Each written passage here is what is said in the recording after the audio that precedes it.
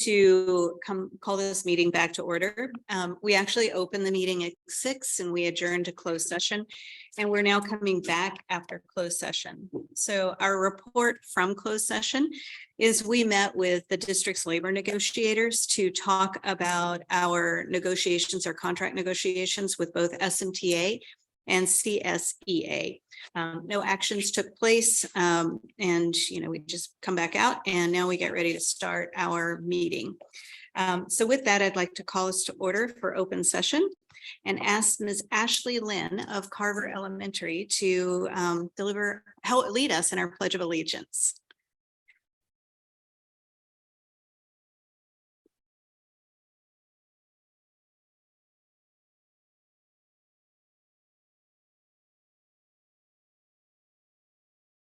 Good evening, Superintendent De La Torre, distinguished board members, and all those in attendance. My name is Ashley Lynn, and I'm a 5th grade pioneer at Carver Elementary. I'm honored to be here to speak to you about leadership, and I'm very grateful to all of you for taking the time to come tonight. I'd also like to offer you my thoughts on my school. This is my 7th and final year at Carver. When I leave Carver, I will have fond memories of the Carver Carnival, the walking school bus, K-Patrol, and the time that I spent with my reading buddies. More importantly, I will miss and cherish the 7 wonderful teachers that have taught me. Each teacher, in her own way, has shown me qualities which I hope to encompass myself in order to become a better student. These qualities include kindness, compassion, inspiration, intelligence, courage, and leadership. Going into 4th grade, I decided to participate in the student council. One of the first tasks for us was to compose a campaign speech and give that speech in front of 200 other students. Nothing prepares you for standing at a podium, having hundreds of eyes on you. I realized that to be a leader, you must be able to communicate your ideas. Our first student council meeting included a brainstorming session of ideas to improve Carver. During that meeting, I realized that my thinking changed from what I want Carver to be to how I can make it better for all Carver students. I am discovering that taking on a leadership role means thinking for the common good. And my definition of the common good is what is shared and beneficial. If we hold to this idea, every year should be greater than the last. I hope to run again this year as a Carver 5th grader and to bring inclusion activities, spirit days, and service projects to the halls of Carver. Leadership means to me caring, accountable, respectful, valuable, excellent, and responsible. That spells Carver. Thank you.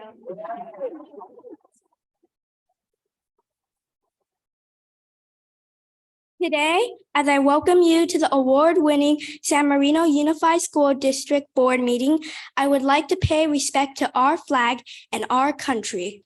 Please join us as we recite the Pledge of Allegiance. Please stand quietly and respectfully, face the flag, put your right hand over your heart, ready, begin. I pledge allegiance to the flag of the United States of America and to the republic for which it stands, one nation, under God, indivisible, with liberty and justice for all. Thank you. Ashley, that was outstanding. Thank you so much for that.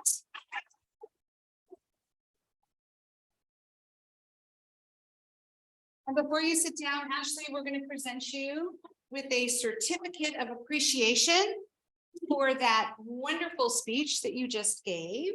We're going to ask you to come on over here. We're going to take a photograph with you. There you go. Perfect. Don't cover your Carver rocks. We're going to advertise. Everyone, go ahead. Okay. Here we go. 1, 2, and 3. Yes. Oh, another t-shirt. I love it.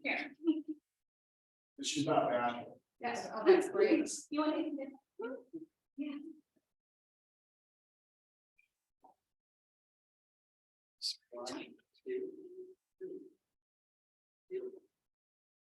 Okay, thank you so much.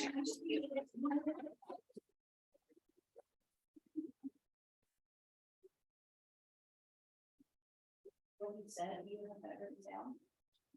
Could you share that with us? Could you give it to your principal so that he could give it to us? I have a top there. You did. Okay, maybe we'll have to see that. I think that should be like everyone. Yeah.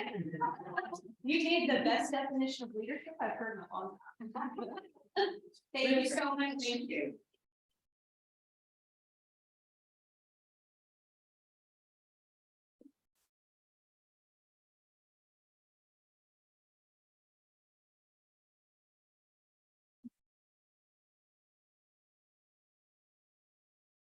Gosh, I hate to start now. Yeah, I'm like, whenever we try to follow the kids, right? All right, so I need a motion to approve our agenda for tonight. I move to approve the agenda. Thank you. Thank you. All right, so let's vote. Kelly, Yes. Mike, Aye. Joseph, Aye. Jane, Aye. Shelley. Aye. Aye. All right, so our agenda passed. And we need a motion to approve our minutes from our 9/13 board meeting. Do you have a motion for that? Actually made, there were some corrections that I made. I was so distracted by Ashley's beautiful speech, but I didn't actually do this.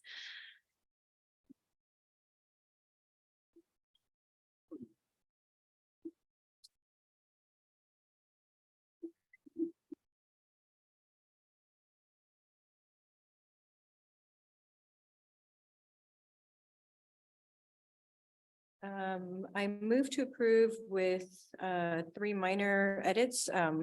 In the approval of the 8/29/22 special meeting minutes, there's just a typo. Should read abstain, not abstain. And then in the consent agenda, the exception of. Sorry, items- where is that? The approval of the agenda, the approval of the It minutes? says abstain. The roll Which call is- as follows, and it says Michael Kalaki abstain, but it should just say abstain. Okay, I see. And then on the motion to approve the consent section, the exception of items that were pulled should read 9E through 9H, not 9G through 9J. Okay, And then before item number 12, after the board goals, we extended the meeting to 11 PM and Mr. Kalaki made the motion to extend it. It was seconded by Mr. Chang and the roll call was 5 ayes, 0 noes, 0 abstention and 1 preferential. okay. And I believe Ms. Delatorre made the corrections and updated it, but that was just something we had gotten originally, so I wanted to put that into the record. Okay. Thank you. All right, so you've made a motion with edits. So with that, I second. Thank you, Joseph. Okay, so let's vote. Oh, sorry, Can I Mike. just ask for one clarification on the consent section? Listing A through L. There's a couple of letters that are missing. Is that what you're referring to? So You're referring to the actual approval part. when we approved the consent section, we had the exceptional minutes pulled. And those were actually items 9E through 9H, not 9G. through 9J.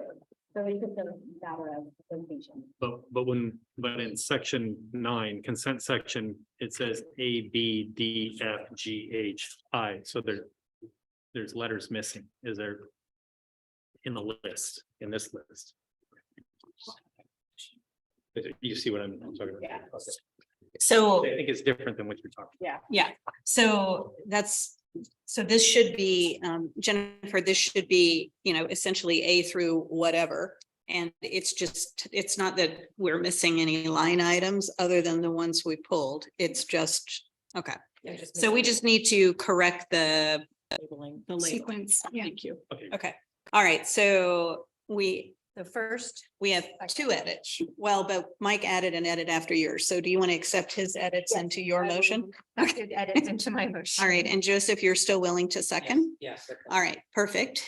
So Kelly, do you want to be our first voter on our amended motion here? Yes. Okay, thank you, Kelly. Mike, Aye. Joseph, Aye. Jane, Aye. Shelley? Aye. Aye. All right, so our minutes from September 13th are approved.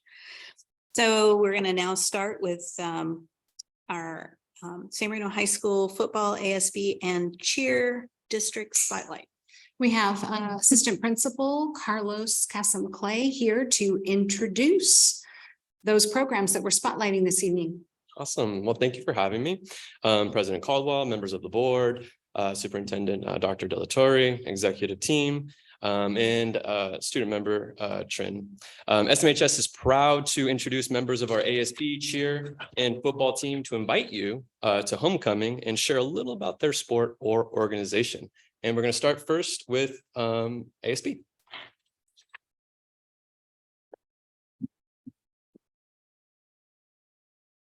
Hi, everyone. My name is Sophia On, and I'm currently a senior, and I'm the vice president of ASB. And today I'll just be talking a little bit about all of the homecoming events that will be happening next Friday. So next Friday is what we call our Spirit Day, and that's the day that we really encourage all of our students to wear Titan gear and show off their school spirit. And they can do this by purchasing our Spirit Packs. And these Spirit Packs is something that ASB has been working really hard to put together. And all of the packs include a homecoming shirt, which was actually designed by one of our students. So that was really special. And then we're also including tiny pom-poms, school lanyards, stickers, tattoos, candy. And then all of these items will be placed inside of a tote bag. And each of these tote bags will be painted with a SM logo, and they will all be handmade by ASB. So these are available for all San Marino students to purchase. And then next, at lunch on Friday, there will actually be food trucks, and we have a different variety of food trucks, and students can eat lunch with their friends. And it's just a really special time for all of our students to be together and celebrate this day. And then also we're having our pep rally, which is also another fun event, and it's going to be happening in the quad with our extended lunch. And we really want just school spirit to be really high that day. So we're having cheer, band, drumline, dance company performing. And then our football captains will also be speaking about their season. And then they can just kind of talk about their goals for the rest of the season. And then after school, we're having our homecoming parade, which is really special. And that's something that I've been working a lot on planning. And our main goal for this parade this year was really including groups that don't usually get to be in the parade. So we reached out to our link crew leaders, and our link crew leaders are the people that help really incorporate new students and freshmen onto our school campus. So this year, we're also giving them the opportunity to be in the parade. And then we also reached out to the San Marino Foundation, and we just wanted to recognize that all they do for the community. So we also invited them to be in the parade, and that's something that was really important to us this year. And then some important changes that we want to talk about regarding the parade is that we're kind of straying away from riding on floats in the back of cars. So instead, we're really going to emphasize people walking in the parade. And because of this, this week, we're going to talk about shortening the parade route just so like it's more enjoyable for everyone and not as long. So that's going to be happening on Friday. And the next steps for us to really make sure this parade goes off well is I'm just working on logistics and making sure that I have all the information to make sure that the people are allowed to drive the students. And then we're also going to work on distributing flyers to all of the businesses in our community and just kind of letting them know what's going on and when the parade is going to be happening. But yeah, that's basically what I've been working on, and we're just really excited. This year, it feels like there's a lot of school spirit, so we really want to make sure our students enjoy this experience. Thank you. It's great. Thank you. Thank you. And next, I believe, will be football.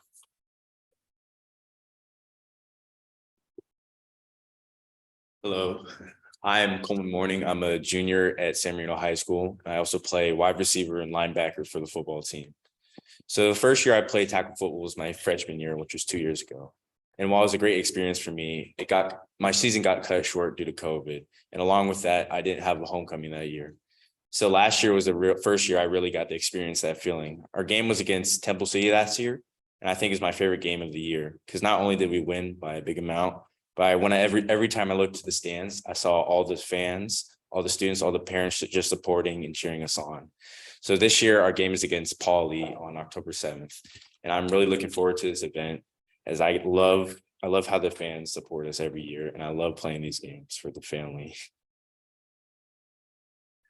I am Ryan Single. I am a senior at San Marino High School. Unfortunately, last year I wasn't able to participate in the homecoming game because I tore my ACL, but I did have a unique experience because I did win homecoming king. So I did get to ride in the parade that Sophia described. It was a really unique experience as it was really fun to toss candy to the kids. But every time during the game, I'd look up, I remember all the students and parents just cheering on the game. And it was really just a really great experience for me. Thank you.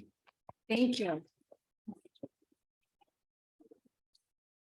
Boys, I just wanted to also say you guys did a wonderful job at the City Club at the Old Mill. And so great speaking and welcome again. So thank you for joining us again. Yeah, the parade's going to be awesome. And cheer, come on up.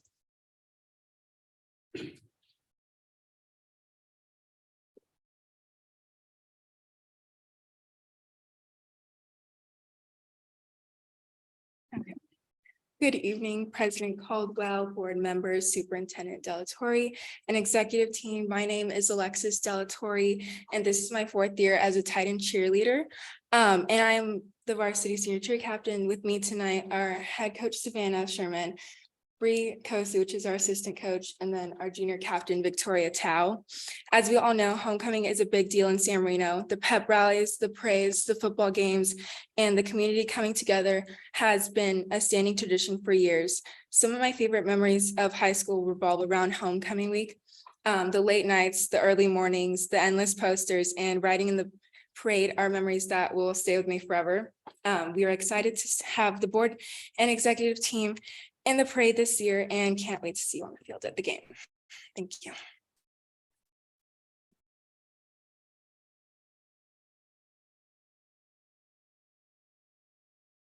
Well, I have to say that I love the bling. Is the bling new this year? I don't remember seeing that before. Oh, that is a great choice. I love bling. And Dr. You have no Delatorre, idea how much she loves playing. and Dr. Delatorre, my car is clean because the girls had a wonderful car wash this past week. And so I was able to drive through. So thank you. Well, I did buy a ticket. I didn't drive back, but I did support. So just so you know. well, obviously homecoming is a really wonderful tradition for all of us. And, it's just such a great thing to see things that just happen year after year after year and almost in the same way. I mean, there's like this new mix of how you pick walking. Driving is such a hassle because you have to have convertibles and there seem to be fewer of those. It's just a real problem, but it's great that you still put it all together. My daughter was a cheerleader and she left 6 o'clock in the morning, I think a lot of days, and didn't come home until, who knows when. And maybe not all just for cheer, but a lot of it was because they made all the banners, they did all of that stuff. And it was a huge effort. So I know it's big. My son played football, same thing, early mornings, late nights. So totally get it. But, it's a terrific thing and it's great for us in the community to see that you all still love doing it and that you appreciate it and kind of get the tradition. So thank you very much. Yes, thank you to all 3 of you Yes. representing your respective Yes. programs. Coming out tonight after school is not easy. And so thank you so much for doing what you do and creating that school spirit for everyone on campus. It just wouldn't be the same without each one of you. So thank you. And good luck. Yeah. Go Yes. Titans. Woo-hoo. So if you want to leave us, feel free. Yes, we know you have other This things is- to do. Good night. It's really scintillating in here, but sure you can find stuff you like. Okay, so we'll move on to our public comment section. So the Board of Education has adopted Board Policy 9323B to ensure the public's right to be heard in any matters pertaining to the San Marino Unified School District. Persons who wish to provide public comment have three options with which to submit their comments. First, through an online form. Second, request to speak during the meeting via Zoom. Third, request to speak during the meeting in person via a public comment card. If you wish to submit through an online form, that period has actually closed for today. The comments can be completed between 11 a.m. and 3:30 p.m. We didn't receive any comments today, so there are none through the online method. If you're on Zoom and you wish to request to speak during the meeting is going to pause for 1 minute to take requests to speak. The raised hand function is used to take requests during the public comment period. For online attendees, the raise hand icon adds yourself to the queue. For phone attendees, dial *9. The speaking order will be determined based on the order of requests received. Individual speakers will be muted and unmuted and called to speak. If you wish to request to speak during the meeting via in person via public comment card, complete the public comment card and submit the card to the designated drop box with the assistant to the superintendent, just right over there. Opportunities for public comment are offered prior to closed session and at the start of regular open session for matters not on the agenda and for matters on the agenda. The Board of Education reserves the right to add public comment periods prior to any individual item on the agenda.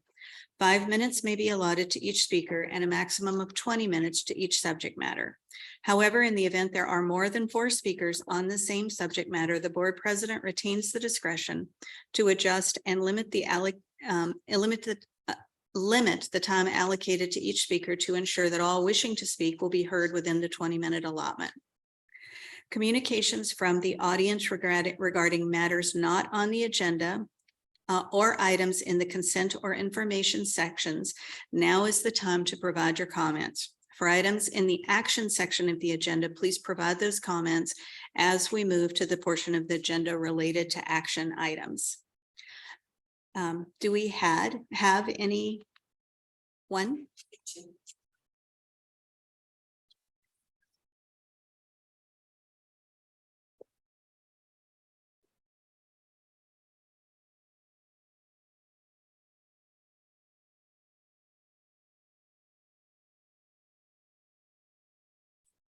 And so we have 2 on school safety. We don't have a school safety item, so this is so we'll hear this now. The first card is from Mackenzie Brown. Would you like to go?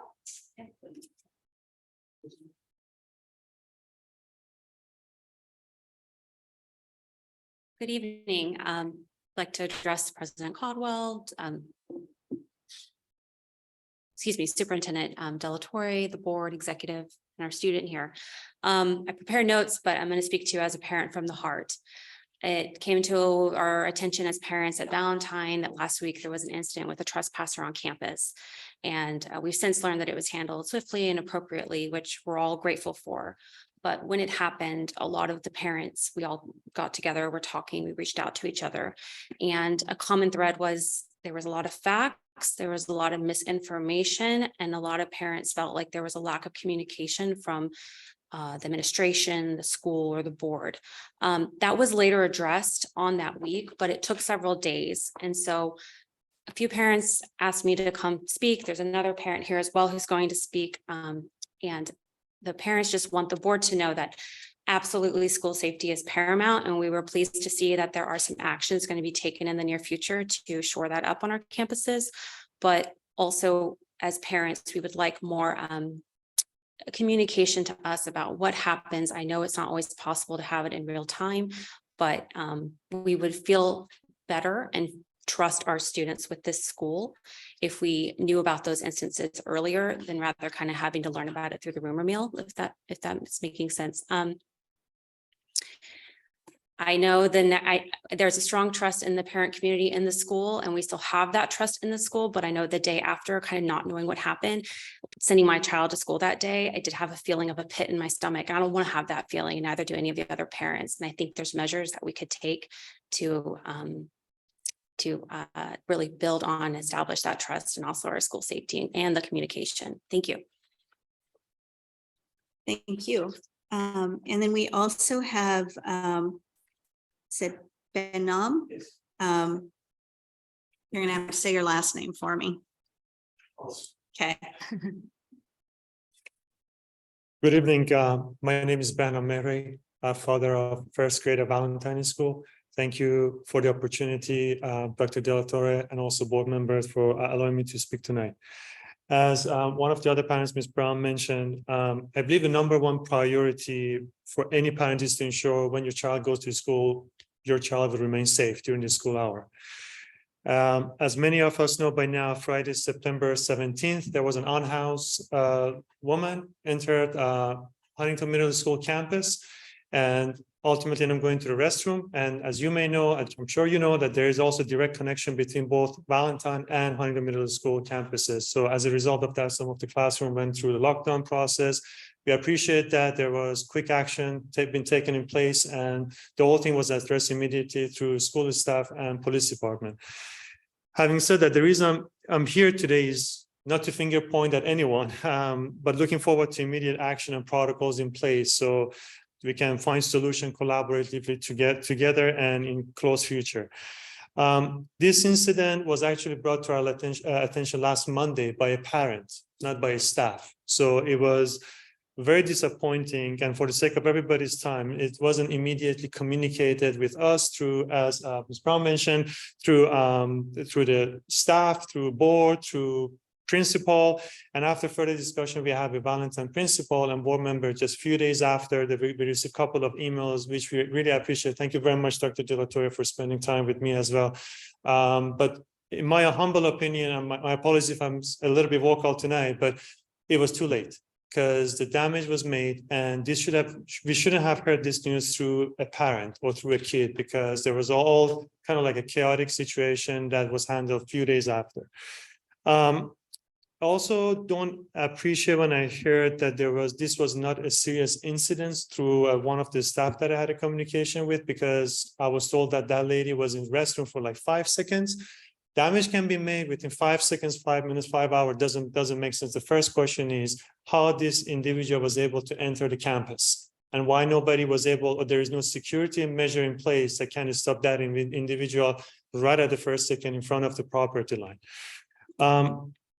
So I would like to make some suggestion to board to mitigate safety and security risks, if I may allow. Number one, moving forward, please, if you can include as number one board meeting agenda, safety and security of the school and the campus, so we can discuss in further detail collaboratively.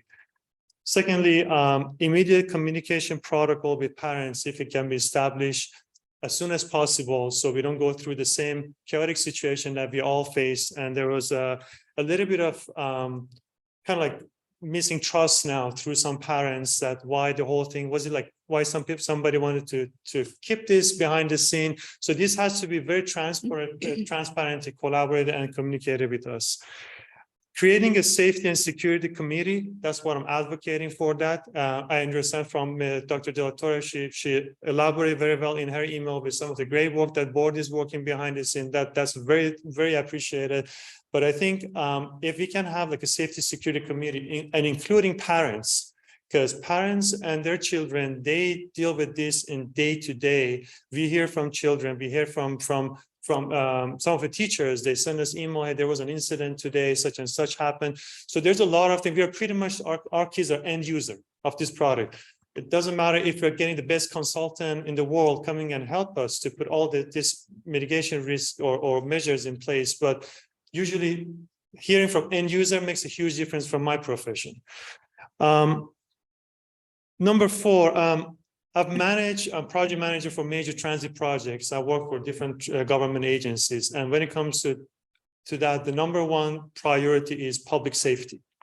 So from my basic knowledge, I can assure you that our school is absolutely unsafe for our kids. And I can give you some example of my observations. So I've seen gates have been left open. Valentine has different gates on the north side. On the west side, there are two gates. The main entrance gate, there's one close to the playground, which a lot of parents keep it open. I've seen during the weekends, weekdays. On the south side, pretty much there's really no gate between, as I mentioned earlier, between Valentine and Huntington. There's nothing. Huntington Middle School has nothing. It's like a temporary fence that somebody can get into, the basketball court and the baseball court and eventually end up going to Valentine. So I've seen like a temporary fence there, but I do not believe that is enough. Fences are short and they're easy to climb. There's not enough cameras nor enough monitoring screens. And through a couple of conversations that previously I've brought to staff attention that gates that are left open, doesn't seem to be enough training in place. My apologies, maybe there are trainings, but from what they've been reacting to my observation, I didn't see serious actions being taken by the staff. I was myself able to enter to Valentine property through the other gates and unintentionally because I parked somewhere that was closer to the other gate. And I was like, I went all the way to the classroom because there was like last year, there was a party at the end of the year. And I was like, why didn't anybody stop me? And that gate was open. Why nobody closed the door? So I went to the front office and I raised that to the staff. Again, going back, I'm like, the gate is still open. It's been 1 hour, nobody. And I took picture and sent it to the principal back in the day. Principal, yes. So this type of things, I think staff should be taking immediate action, and also parents should also be educated. We are one community. That's what I'm trying to say. Like everybody needs to be accountable and responsible. I've seen parents keeping the gates open for some other strangers getting to the property. So I think that needs to be also brought to parents' attention. Number 5, I wanted to talk about is we're not also looking for band-aid solutions. I understand this might be becoming like a huge project addressing all of these, but I apologize to interrupt, but I just wanted to let the board know that has been over 5 minutes and it is the board president's. I appreciate you letting me know if you could wrap it begin up in to. 30 seconds, sure. So if there are any budget concerns for that, I would really appreciate that this can be reprioritized because I would be happy if my son gets A+. But if every day that's in the back of my mind that he's studying in a place that there are some unsafe situations, so that would really worry me as a parent. And ultimately, we really don't want that an incident happen that then board or school deals with liability that costs people's life and millions of dollars of liability and accountability. So anything that we collaboratively can work as a community would be very, very appreciated. Thank you very much. Thank you. We didn't hold yet for. We do have a Zoom audience, so if I may I pause the meeting for 1 minute Yes, to take yes. those requests? Okay, we are pausing for 1 minute to take requests to speak regarding matters that are not on the agenda or items that are in the consent, information, or action sections of the agenda. If you'd like to make a request to speak, please press the raise hand icon now or dial *9 if you are joining by phone. And for those that may wish to also be included, may submit a public comment card as well.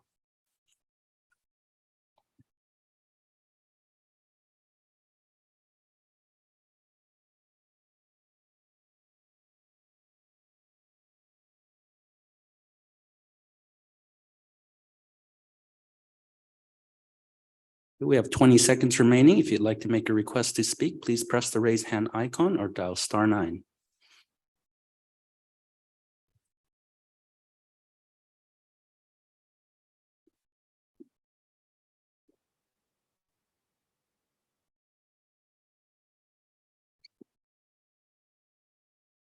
Okay, President Caldwell, we don't have any requests. Thank you.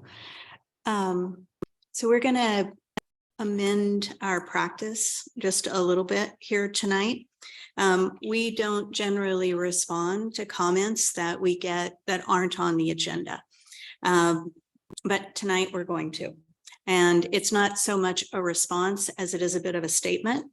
And I asked Linda while you were talking, I wasn't trying to be rude, so I apologize in advance. If she would just speak a little bit to that. Obviously, safety is all of our top concerns. And it just seems appropriate that we take a minute and re-emphasize that and talk a little bit about what we're doing, both in the immediate and long terms. And so our superintendent has been very busy working on that, and I just thought it would be helpful if she shared a little bit. She actually intended to do this a little bit later in the agenda, but timing's everything. And so this is now. Thank you so much for the opportunity to discuss this now. I did intend to talk about school safety during the superintendent's comments this evening, but I will do so now. I want to reiterate that safety is the most important thing that we do in San Marino schools. Our Board of Education, our executive team is exceptionally concerned about student safety. We recognize that without that, nothing else can happen. Learning can't take place if kids aren't safe. That has been at the top of our priority list for quite some time now. And I just want to talk a little bit about what the school district has been doing behind the scenes. And I also want to thank both of you for coming out this evening and for making public comments on safety, because it does take a village and it will take the entire community to work together to continue to keep our kids safe. So with that, I mentioned some of these things in my communication to the community. So forgive the redundancy, but I think it is important to talk about all of these things again. We have been prioritizing safety by making sure that every single one of our employees has training. On August 8th, we had a Harvard-trained forensic psychologist who is formerly the deputy director for the Los Angeles County Mental Health Department, and he specializes in school violence prevention and threat assessment. He has provided us with threat assessment training and school violence prevention, active shooter training. In addition to that, we had an active member of the FBI come out in the afternoon and provide training on those topics as well, which was, I believe, very impactful. And that is step one in our training for this school year as we go forward. Also, there's a training called ALICE training. You can look that up, ALICE, that we have been engaging our elementary teachers in. We have just signed a requisition to continue to provide that training to our elementary schools this year. This year, we are going to include our chief of police and our chief of fire in the school site council meetings so that they can be in on the ground floor of developing our safety plans. And they also want to ensure that we have an arm that includes active shooter. And we need to make sure that we are doing everything within our power to keep the school site safe and make sure that we are preventing those incidents from happening. And a lot of times that starts with threat assessment training. We also have an app on all of our phones that has been downloaded across the board called Catapult.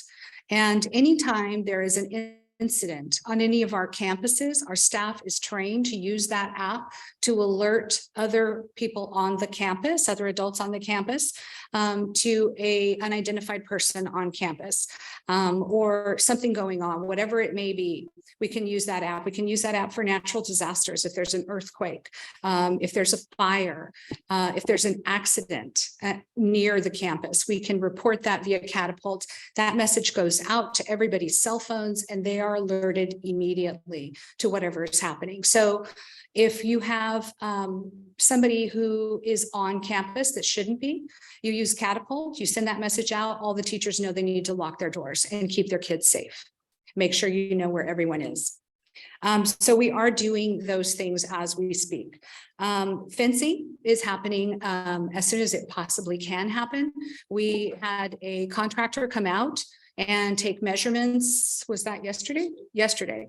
So we're on that. We're going to make sure that that Huntington Middle School temporary fencing that is in place in front of the admin office is replaced with permanent fencing that will blend in with the fencing that is currently in front of the Barth Athletics Complex. We're aware of Sherwood Road being an issue. We're going to have a fence installed at the entrance to the driveway.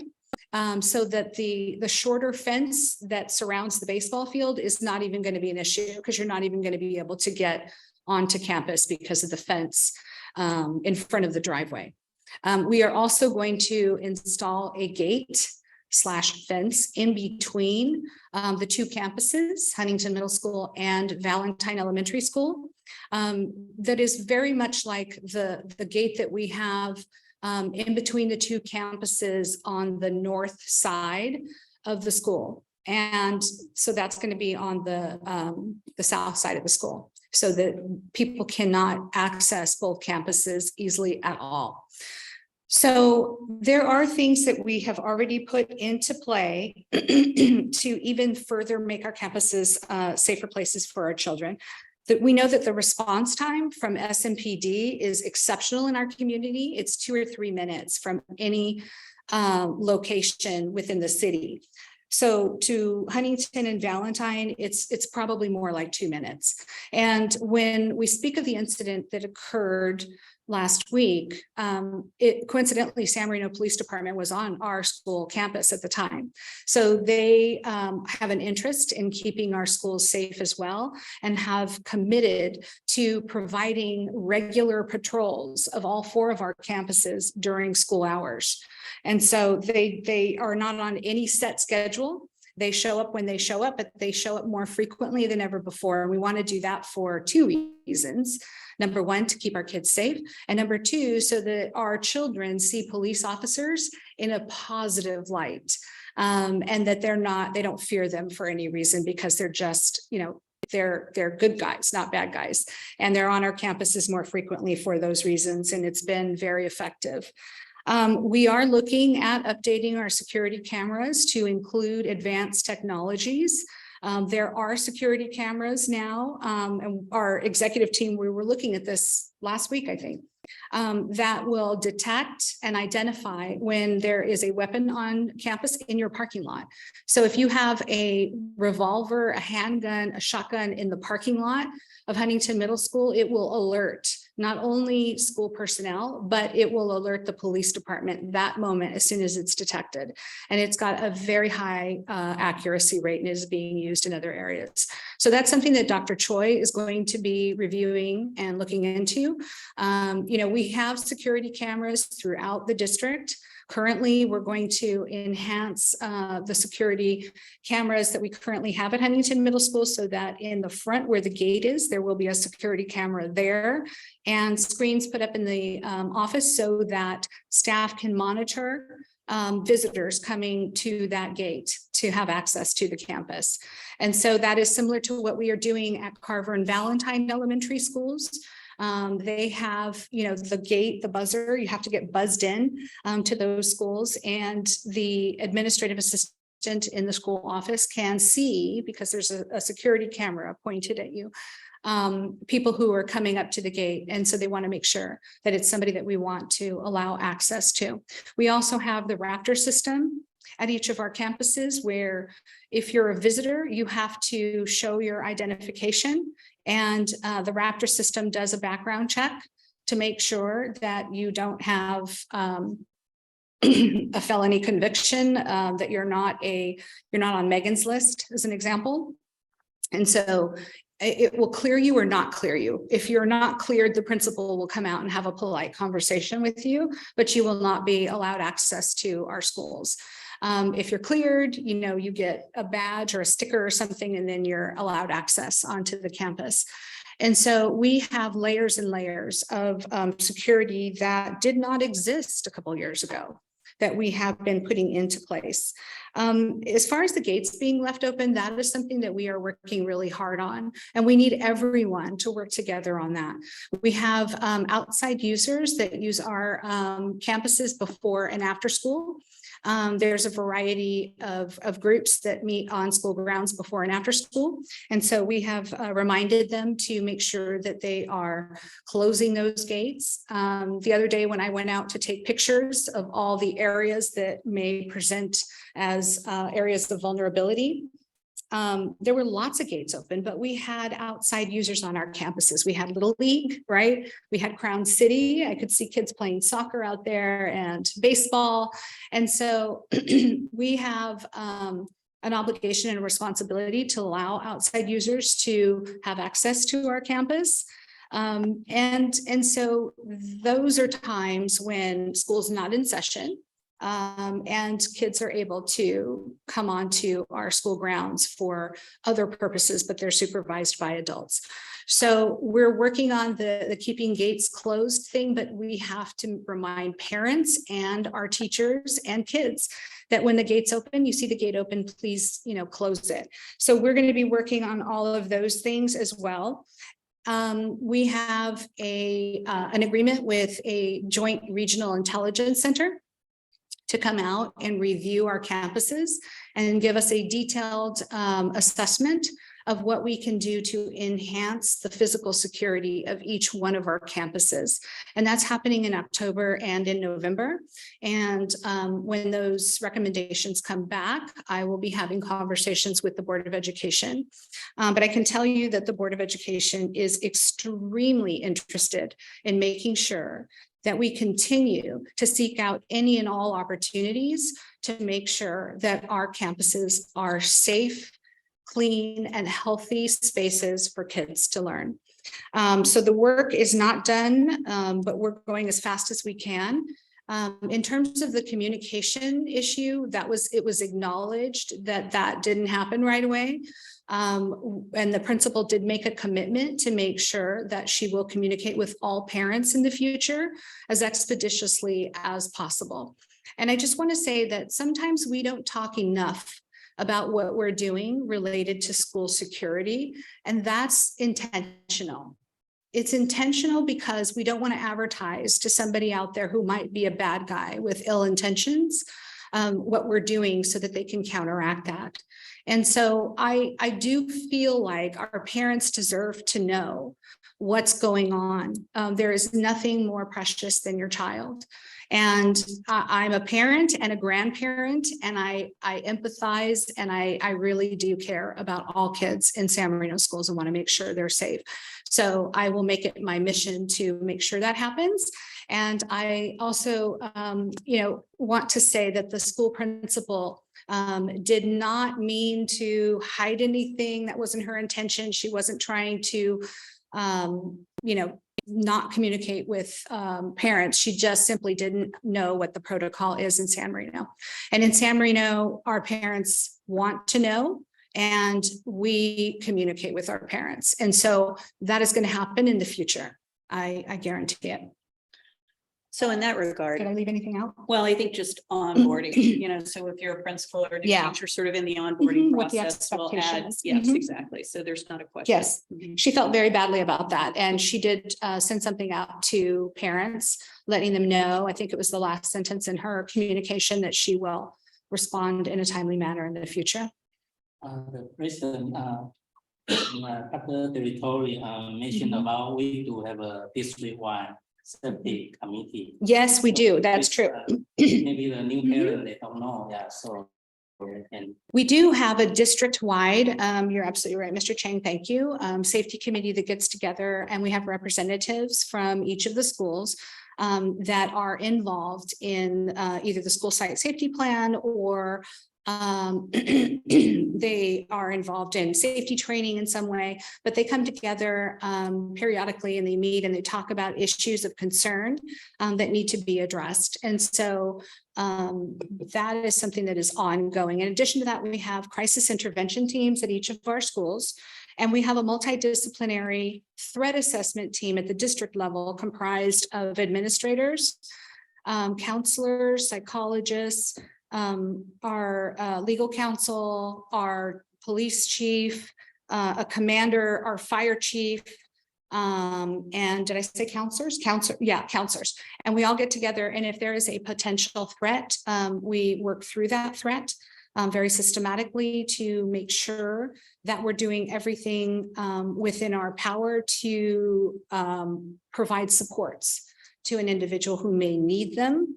Also, we have wellness centers, which Mrs. Alhendi is going to be talking about this evening at both the middle school and the high school. And at the elementary school, we do have an elementary school counselor, which is very helpful. And a lot of districts don't have an elementary school counselor, so we're very fortunate in that regard. We're doing everything within our power to really, I don't want, for lack of a better term, I was going to say attack this from all sides, but that's probably not the right word that I'm looking for. But we really, command and control this from all sides. And so, and we have all the right partners on this. I mean, in most school districts, they don't have the ability to pick up the phone and call the police chief or the fire chief on their cell phone at 6, 7, 8 o'clock at night. And we have that relationship here. So, I mean, we have a community that's so close knit. If anything happens here, you know, we're going to know about it. And the relationship and the commitment to our kids citywide is amazing. You don't see that in any other place. So we're grateful for that. And that is how we're going to continue to keep our kids safe. Thank you very much. Sure. Thank you both for coming tonight, speaking this. Thank you, Linda. Appreciate it. You're welcome. Okay, so there'll certainly be a lot more about security as we go through. And maybe we'll come up with a way we can communicate the critical things without sharing so much. It is like giving plans away. Yeah. So we're going to move to the public hearing section of our agenda now. I know you are acting on Dr. Richter's behalf, so would you like to take care of the first item? Yes, I would. And this is the public hearing. Sufficiency of textbooks. Let me just make sure I'm on the right item. Sorry. I have it here. Okay. Dr. Richter was unable to be here this evening. She had a family emergency that she needed to take care of. So President Caldwell, members of the Board of Education, Student Board Member Trin, and executive team. The San Marino Unified School District Board of Education is holding a public hearing this evening on the sufficiency of instructional materials within the school district. The hearing is in compliance with Education Code Section 60119, which requires the governing board of each school district to hold such a hearing each fiscal year. Dr. Choi, please pause the meeting for 1 minute to collect comments. Thank you. We're pausing for 1 minute to take requests to speak regarding the public hearing of sufficiency of textbooks and instructional materials. If you'd like to make a request to speak, please press the raise hand icon or dial *9.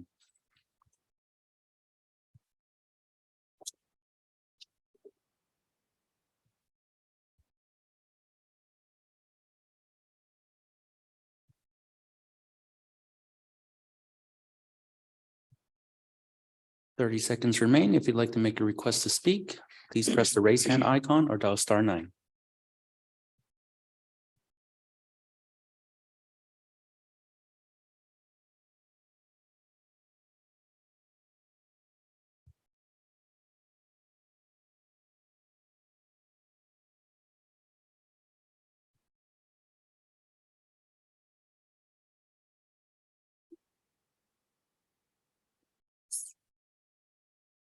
Okay. We have no requests to speak. Thank you. So that's it. That's the whole hearing right there. You don't. Yeah, there were no public comments, so we can move to the next item. All right. So then, Dr. Lynn, I think you have the next item. Thank you and good evening, Board President Caldwell, members of the Board of Education, Superintendent Dr. Delatorre, Executive Team, and Student Board Member Kelly. For item 9B, the Board of Education is requested to convene a public hearing for the purpose of receiving information relative to the topic of AB 1200, public disclosure of collective bargaining agreements in response to a tentative agreement with SMTA for the 22-23 fiscal year. Dr. Choi, please pause the meeting for 1 minute. Thank you, Dr. Lin. We're pausing for 1 minute to take requests to speak concerning the public hearing and comments on the AB 1200 Public Disclosure of Collective Bargaining Agreement. If you'd like to make a request to speak, please press the raise hand icon or dial *9.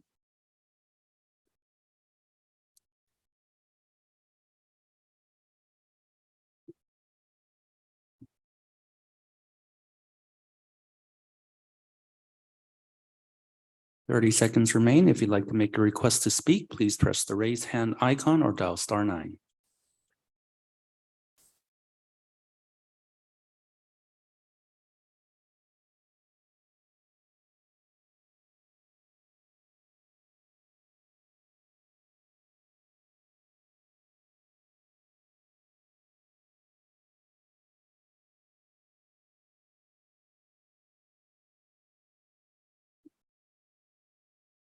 Okay, we have no requests.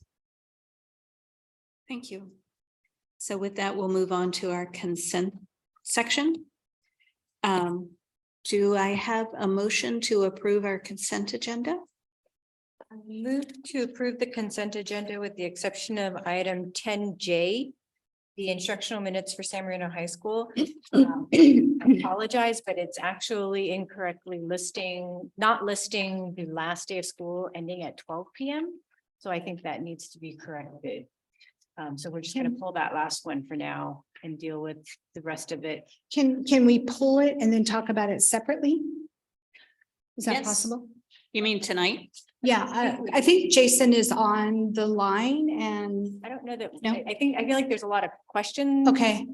It's up to the board. So what we Either can, way, it's gonna go. Questions tonight. I mean, we can discuss the consent Yeah. agenda specifically on that item. Right. If Mr. Kurtenbach's on the line, we can ask any questions. We can get those answers. That'd be He, great. he is for that purpose. So it's up to the board what you guys want to do. I think for that reason alone, it needs to get pulled item is because it's not correct. And there are other outstanding questions around some changes that were Mhm. made from a prior copy. Yes. But I have a feeling that those have their own answers administratively. Okay. That I don't necessarily think the board needs to have a full discussion on. Okay. Did we just want to confirm with Carlos the time, the 12 o'clock? Because we do end at 12 on the last day of school. Or, I would prefer to just that one. Because only because the other 3 sites end at Yeah. 12 and that Well, has can been our we- tradition. can we just ask him that question? Because that's the overarching Sure. reason that we're pulling it, right? Okay, so can you ask Mr. Kurtenbach to join us, please? Mr. Kurtenbach is online. I'm here. so so the question is the end time on the last day of school. The board believes the end time is noon. And I think the document that we have here assumes 1:30. So it's to clarify that. Yes, that is a minimum day to support our finals. It's our last day of finals periods 3 and 6. Also, for a day to count as apportionment in grades 4 through 12, has to have a minimum of 240 minutes. And I have 265, I think, or 270. I can't remember which one. So what The time should difference. the last day of school end? For me, 1:30. But it depends on your start time in determination of whether or not the period, your minimum days as they are, according to Ed Code, have to be 240 minutes. The only exceptions are kids in the 11th and 12th grade who are enrolled in a college course that's approved by the school site. So I think, so the belief among the board members who were here last year, the last day of school ended at 12 at noon. And I think the only change is that the start of school went from 8 to 8:30, right? So that's 30-minute difference, and we're an hour and a half more at the end of the day. So that part's not lining up for us. Is that right? Am I following this right? Yeah. So Last year I have in the instructional minutes report that our day ended at 12:30, went from 8 until 12:30. My day goes from 8:30 to 1:30. So it's an adjustment of 30 minutes based again on that law that I stated. I have to have 240 minutes minimally for it to count as an apportionment day. So he's saying that the high school ends at 1:30 on the last day of school, no matter what happens on the other campuses, high school. That's ends what at I'm hearing. 1:30. Is that Yeah, but Yes. it's still, the math doesn't line up. Right. It's 4.5 hours last year from start to finish, and this year it's 5. Well, that, I mean, that, I understand that, but that wouldn't necessarily matter as long as he's saying that his school ends at 1:30. But the question is whether high school ends on its last day at noon or at 1:30. And Mr. Kurtenbach is saying it ends at 1:30 on the last day of school. Is that correct, Mr. Kurtenbach? Yes. Okay, so then the question is, with that, do these minutes add up so that it can be approved? Well, that our staff has confirmed. Yes. So yes. I think the other question that President Caldwell is alluding to was one I had as well, in that the minimum days are now 1:30 PM, which I understand would make sense. If it doesn't make sense to me that we're ending at 1:30 PM, which is an hour later than our previous minimum day schedule, which ended at 12:30 PM, when we only are doing a half hour later start now. So why? We are required to have a certain amount of instructional minutes. So you'll notice, I know the other question is, where did all the minimum days go from the first one? Well, once I got my math correct, we had less minimum days to work with. We're pretty much upped out in terms of minutes. We could maybe squeeze another minimum day or a late start. But those minutes are necessary for apportionment. We can make adjustments, but then we can't have as many minimum days or late starts because we'll lose instructional minutes. So for example, if I make them all, let's just say a flat 240, I'm losing most of the instructional minutes that I need to clear 64,800.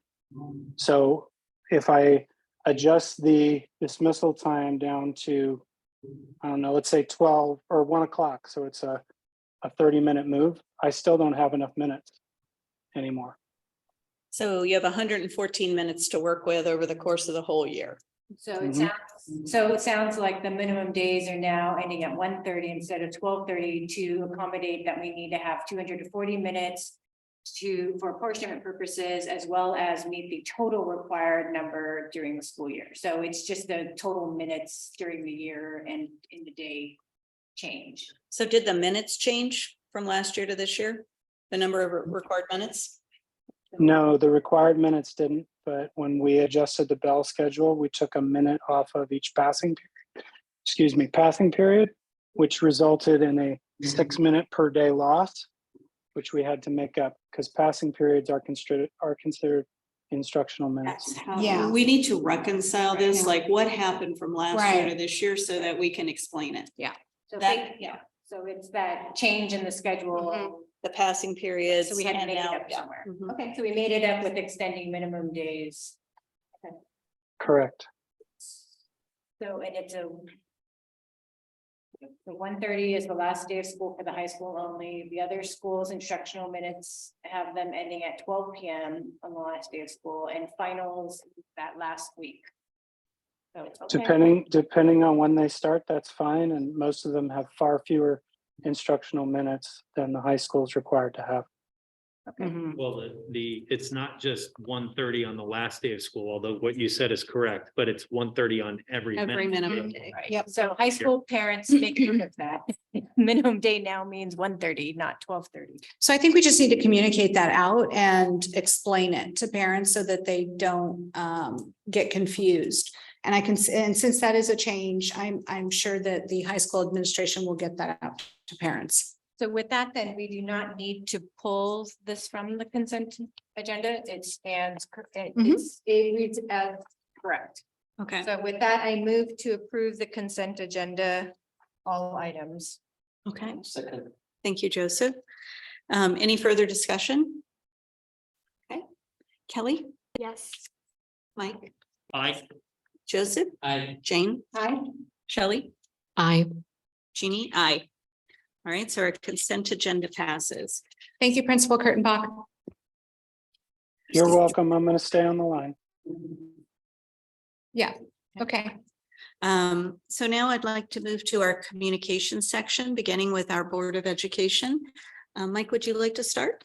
Sure, thanks. So I did receive multiple communications from parents regarding school safety, which we have discussed very well tonight. So I thank Dr. De La Torre for that report. And I also would like to thank the two parents that did speak up tonight, because obviously school safety is very important.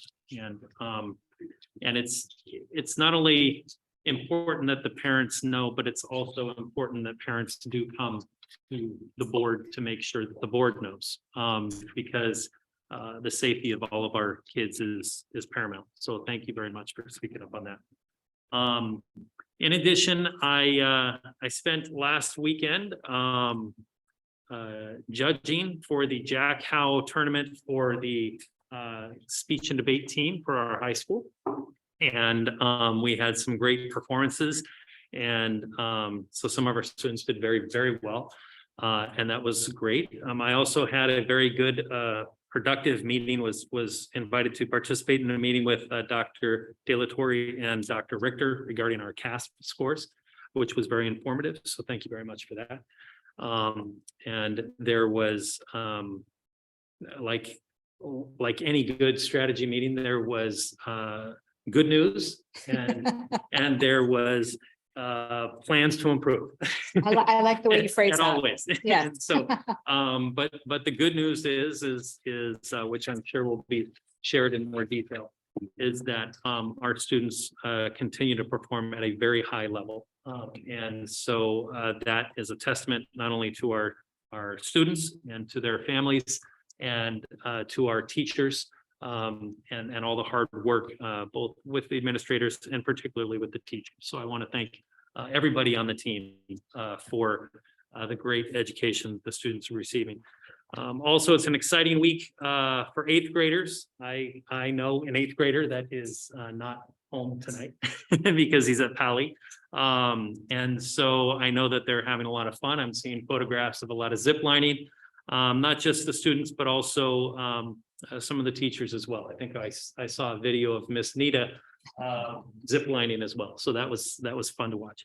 And then of course I am looking forward to the homecoming and continuing again to work in the snack bar so that we can encourage everybody to please come with all your money and buy all the food you can, so that we can raise all the money we can for the junior advisory boards.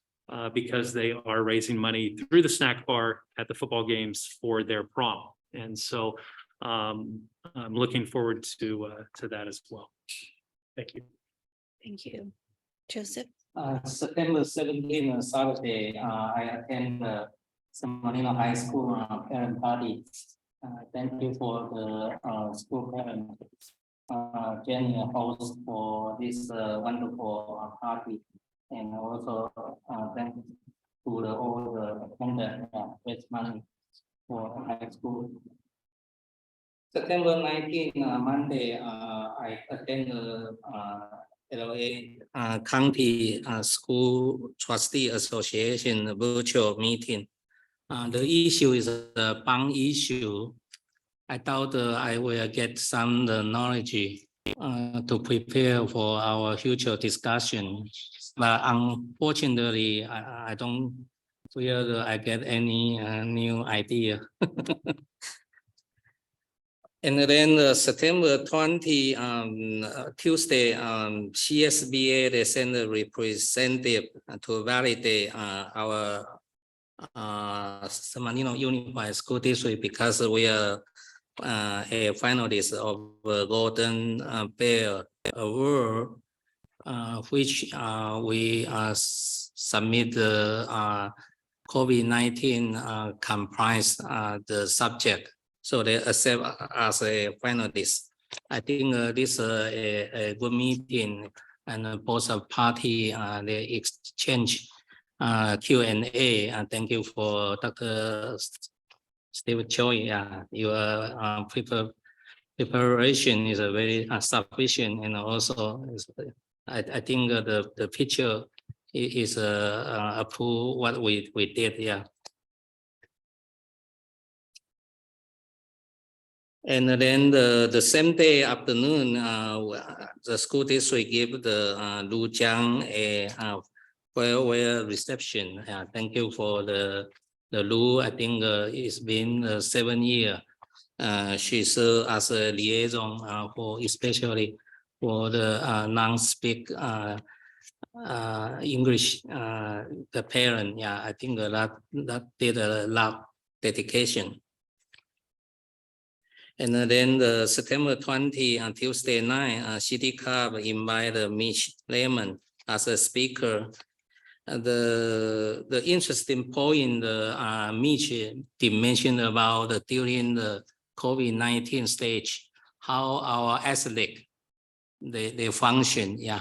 So I think Dr. Choi, I think that topic combined to the COVID-19 compliance, I think it should be a very true touch story.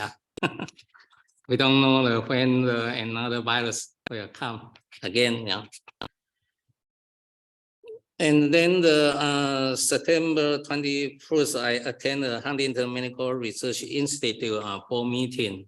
The reason I mentioned about this, our institute is being the 70th anniversary this year. So during this board meeting, we vote to approve have a education committee. Because we've been served for the student, but we don't have a committee. We have a PI committee, research committee, but we need to set up the education committee. I think in the future we have also benefit to our San Bernardino Unified School District, because with the education committee and trying to utilize the resource, offer the summer internship for the college student and also high school student, and also accept the postdoc fellowship. Yeah. So I will the link Dr. Territory with the HMI the president. And then yesterday, I am happy, with Mike Hiraki, we go through the Zoom meeting. So the Dr. Richter give us some update information about the CAPS, the data review. So I'm glad we still keep our normal standard. Yeah, we did not behind. Thank you for all the teacher teaching. And lastly, since there's a public comment talk about the safety issue, as you know, for my 21 years, I'm always make available, during the daytime and serve as a representative for the safety committee. So this committee, if nothing happened, look like maybe people think, oh, it's not in the prioritize as like academic, but if something happened, suddenly they will be like a spotlight. The people will open the eye. So I think this school district, as I know what we are doing for the 20 years, I think all the school district superintendent, the cabinet, they know how important for the safety issue. So we've been always take a priority to try to achieve the goal. But some things they still there. I think the public need to understand why we need a bond. Why we need a bond, because with a new bond, we can resolve some of the fencing issue or restructure about the floor plan. Make sure the outsider cannot get in. So I just want to emphasize and I know there's some listener probably in the room. Yeah, we always think this is the number one in the school district, and then academic. Okay, thank you. Academic, arts, athletics, and activities. Just, that's what our goals are. Okay, sorry. Sure. So I'm gonna just gloss over real quickly. The not fun stuff was PTA meetings in Foxville, no offense, Mr. Jamalian, not that you're not fun. And I also attended San Marino Schools Foundation budget presentation meeting, a meeting with the budget presentation with Dr. Lynn, which was very informative and yielded a very fruitful discussion. Couple fun things were the Carver picnic and the San Marino High School parent party, great for building community.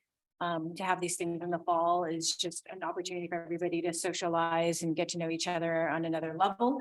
And then Dr. Choi has a picture I asked him to pull up. And one really fun thing was attending last week with some of our, with Dr. Rose and Dr. Delatorre and Miss Coda and Mr. Mizrahi and his wife, Claudia. And this was really just an adorable little picture that they took. And you can tell from the smile on his face, he just was so thrilled. And she was so proud of him.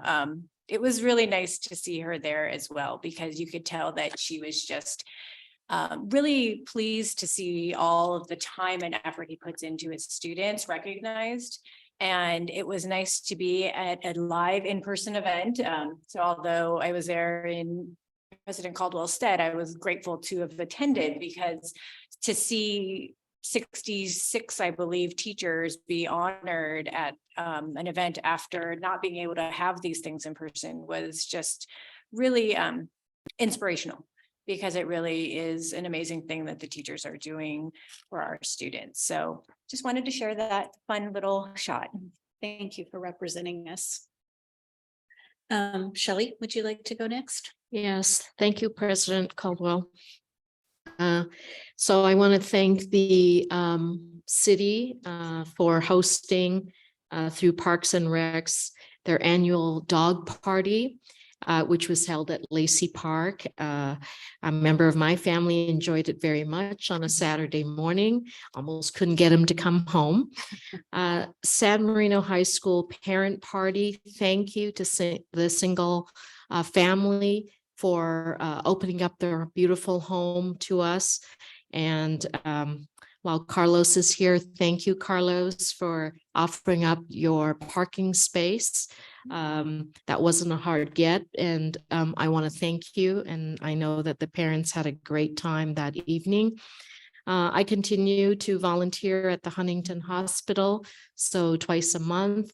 And congratulations goes to Mr. Chang, Dr. Choi, for their outstanding work. Mr. Chang, your tireless commitment to safety, and this safety I'm referring to has to do with COVID, but just generally the amount of hours that the two of you guys, as well as our cabinet and staff, put to supporting all of the initiatives that bring about such an award as Golden Bell. It's not something that you just kind of get. It's something you have to work at year long. And so congratulations for that. And also I want to thank Ms. Zhang for her years of service to the Chinese community, for her enrollment, for her translations, for all of the things that she did for our school district. We will miss Ms. Zhang dearly. City Club hosted at the Old Mill, and we heard Mitch Lehman talk, and he invited a lot of athletes, and he's such a good speaker. He kind of brings the community, draws us in to his stories, and we learned a lot about his growing up and his passion for calling games as well as his passion for sports. I can't believe that he's still playing volleyball. So I hope Mitch is listening when I'm talking. I continue to serve on the Friends of Kroll Public Library, and I want to wish our families a happy Rosh Hashanah this week. And so that ends my report. Thank you. So I just have a couple of notes. I received several communications over the last couple of weeks from family members with regard to school safety and a change in a second grade teacher at Valentine. And I appreciate those parents reaching out to me and others on the board. I also attended the Golden Bell I don't know, I think I'm going to call it an interview because that's sort of what it felt like. But it was, I wasn't here on the board during COVID. So for many of you, this is stuff you'd already seen and, we're very well aware of. I do get all of the communications, both before and after I came back. And I am, obviously very friendly with a number of you and others. And so I heard a lot about what was going on during COVID, but I think more than anything, sitting in there and listening to the presentation and talking to some of the folks that were, part of our team who put it together. It's really extraordinary what we were able to do. There's actually a second, Francesca Gill, that really threw me. She was really extraordinary in all of this, and I'm sure you would have been too, but it was just like, what? There are two? I really couldn't believe that. And, so that was actually kind of interesting, but I know that we're going to have an opportunity to talk about this again soon. And, I hope that it's all in celebration, but, Golden Bell Assad, that's great. But what we did was this is one of those where it really doesn't matter whether we get the award, we won the prize, at the end of the day. And so I really want us to be able to talk about that. So I've asked Linda to, to add that to our agenda in the near future, and we'll have a lot more discussion about it then. So with that, why don't we move on to you, Kelly, and you can give us your update. So at Carver, they're starting to implement field trips on and off campus for all grade levels, and that will be soon. And after they started the after school band and orchestra, so it actually started today, and it's hosted by Encore, which is a partnership, Harvard partners with the music program to have that available for students, and they rent out their instruments from HMS, and the performances will be scheduled in the spring.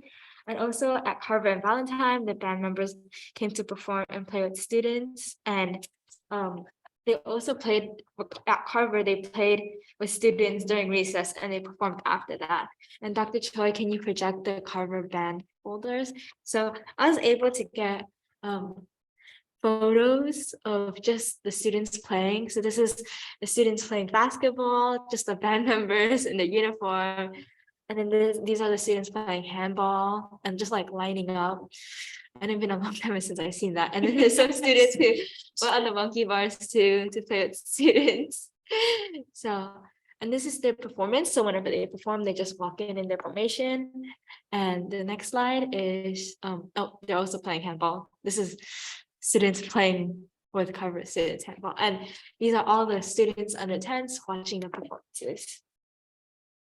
And then at HMS, the students, the sixth grade students, as I mentioned last week, went to the Camp Cuyamaca, and it is in San Diego. And these are photos of activities that occurred there. So I guess they're just playing ball in a pit. And then they went bouldering in that photo. Quite scary. And this is where they ate together. And then the next photo is, they also went hiking. So there's a whole group of sixth graders hiking up.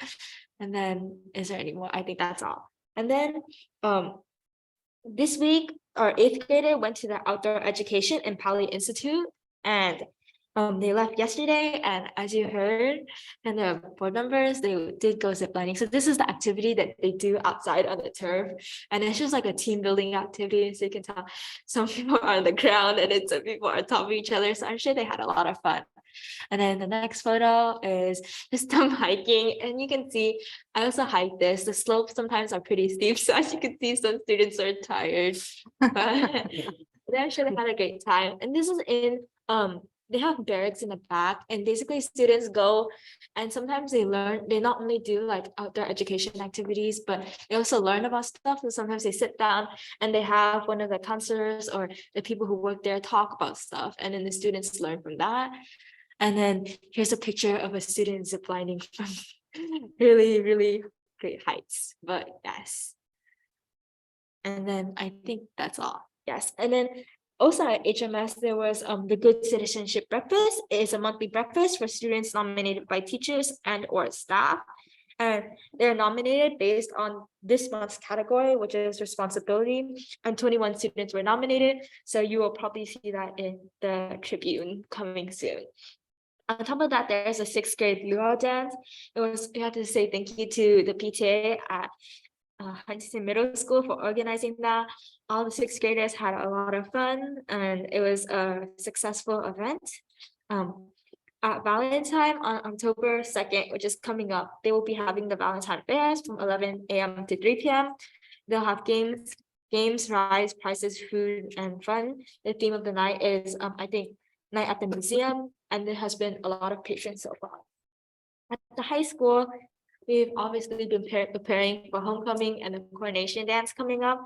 So it's been really busy, but I think ASB got everything they need so far if things don't change. On September 16th, Titanium Robotics had a movie night, and they played Big Hero 6, and they had games which students can buy tickets to play the games. And this was in order to support Camp del Corazon, a nonprofit that helps students with heart disease go to camp. I'm pretty sure it's in Catalina. And it takes 1,500 to fund one kid. And the money is used for the equipment it takes for the students to go to the camp, the nurses, the doctors. And we were able to raise 1,800 that night. So that was a success. And I think last Friday we had our fall assembly. So during our fall assembly, we had our performing groups like cheer, dance company, and yes. And then the captains we also introduced our fall sports. So we had our fall captains play a game of musical chair. And the dance company, their performances, I think it was choreographed by their captains, Esther and Sing Sing. And you can go find their dance on their Instagram. And at the very end, we had a Kahoot game and prizes to encourage students to participate in the assembly. So it was fun all around. And that's all for the and there's one more.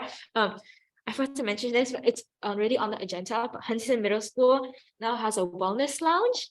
So it's near the back, and basically students can go in and they can have like an online counseling session being referred to Mrs. Gonzalez, or they can go in and work with the intern there shared by the high school.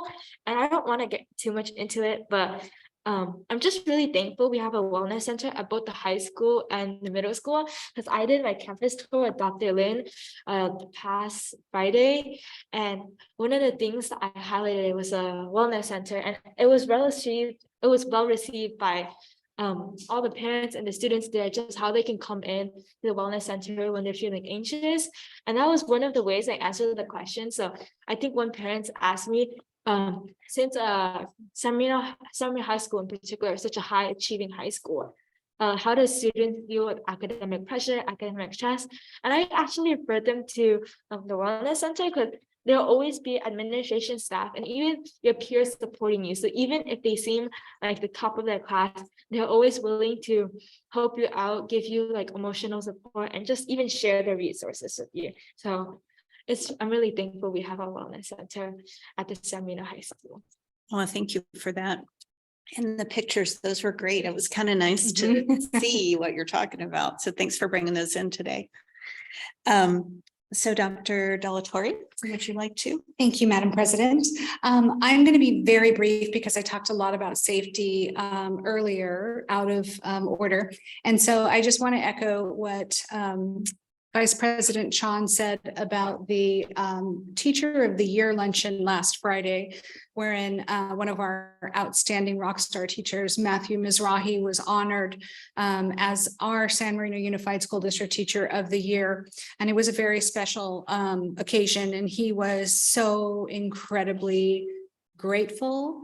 And Mrs. Chan, you said it, his wife was just beaming with pride. And it was really very nice to have you there. And we missed you, President Caldwell. There too. We missed you being there, but it was really, really a wonderful opportunity to celebrate teaching at its best. And I am so proud of him and the work that he's doing at San Marino High School. So that was very memorable. And what we would like to do this year is at the end of the year breakfast, we're going to invite our Teacher of the Year to deliver a speech. And we're going to do that every year from here on out. It's a really wonderful tradition that we would like to start. And I know that he will do a wonderful job. So you can look forward to that, and I will pass it back to you. Oh, well, thank you. Okay, so with that, and your segue into the Wellness Center, I'd like to ask Mrs. El-Hindi. Oh, or maybe not. Are you going to do the introduction? Go for it. Yeah. That's what he's been waiting for. Oh, well, then do two introductions. So once again, also still shout out to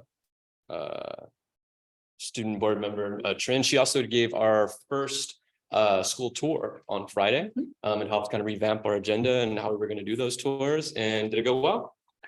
Awesome. I heard it went really well. So thank you. So once again, President Caldwell, members of the board, Superintendent Dr. De La Torre, and executive team, and of course, student board member Trin. The goal of our wellness center is to provide individualized mental health support to our students, which now includes all SMUSD campuses, not just SMHS. As you'll see in tonight's presentation, our wellness center has greatly expanded its reach and services over the last 2 years. This is due largely to the work of Ms. El-Hindi and her collaboration with SMHS counselors and the administrations from each campus.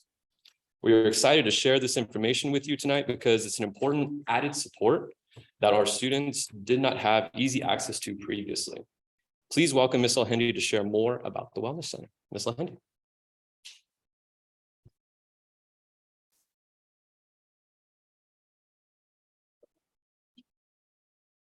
Good evening. Thank you so much for having me. Anytime anyone wants to hear about the Wellness Center, I love to come out and speak to all of the wonderful, amazing things that we're accomplishing on a day-to-day. So today at the high school was no exception. We had walk-ins, we had students that needed some immediate support. We helped give some nice soft Kleenex to some tears. We're really there meeting the needs of the students, and we're so privileged to have the opportunity to do that every day. So again, I appreciate the opportunity to share information. This is a brief presentation, and if you would like any additional data, you can always feel free to request that from myself, and we could put that together for you. So here's just a little bit of snapshot of what we want to achieve. So we want to be a place for students to come in and walk in for immediate crisis needs. And we want to be able to meet their needs long-term if need be. So our goal is to immediately support them to get them back to their academic learning space. But then also we recognize that oftentimes there are challenges that take more time to resolve. And so that's where we want to have our ongoing school-based mental health services for them. So this year, this is our team. As you can see, I have 5 MFT trainees, and MFT trainees are students who are currently getting their marriage and family therapy education. And then we also have Vivi Wang, who is our new data technician. So she has been instrumental. So our team is kind of, it ebbs and flows depending on what are the needs of our students at each particular school year. So this year we have 5 MFT trainees, but what's important to point out is that they're all with us for at least 1 year, if not greater. So what I have been found, because we have such a wealth of students who need support and such a great learning environment, that we actually have trainees that choose to stay on longer with us. So they have the opportunity, what is required for their licensure is to be able to get 500 children and family hours. In a school setting, it is the optimal place to get those 500 hours. So we have our trainees that want to extend past their 12 months to make sure that they have achieved all of those hours. So that way they can go on to pursue licensure wherever they end up. So that's important to note because we're doing such amazing things and our trainees are feeling such purpose from the work that we're doing. And our families are really taking advantage of having that one-on-one person who's working with them and the family. So this is just a little bit of a snapshot of what we do and what school-based mental health services looks like. So we have students that engage in long-term services with us, but we also look to connect them with partner agencies if it's appropriate. So this school year, we already have 2 clients who are with Chinatown Service Center, which is wonderful that we are able to provide a space for their clinicians to come on campus and meet with students, and that we're able to meet the language needs of our families. So that's where we look towards our partner agencies for that connection.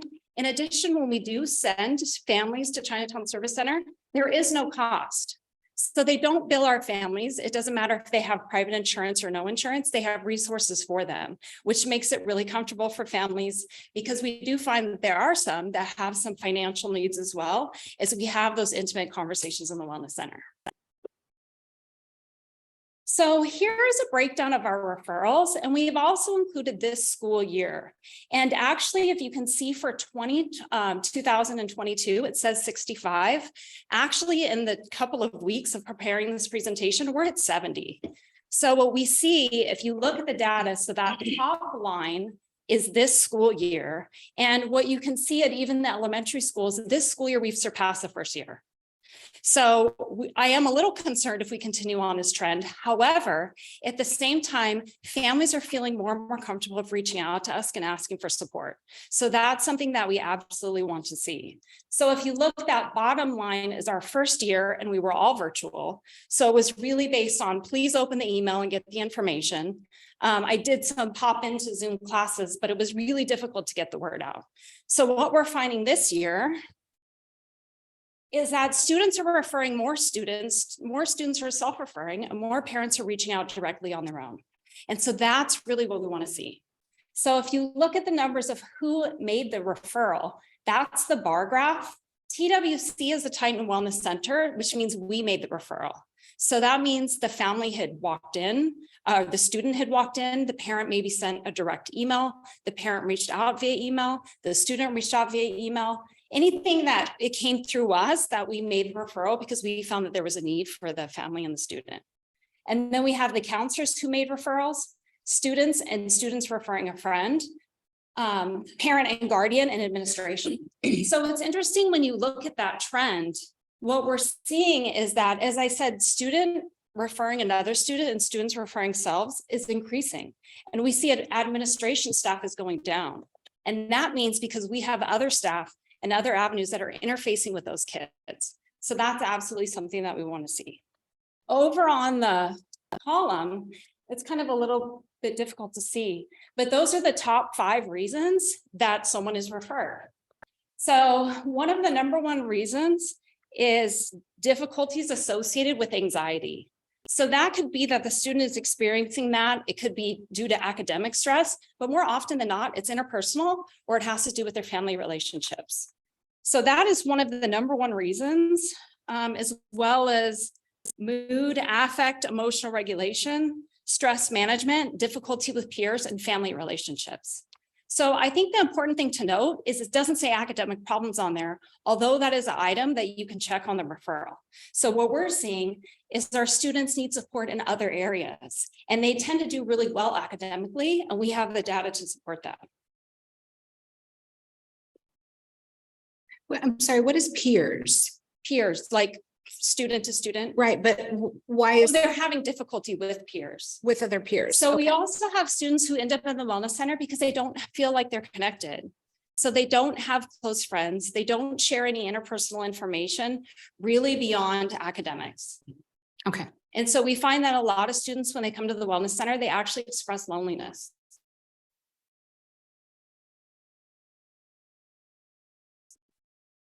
So this is really helpful information to see This is parents and students who agree to services. So the bottom the two lines represent parents and students, but the trend that you see, because 2020 is on the far left, but as you move right, those numbers are going up. So what that is telling us is that the parents and students are okay with the support. They reach out to us because they want the support. And so it's important for us to recognize, because one of the things in the Wellness Center we talk about, how do we reduce stigma?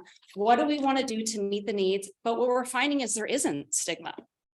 And so if you see right now, accepting rate is at 88%.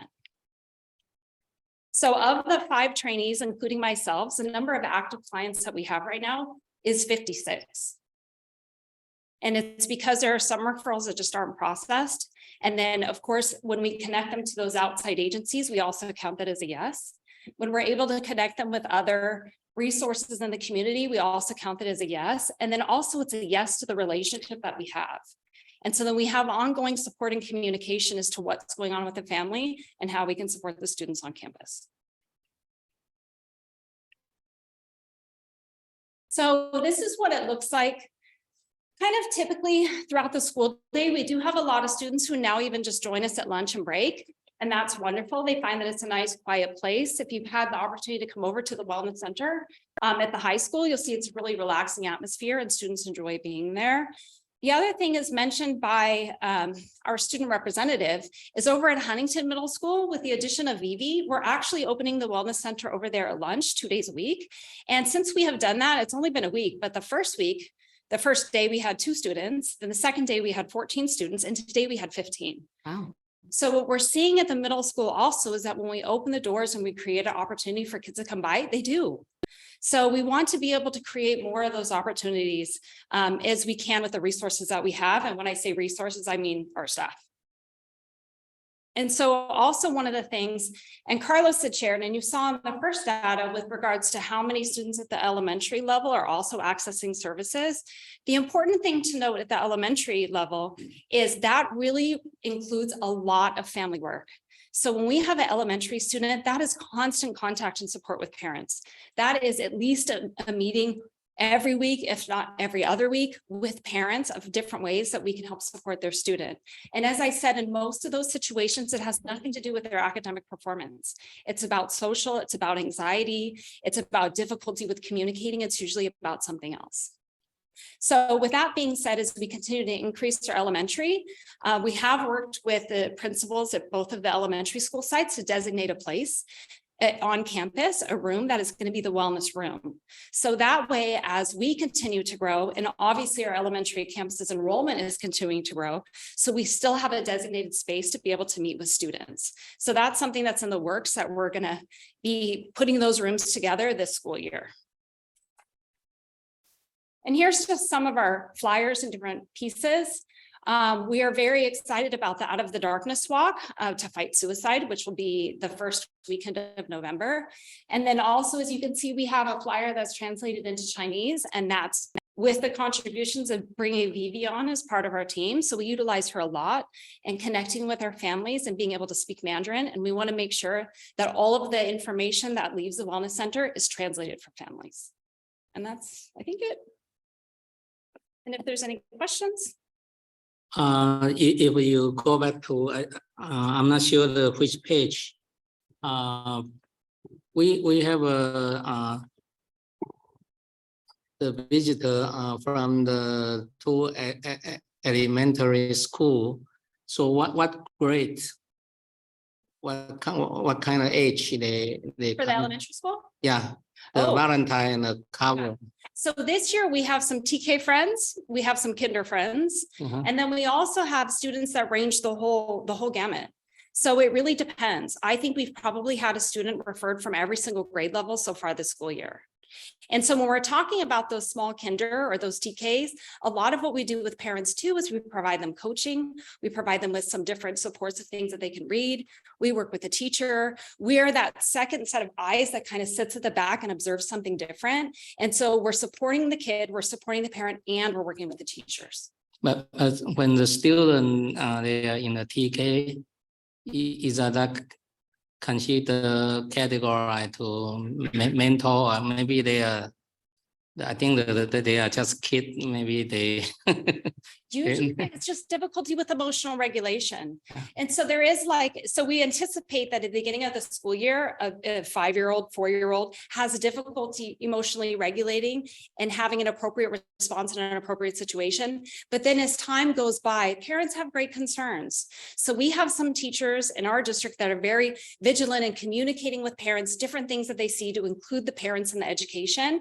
And some of our parents are like, help me, I'm not sure what I can and should do.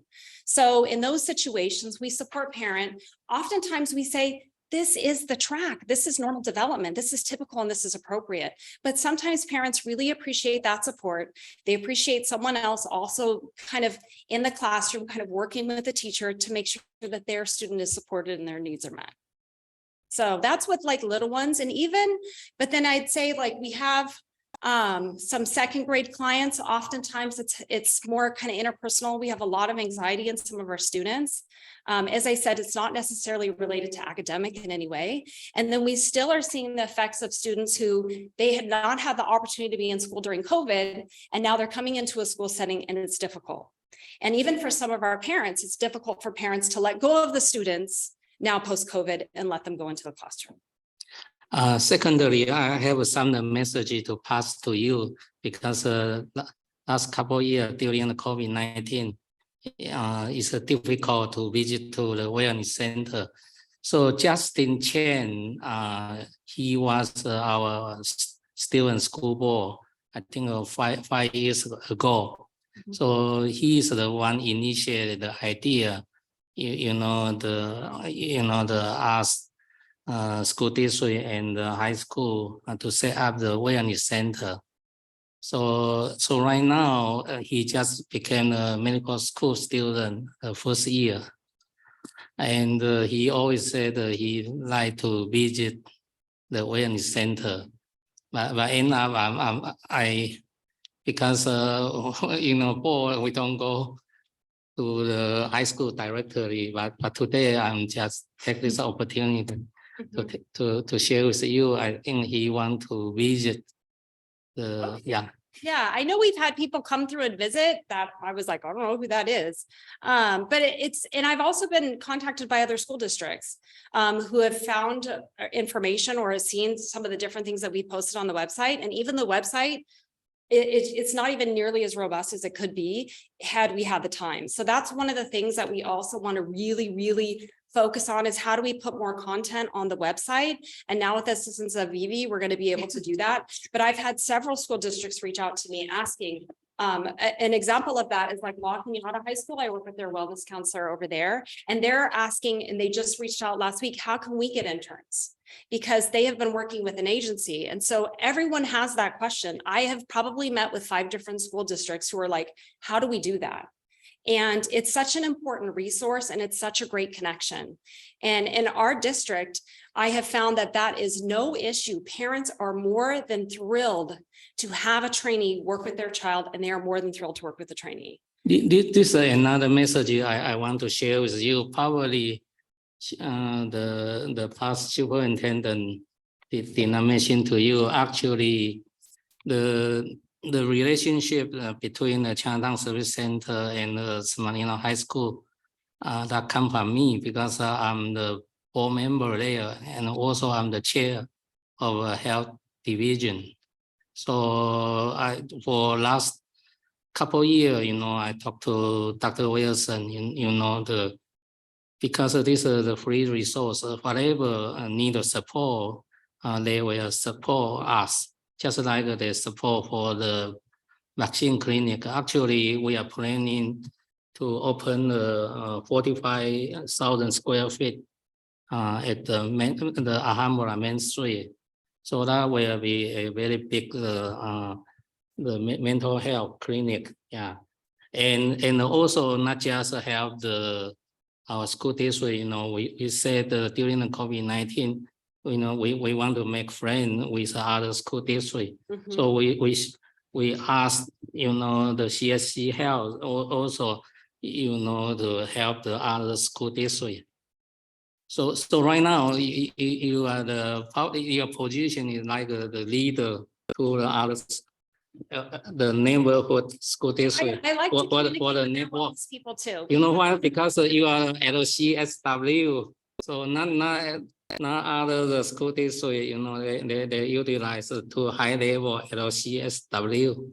So I think that will be very very good, you know, all the schools, the neighborhood schools, St. Gabriel, Valley Middle School District, you guys can put together, yeah. We've So talked about yeah. starting a consortium, and that's something Yes. that I really did work on during the time when we weren't on campus. Obviously, I was not nearly as busy as well. Yeah. But really coming up with what is going to be the standard in San Gabriel Valley for school-based mental health. And it's not because we're not competing with each other, but we're really Right. figuring out how do we address all the needs of students? How do we do it in a smart way? And how do we have a standard that every school district is going to say, this is what we want to make sure that stays in the budget and is always available to students and doesn't wax and wane with trends. So I highly am passionate about that. And because we need to communicate and learn from each other best practices. And I think ideally, I would love it if we cross-trained. If we split up training to train trainees to make sure that they had different ways of doing things, best practices when it comes to Department of Mental Health requirements, suicide risk assessments, all of those things, if we could cross-train to support each other so we could all learn from each other to really meet the needs of students. So that is the vision. Yeah, by the way, thank you so much Yeah. for your last 2 years. So the other just Effort. last thing to mention too is last year we were able to do a mindfulness learning to breathe curriculum at the middle school for 8th graders. We did have positive feedback and they enjoyed it as they moved into 9th grade. And we also had a social skills group. So this year in the next probably like 2 weeks, we wanted to launch another mindfulness curriculum. It's called Learning to Breathe. And it's a curriculum that I did previously with UCLA and Fuller Theological Seminary.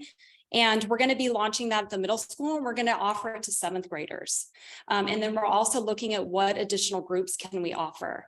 So that is something that our trainees that we have, they only get credit when they have the client in front of them. They don't get any credit for seat time. So when I say that they're earning 500 hours, that's 500 hours of the student or the parent in front of them. That's not 500 hours of being on campus. It's the direct contact with clients.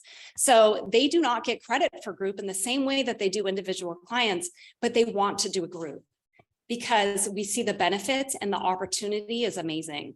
So that's something that we want to foster and continue. And I feel very privileged that I have trainees that are willing to do things outside of their hour requirement in order to really meet the needs of the students based on what we're seeing.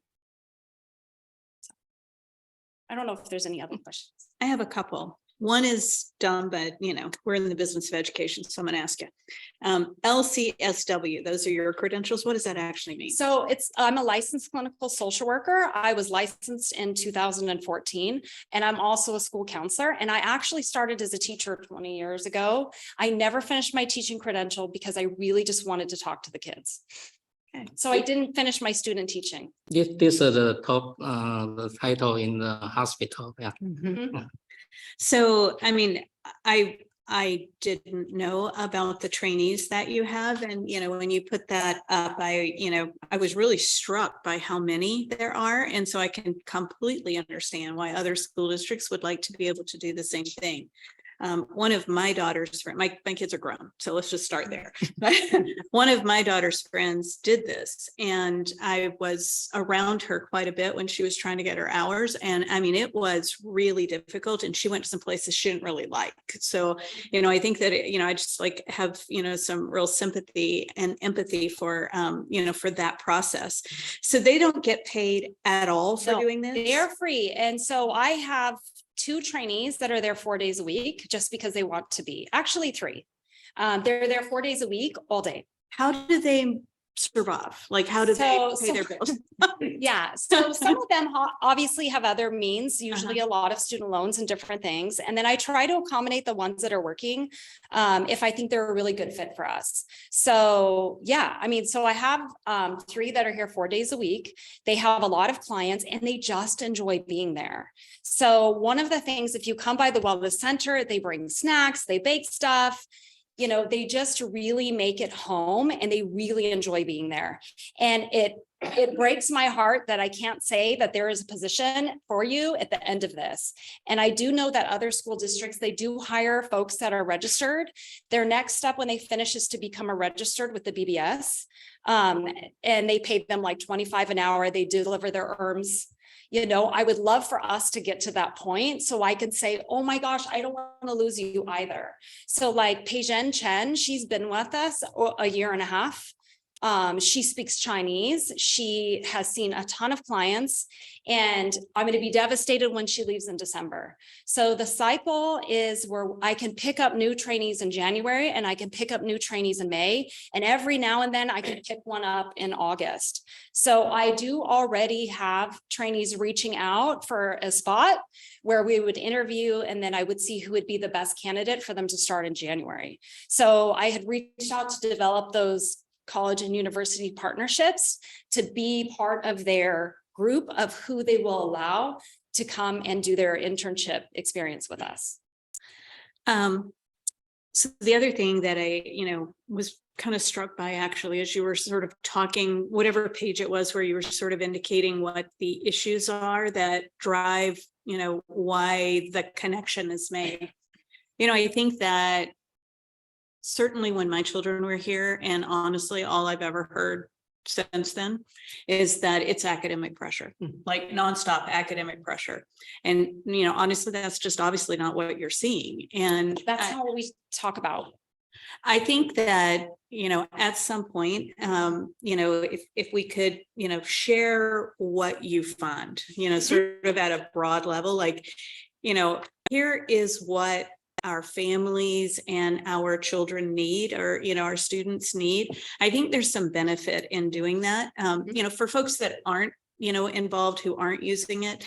I just think it really helps to, to get people to realize where issues are, and what you're identifying here doesn't surprise me a bit, because those are like things everybody goes through, honestly, forever. This is stuff I'm not even close to school age, and these are things I deal with still. So I think it's just kind of helpful to make that stuff more real world, daily world. This is just normal. This is how you get help for these kinds of things. I think that would be really good broadly for the community. And then my very last question is, it's like the people who support everyone else, where do they get support? Like, how does that work? That's a little hard thing. So that's my job as a clinical supervisor. And I really have to manage my trainees' mental health and well-being. So today was a tough day. And to be honest, among staff in the Wellness Center, there were a lot of tears so far this week and last week, because we're dealing with some really difficult situations. And trainees do have that experience of just kind of feeling a little helpless. And our due diligence sometimes is making the DCFS report. Our due diligence is sitting and listening and reflecting back. And so I stress for them self-care. And so we do a lot of documentation. We are doing everything in accordance to Department of Mental Health, LA County, just because of best practices. And I need to train them to be able to jump in wherever they go. But then in the weeks like that, I say, you know what? No one's bleeding or dying. The notes can wait. And sometimes that's how group supervision is used, where it's that 2-hour block every week where we just kind of sit and process our own feelings and how we're triggered by the different things that come up in this family systems, because none of the trainees nor myself walk in and we don't have any of our own stuff, but we have to be aware of it. And we have to be able to discern the difference and have that safe place to talk about it. So we really do focus on what are we doing for self-care. If we're going to suggest to a student mindfulness practices and different things, and we have to be doing it ourselves. So if we're going to say to them, we want to do these healthy practices, we have to be practicing it. And so then it's my job to hold the trainees accountable and make sure that we are keeping ourselves on the radar and prioritizing ourselves. So you strike me as someone who will ask for what they want or need. Yes. Is that fair? Okay. Yes. So obviously we want to make sure that happens. So it's like, this is a very tough job. And, I don't, just please raise your hand if something comes up that you need from us. Yeah, we have But lots of needs. us. Mhm. But really just to address real quick, because I do have the data from last year. So of the students who are referred, current grades, A's and B's was 29.3% and 29.5% of those students. I also, in our data, we also collect what their GPAs were and whether or not they had AP or honors courses. So when we look at kids that were struggling academically, it's like 3.6%. I mean, it's like minuscule. And so that is the critical piece about the Wellness Center and creating the space that students can walk in is they're holding it together beautifully. And we need to be that space where they can come when it's overwhelming on the inside and no one can see it. The other thing to note is even just this last week, so we ebb and flow, right? We have tears and then we have tears of joy. We've even closed cases when we're saying this is within normal, it's typical. You know, these are some things, but you don't have enough problems, you know? So we can provide some psychoeducation, we can provide some tools, and then we also screen students out and say, you know, go and be. So it's like we're doing both. We want to make sure that we identify the kids that have those intense needs, but then we're also not just offering it to people who don't need it. And I think that that's really important to learn. When do you access therapy services and when do you not need to, but you can rely on yourself and your own tools. So have you received the iPad app from the director Nina? They say they will give us. I know. And yes, that is an email. How many they give us? So I know, and I have been speaking with Jackie and I know, so that's something that they want to launch. They sent me the proposal of the entire thing and I need to read through it. So I don't know if everyone else is aware. It's a grant that Chinatown Service Center was able to gauge and they asked if we wanted to be a part of it. And of course, I raised my hand when they reached out. And it's really it's an iPad program. It's to help support students in crisis. It's to be able to have a direct avenue so students can talk to a clinician on the spot if need be. So I would love to be able to provide all of those needs myself, but this would really be something too, that it could be accessed at the middle school when I'm not sitting there. Or my trainee is not sitting there, but we could still have the avenue to connect them as well as we have a trusting relationship with Chinatown Services. So that's in the queue of things. I think manpower, need to follow up. And we really appreciate Chinatown Service Center as a partner because they see our students, they come and they use our office space, which makes it really, truly school-based mental health services. And then shout out to Foothill Family Services, who is like our silent partner. We haven't had any clients to send them, but they're really wanting to put together a teen safe date group. So there's a lot of different services and things that we can really bring to, you know, address all the needs of students. Can I ask, first off, I want to say thank you very much for everything that you and everybody at the Wellness Center is doing, because it's a great job. It's an invaluable service and it's definitely helping the students. So thank you very much for that. One of the questions I had kind of goes with the academic anxiety issue.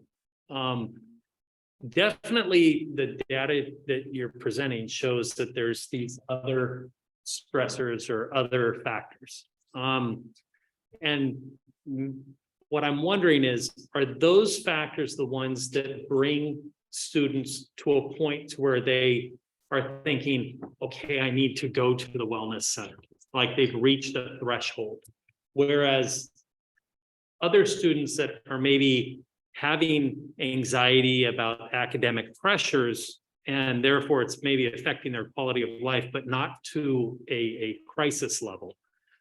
Is there an arm or a component of the wellness center that is aiming to sort of help those students that are experiencing academic pressure and anxiety, but not necessarily at a crisis level? That, you know what I mean? In other words, is it sort of a different population, and how are we also helping those students in that other part of the population? Yeah, so I think that that's something that you'll just see the counseling team in general is doing, and that's why we're trying to utilize that homeroom time and get into the classrooms and for the counselors to be more visible in the quad. So I think as a whole, at the high school level, I can really only speak to like the counseling team as well as the wellness center is really trying to get more face-to-face contact with kids, but not just that scheduling meeting, but to create a space for them to come in and to kind of problem solve on that. So I think that that is something that absolutely needs to be addressed. It's hard because a lot of the conversations I hear with students is oftentimes it's not. It could be both. It could be some parent pressure, but oftentimes it's their own pressure because they're trying to keep up with everybody else. And, you know, I think that that's an ongoing conversation of how we can help support students in general and mitigate that.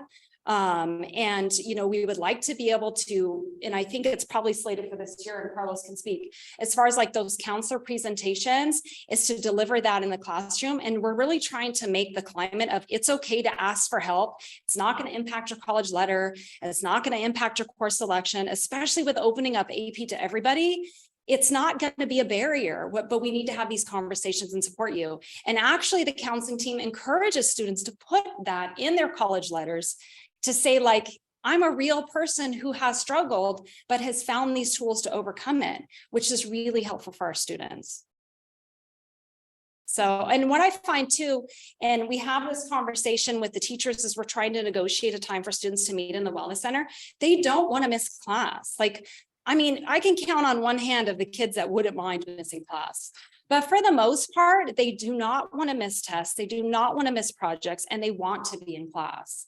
And that is something in my many years of experience doing school-based mental health, I've never seen it like I've seen it here at San Marino.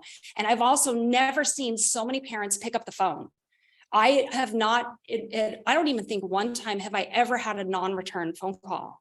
And I think that that's huge. So we're just always, how do we have these conversations with kids? How do we have these conversations with people, with the parents? Because they all really, really want to have them. I mean, that's my experience. 88% of parents say yes. And some of those that didn't, it's because of we didn't ask for various reasons, but yeah. So I think that those are good conversations to keep having. Okay. So next month, we'll talk about the counseling program. And so what we're building, pretty well built now at SMHS, is a multi-tiered systems of support, MTSS. So Tanya handles a lot of our tier 3 systems of support. So our crisis interventions, and some tier 2 as well. There'll be like group interventions and things of that nature. The counselors will do a lot. They'll do both the academic and the social emotional, but that'll be the more tier 1 and tier 2. So a lot more access to the general population, the entire school, and then also individualized support for students who are struggling. I just want to shout out Tanya and also our counselors. We did our first SEL session in early September, went to every single classroom, every student in the high school. Tanya, we kind of broke it up and took little sections of each grade level. Tanya went to all 44 sessions to speak about the wellness center. Yeah. Wow. And our data that we collected after that is students are well aware. We shared that with our staff this week as well. Students are well aware of what the wellness center offers. So she put in a lot of steps that week. And I tell you, we're on the 3rd generation of referral. And what I mean by that is a student was told by, or made sports generation, a student was told by another student to come to the wellness center. That student then referred another student, who that student then referred another student, and then is referred another student. And that is a great little network of friends where they're actually sharing their interpersonal. But that's really what we're doing, is we're getting into the classrooms, and it's like kids are asking for the support that they need. It's great. Thank you so much. Thank you. It's awesome. Thank you very much. Keep up the great work. We're very grateful to you both. Thank you. Okay, so let's move on to our action item agenda. So the first one is. By the way, is that need a collect public comment or no? I'm sorry. Already did, right? Stephen, keep me honest. We've done all the public comment we need, right? Okay. Okay. I think so. Okay, so first action item is sufficiency of textbooks. Would you like to do that? Yes, President Caldwell, members of the Board of Education, Student Board Member Tren, and executive team. This evening, the district is requesting that the board approve resolution number 7, which is the sufficiency of textbooks and or instructional materials in each core subject that are consistent with the California curriculum frameworks and standards adopted by the California Board of Education for the 2022-23 school year. I move to adopt resolution number 7. Thank you. Do we have a second? Second. Thank you. Kelly, would you like to do the initial vote? Yes. Thank you. Mike, Aye. Joseph, Aye. Jane, Aye. Shelley, Aye. aye. Okay, resolution number 7 passes. Board goals? Yes, can we pull up the presentation? And Mrs. Delatorre, would you mind passing out the hard copies as well?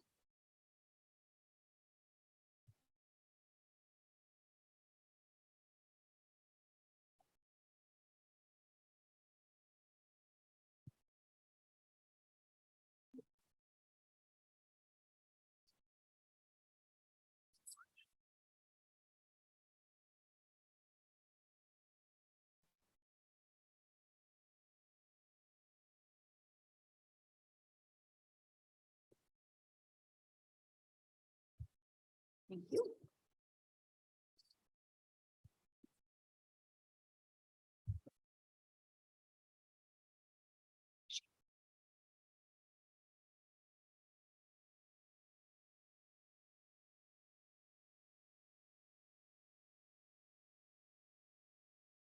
So what we're going to do tonight is I'm going to take the Board of Education through the presentation that you have all seen before on the San Marino Unified School District Board of Education goals. And you'll note that this presentation is dated September 27th, 2002, because it has been updated as per the board's request. So I think you're all familiar with these fantastic people. This is our wonderful Board of Education. You can move to the next slide. And on August 1st, as a reminder, the Board of Education met at the Huntington Library in the President's Conference Room. Thank you, Mr. Chang, for your connection to Huntington and for making that happen for us. There was a facilitator there, Dr. Sapita Yo. And she did an outstanding job facilitating the process of the board coming up with 4 broad-based goals. We talked about a return to the 4 A's, which are academics, arts, athletics, and activities. And so everything that we do this year is going to be focused on those 4 categories and also these 4 goals. So we have board goal A, which is to develop and implement fiscal health and sustainability. Board goal B, which is to create a culture of service. Board goal C, which is to demonstrate a culture of value and appreciation to SMUSD employees. And board goal D, which is to produce high quality global citizens amongst our student population. And it's important to note that these letters do not represent any priority order in which these goals are listed. Next slide. So the Board of Education's vision statement is delivering a world-class education with recognized excellence in, again, academics, arts, athletics, and activities, what we will refer to quite frequently as the 4 A's. Next slide. And our mission statement is as follows. The SMUSD delivers supportive environments and innovative opportunities for student learning, promotes individual student excellence, invites collaboration and discovery, and challenges students to take responsibility as members of a diverse global community. Next slide.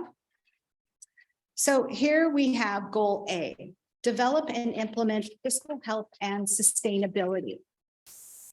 So in order for us to accomplish that, we are going to be focusing on the following: evaluating the feasibility of a bond, preparing for the renewal of our 2 parcel taxes. We have Measure E and Measure R. Address declining enrollment. Assessing our fee income, whether or not that is sufficient. Exploring increased donation / possible endowment fund. Collaborate with and support our wonderful San Marino Schools Foundation and our amazing PTAs. slide. Goal B is to create a culture of service and communication. And in order for us to accomplish that, we will increase awareness regarding diversity, equity, inclusion, and belonging. And I added the B for belonging because that is the newest component of DEI and something that most school districts and institutions are currently incorporating into their DEI programs. And I think that that is very important, that we create a sense of belonging amongst our students at each of the campuses. One of the things that you just heard from Tonya Al-Hindi, our wellness coordinator at San Marino High School, is that some of the students come in because they don't feel that sense of belonging and they feel a sense of loneliness. And we don't want that for our students. Also, we will build connections with students, staff, and our SMUSD community. We will make people-focused decisions. We want all of our decisions to really be made through a lens of figuring out what is the best thing that we can do for the people that we serve. And we're going to use data to inform all of our decisions. We want to instill a sense of pride and confidence amongst our SMUSD community. And of course, we want to distinguish ourselves by providing unique learning opportunities for students. And I want to pause there because there was a question from one of the board members on whether or not that's really what we intended to do. And I want to say that that comment or that, excuse me, that goal really goes back to a conversation that we had during our last board meeting, I believe around the Caltech course that we offer at San Marino High School and the humanities course, and being able to offer to our students very unique learning opportunities which distinguish them on a college application. And we had talked about making sure that we continue to provide those opportunities and that we continue to look for unique opportunities, including internships for our students. So is that something that the board wanted to have a discussion about, or are we in agreement with that? Didn't know that was what we meant. Oh, okay. I mean, I think it's in line with what we were intending. I mean, I'm and not sure whether we use those words. I don't know where, you know, like. I think I just felt a little bit out of place in that particular goal. I'm not sure what that meant, how that fit with culture of service and communication. Well, That's why I was kind of wondering. I would argue, though, that it is creating a culture of service to our students by giving them unique opportunities. I mean, I think you could make that point. I mean, it could also appear someplace else. But what I would suggest is we leave it here. And then if we want to do a version 2 someplace, we can always do an edit then. And I think that's how we were looking at it and thinking about it when it landed there. But these are your goals. You guys tell me what you want to do and I'm happy to do it. So it's up to you. The only suggestion that I would make on that one point Mhm. is that it's distinguishing ourselves by providing unique learning opportunities for all students. So add the word all. Yeah, and that's because although we do have great opportunities, unique opportunities like the STEM program with Caltech and the Huntington Humanities course, we still have a very small number of students that can participate in that. We got, I think the number was 21 students in the Caltech program. So we want to be able to provide those unique learning opportunities for all students. I agree. Is the board I comfortable think with I'm that? totally good with that amendment. I think I would argue that it is implied, but I think to Mike's point, to make it overt is a good thing. So.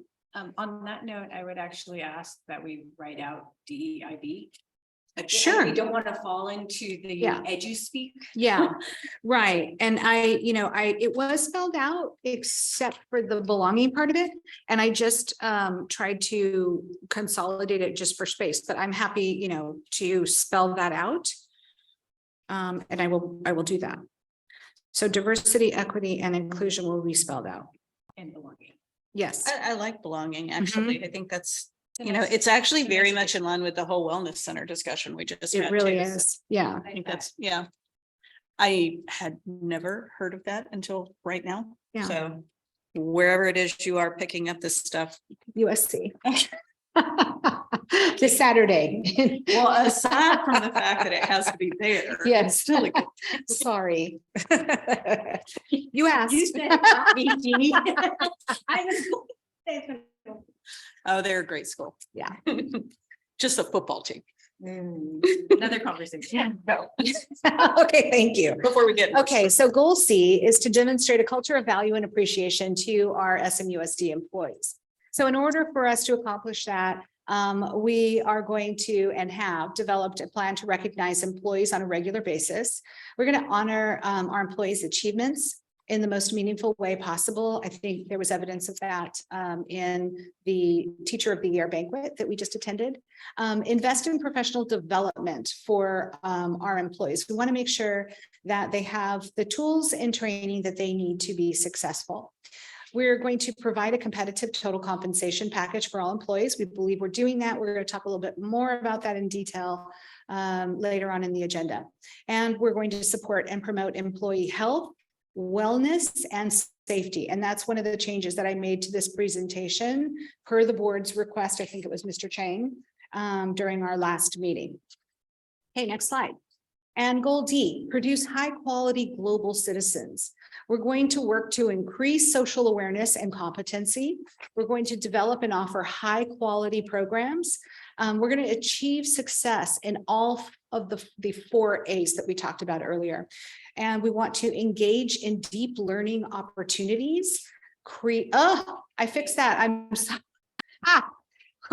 That's supposed to be create, and I did fix it. I don't know what happened. So it reverted back to an old version. I apologize for that. That should say create. I will go back in and fix it. Opportunities for increased social awareness and competency. Provide robust counseling services. You just heard a presentation on wellness counseling. We also have robust college counseling services that we're providing students. And we want to engage in opportunities for real world experiences. We have CTE, which is college and career technical education, and dual enrollment.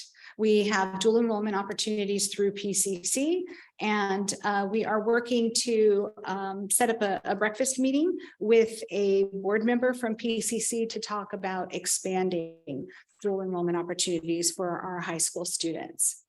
And then looking at the SMUS. So can you go back? Yes, to of course. the next? So is the CTE and dual enrollment in parentheses a further statement on engage in is that supposed to be related there? I think so. Yeah. Well, so if it is, then I think we need to get rid of the bullet next to it. Yeah, I do. I agree. Or we Yeah. get rid of the parentheses Right. and have it be its own thing. Yeah, I think it is related. I don't care which one it is. No, I but think it is related. And so we will do that. We'll clean that up.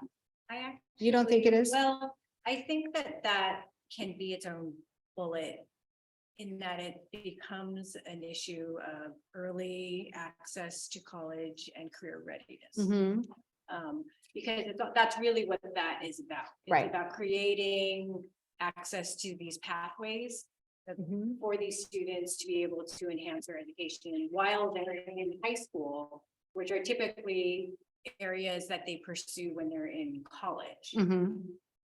So I don't know that it's the same thing as just engaging in real world opportunity. So we have it be its own bullet, and then Yeah. we have room to spell out CTE. Yes, we do. I will make room. Remove the parentheses on it. Yeah. Yeah. No parentheses. Right. If we put this on the previous slide, goal C. It would also capitalize culture up in there. Demonstrate a culture capital. Yeah. Oh, and then employees. Oh, yeah, you're right. I'm sorry. Yeah, Yes. that's a good idea. Thank you. Yep, I'll clean that up and I will add that A in there, which I did this morning. I don't know what happened. We'll get that fixed and then we will remove the parens and have a CTE and dual enrollment. We'll spell out CTE, career technical education. And then do you want me to add create access? Well, it has to be an active statement, right? Yeah. So, sure. So, yeah. And Mhm. you're talking about the CTE and the dual enrollment? Like, to turn that Yeah. into an active phrase. Well, Yes. expand. Like expanding Expand. CTE. Expand. I like expand. And, yeah. Yeah, expand. Okay. And then maybe just say college dual enrollment, because again, we don't want to revert to edu speak, then nobody understand. Yes.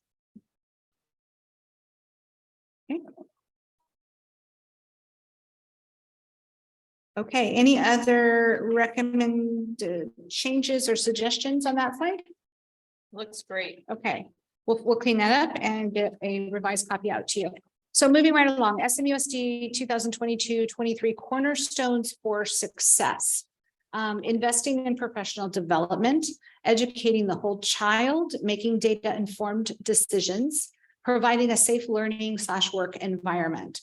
And so we were thinking what we would do with this is we had talked before about having some CSBA facilitated governance type meetings with the board going forward, and that the one meeting that we had at Huntington wouldn't be the last, that we could work with a consultant, or we can have a study session wherein the board looks at this and perhaps builds this out a little bit more, in addition to working on the profile of a graduate. So what does what do you want a graduate of San Marino High School to look like?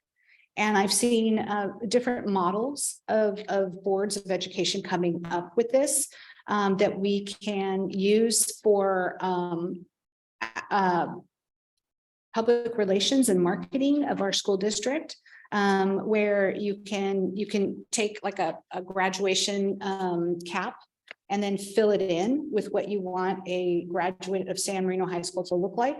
Or you can take the profile of a graduate as a graphic and then fill in different like puzzle pieces within that graphic, what you want a graduate to, all the skills, traits, and characteristics you want them to have when they graduate, when they leave us.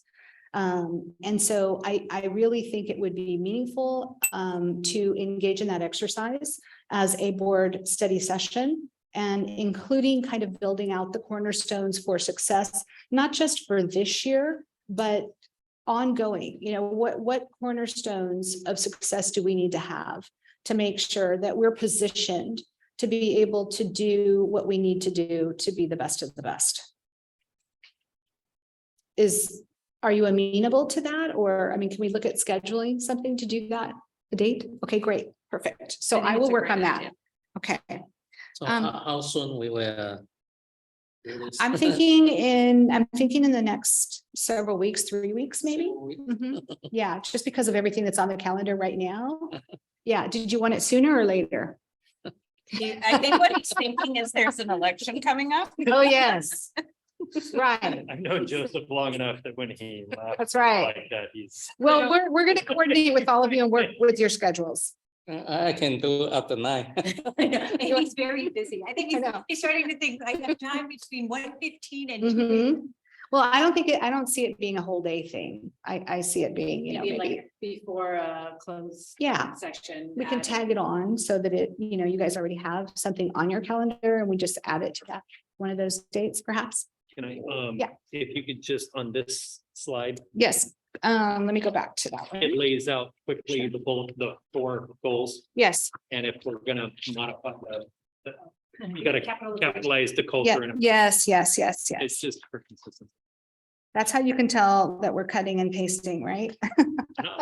Well, that's good. Because it's exactly the same, yeah, but not correct. So So do you we'll think get we that could fixed. get rid of the board goal A, B, C, and D? Just like, who cares what order they're in? Yeah, we don't have to do that. The Does reason. anyone care? Well, I think you can just say board goals and Yeah. just list it, like. Yeah. Knock out board goal Yeah. A, B, C all Sure. together and just title board goals. Yeah. So we don't need to do that actually, because we can tie it back to the narrative of the goal. The reason we did it was for the next thing that I'm going to show you and take you through. But yeah, I'll get rid of the ABCD. That's less for us to explain going forward. Yeah. I would like to put our student board member on the spot for just a moment, because you didn't have the opportunity to join us that very long day. And I know that I'm gonna put you on the spot now and also say, look at it and come back to, if there are things on there that you feel like, if there's a gaping hole that we're missing, let us know, or if you see it now or later at some point. I'll take a look at it. Thank you. Okay, so we'll get all of those things adjusted and for the last slide. Okay. And then again, we have this QR code that will take you directly to the online version of this document, which as we update, becomes the current document. So I'm going to take you through tonight the San Marino High School action plan for this. So before you do Yes, that, should we take action on the goals? Is it two separate items on the agenda? It's listed kind of together, but I don't see them as, I mean, like, we're not going to approve. No, this. no, I'm just going to share it with So- you. Yes, you may do that. Okay. Oh, well, yes, that sounds like a good plan. So I would like for us to approve our goals, then we can lead into what the superintendent or team have done. So could I get a motion to approve the goals as amended? Yeah, I'd like to make a motion. Okay, thank you. I'll second it. Do we have, Mike, thank you, second. Any other conversation, questions about that? Any discussion? No? All right, so let's vote. Kelly, would you like to vote? Yes. Thank you. Mike? Aye. Joseph? Aye. Jane? Aye. Shelley? Aye. Aye. All right, so our goals are. So what happened, that poster? We're gonna have to redo that. Has to get redone. Mhm. Yeah, Mhm. yet another thing to do. Work in progress. You want to add it to your list for the 11 to 12 time? Kidding. 11 to 12. I'm totally kidding. And there are 2 pages. Yeah. Okay. All right. Now, why don't Okay. you move forward with the high school piece? Yes, thank you. So I just want to refresh everyone's memory that we have the board goals on the first page and they're color coded for simplicity. And I think that what happened is it got cut off here and or is that just on my copy or everyone's? All of them. But Yeah, I mean, sorry, but you can still read it. we know Okay. what it says. Okay, good. All right, so let's see, these pages aren't numbered, but if you can go down to 1, 2, 3, 4. It's this page, San Marino High School. Orange. I think it's 1, 2, 3 pages in. You guys there? It's like candy. I know. Sorry.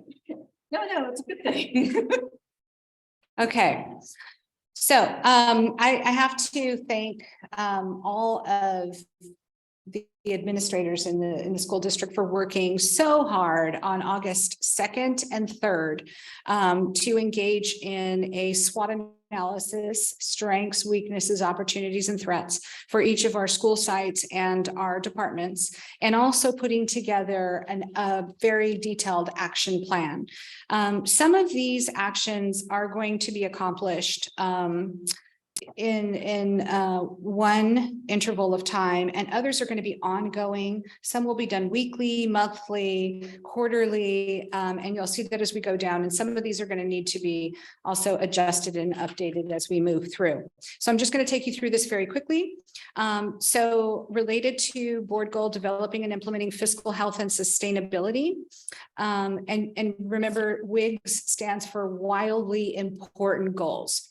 So the site WIGS in this case is that San Marino High School will develop and implement fiscal health and sustainability by addressing current enrollment trends. That's the theme for San Marino High School. And you see they have the time frame in the next column, and then under activities is where we address each activity that the school will do And then once we have made progress on these things, the accomplishments column will get filled in. And so Principal Kurtenbach and Assistant Principal Carlos Cassim Clay will be filling in this accomplishment column as we go. So I think the first one's done.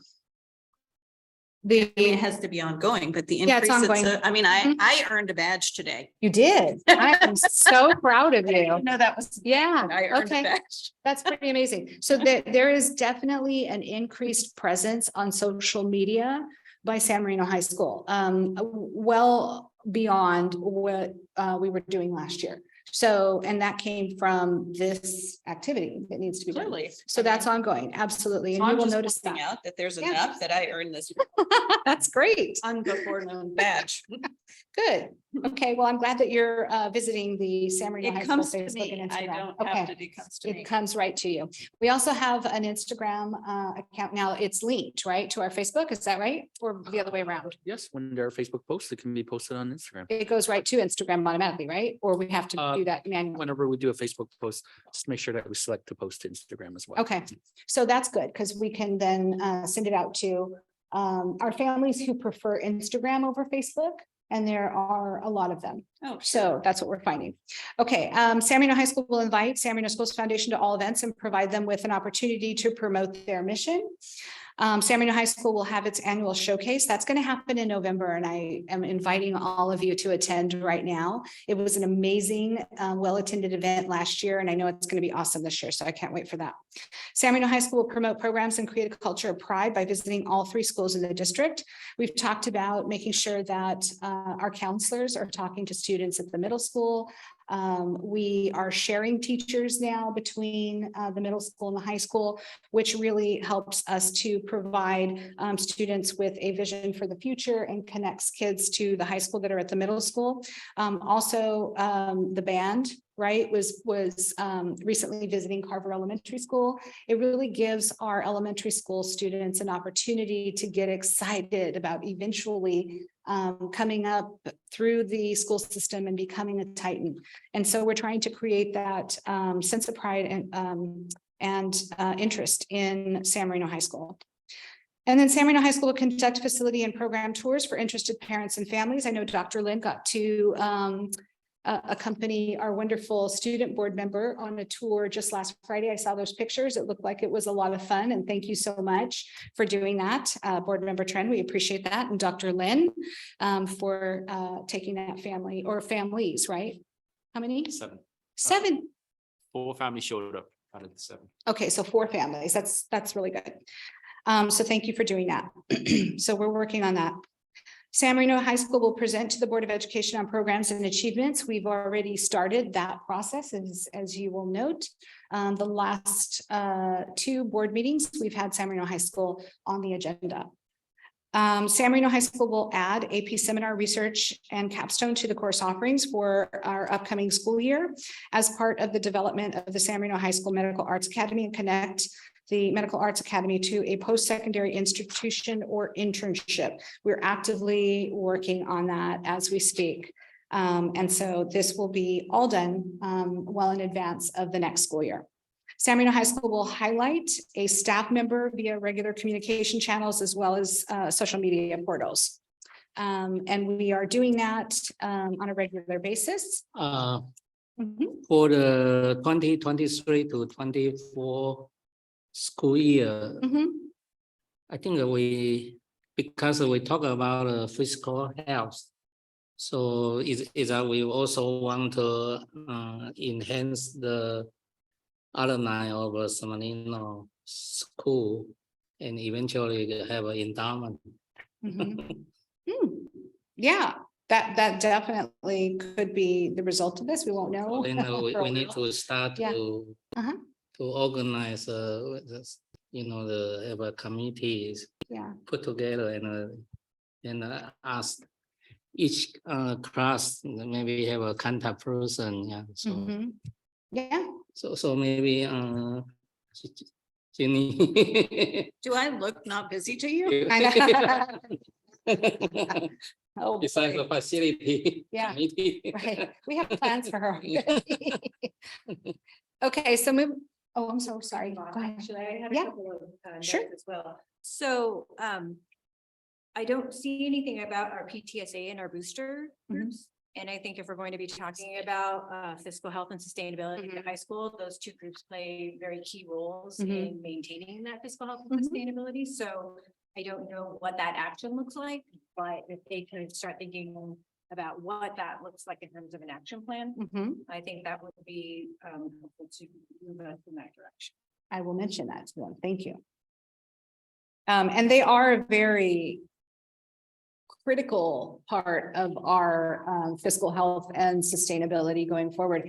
We rely tremendously on our PTSA at San Marino High School and the PTAs at every other school. And so that is something that is critically important to us. And so I will definitely mention that to them. Are we ready? Yeah. Okay. So the next goal is to create a culture of service. San Marino High School will create a culture of service by increasing communication, strengthening our culture of diversity, equity, inclusion, and belonging, and building strong educational partnerships and connections. In doing so, we will be people-focused and use data to inform our decisions while developing a sense of pride and confidence in our students. We will work to distinguish ourselves from other public and private high schools. So going over to the activities column, San Marino High School will have the administration conduct weekly walkthroughs of all teachers, spending 20% of each week in the classrooms, providing feedback and providing professional development based on the results. That is happening. I have been at the high school and I have observed administration going into classrooms, and I've accompanied them on some of those professional learning walks. And so I know that there is continuous meaningful engagement by our administration in the quality of instruction at San Marino High School, and that seems to be going very well. San Marino High School will have its annual showcase again, because this is transferable to creating a culture of service, making sure that we are providing information and communication to all of our community stakeholders on what we are doing well at San Marino High School. San Marino High School will promote programs and create a culture of pride by visiting all 3 schools in the district. This is transferable as well. Is this pretty much the same thing? Everything but the first one. is Everything but same. the first one is the same, so I don't need to read them all to you. Well, kind of. Mhm. I mean, and I do get that things are going to have, relevance in multiple goals. So that makes sense to me. But when we were talking about this at the Huntington, the way I envision creating a culture of service certainly is all of these things, because you're, sort of selling your service. But it's also about evaluating when you say no. Right. Like literally for every question you ever get, if the answer is no, you need to think of it in your head first, make sure you can't turn it into a yes, and then figure out why. Yeah. Before you speak. Like that's literally the process that has to be done. And that I really want to see in everybody's. And I do remember you talking about that. So that is something, yes, you are. And that is something that we talked about during our administrative retreat in the context of creating a culture of service. Instead of just going back to, well, the policy says, or blah, blah, blah, is there any flexibility in the manner in which we can resolve whatever is before us, right? So that we are making decisions that are taking into consideration the impact to the person. And so we had meaningful conversations about that. And so I do believe that that is something that we are trying to emphasize, but you're right. We could probably be more explicit in our activities. So I'll provide them with that feedback, and Carlos is sitting here, so I'm sure he's taking notes. Well, and by being explicit, you hold yourself accountable. Right. So, I mean, I think that's kind of the key is that, I mean, the answer is going to be no sometime. I mean, It has it's to just be the in some way cases, it's yeah. not going to always be yes. But I think the challenge in a world of service is kind of understanding when the no is rote versus truly a no. Right. I mean, that's the key. Yes, and I agree, and we talked a lot about that in the context of registration and enrollment. Okay, so moving on to board goal C. Hold on. Yeah. Oh, sorry. Sorry. I'm just referring back to goal B, and I'm not seeing anything around DEIB.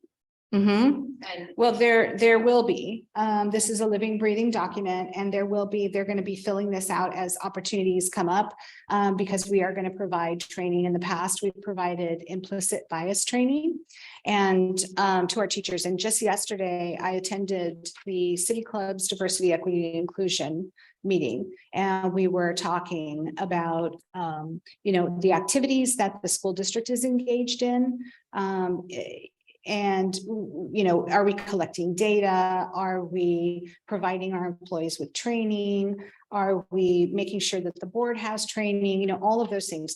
And so we are going to be doing that, but we don't have yet the time on the calendar, but that doesn't mean that we can't have opportunities for training that takes place after school, but then we would need to be paying for that. And we do have, we have money in the budget specifically for teacher professional development.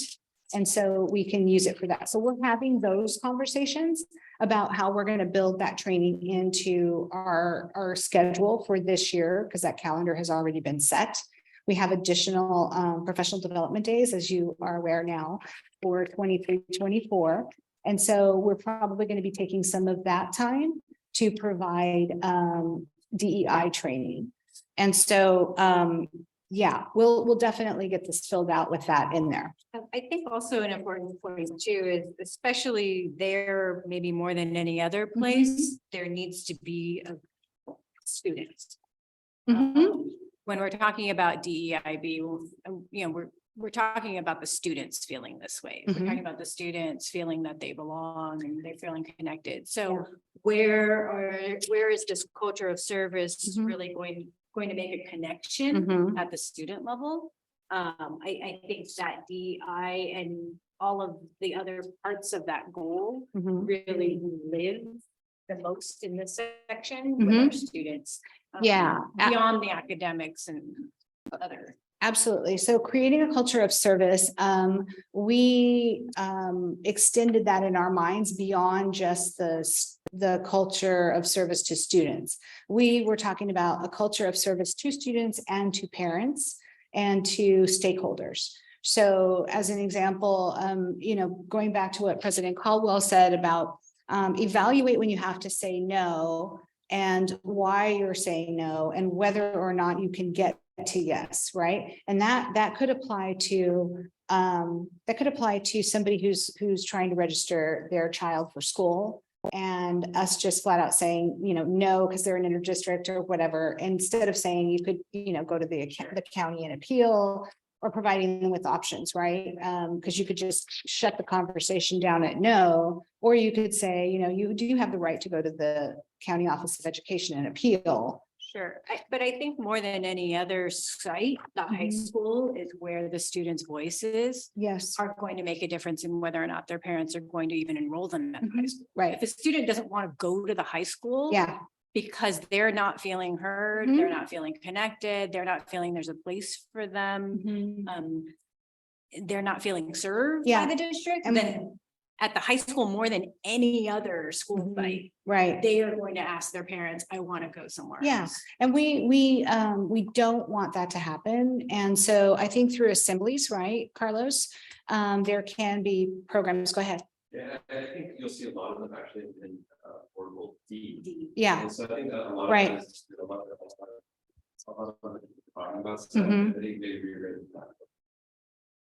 Yeah, so they're doing a lot of these things already, and they might just be mixed up. So we can get that straightened out. Well, I know they're all sort of embedded with. But those things that you just mentioned are very important to us, and also making sure that our classified staff, our teachers, and our administrators are creating a sense of, or a culture where students do feel like they belong. And we had a long conversation yesterday about the fact that in some cases that doesn't happen. How can we change that? Because kids are not one size fits all. They're very different. Some of the interests that they have may not be aligned with their classmates' interests, right? But you want to get that kid engaged. in school, interested in school. And so how do you connect with that one child, right? I mean, we have all the components to be able to do that. And we just need to make sure that all adults are aligned in that mission. And so we are definitely mindful of that and working on it. So I don't want to beat a dead horse, but I'm going to. So I think what I'm seeing in this yellow section here is a noticeable absence of student benefit. Right, so there are a lot of tasks that are going to be accomplished, and they may have some benefit, you know, to the campus, to the district, you know, whatever. But there's nothing there to me that says, you know, here's how I'm gonna connect with, you know, student Jeannie Caldwell. Right. I mean, I'm going to do a broad program and hopefully the kid picks up whatever it is I'm going to do and tell them and they feel connected there, right? Or whatever it is. And we do that today and we're saying that needs work. So I think we have to take it down a few levels and kind of figure out how do you measure that, right? Like, and, I mean, these are tasks, checkbox, checkbox, checkbox, right? That, I mean, of course we can do that and of course we need to do it. But at the end of the day, it's like, how do we measure our success there? So they, you know, like goals have to be measurable, quantifiable and measurable, right? So that's how we have to determine whether we're successful. And that's not here. Yeah, these are the action steps. But but how do we measure the it, goal? right? Yeah. Like, how do you, it still has to be measurable, Right. You still have to connect it back to how we determine what we have delivered. So through surveys, student satisfaction surveys, what is the survey that we do every year? Couldn't it be more kids being involved? Oh, in yeah. certain things, right? Sure. Like I think it's action oriented, right? I don't want to fill out another survey. I don't want to click on boxes. I don't want to do any of that. But the kids have to do it for one of the they have to mandatory. do it like a million times. Yeah. So like, I just think it's The like, sixth it's survey. palpable, right? This is the kind of thing that you feel Yes. and you see, and we should be able to tell whether we're successful by that. Absolutely. And I mean, if you want to do your survey, fine. No, it's not my survey. It's a survey for the state. They do. Yeah. Yes. Thank you. That's it. In doing that, I mean, what you're talking about is, did you achieve the goal, right? We need to be able to measure whether we achieved the goal. Yeah. And that seems to me that as the year goes on, you would fill out column. Yeah, that's exactly accomplishments. right. That's your measurement that's of right. what you accomplished. what But you it did. depends, like if your activity or your action is to, I mean, let's just do this, right? We're gonna have our annual showcase.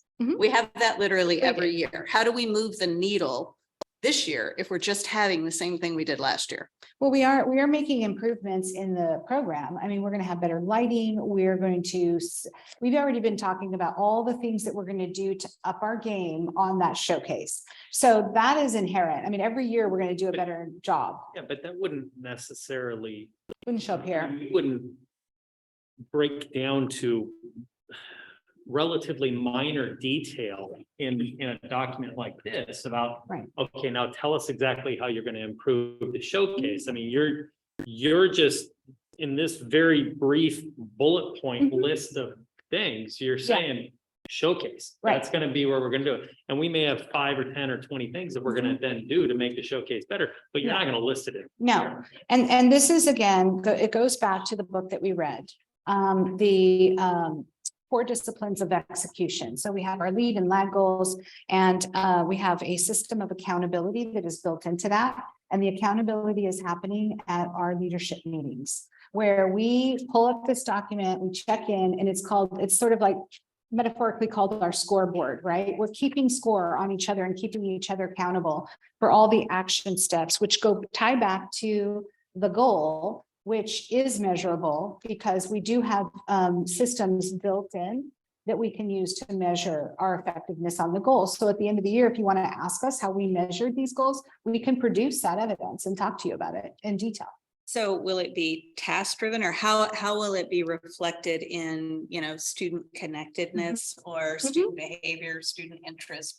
How do you gauge that improving?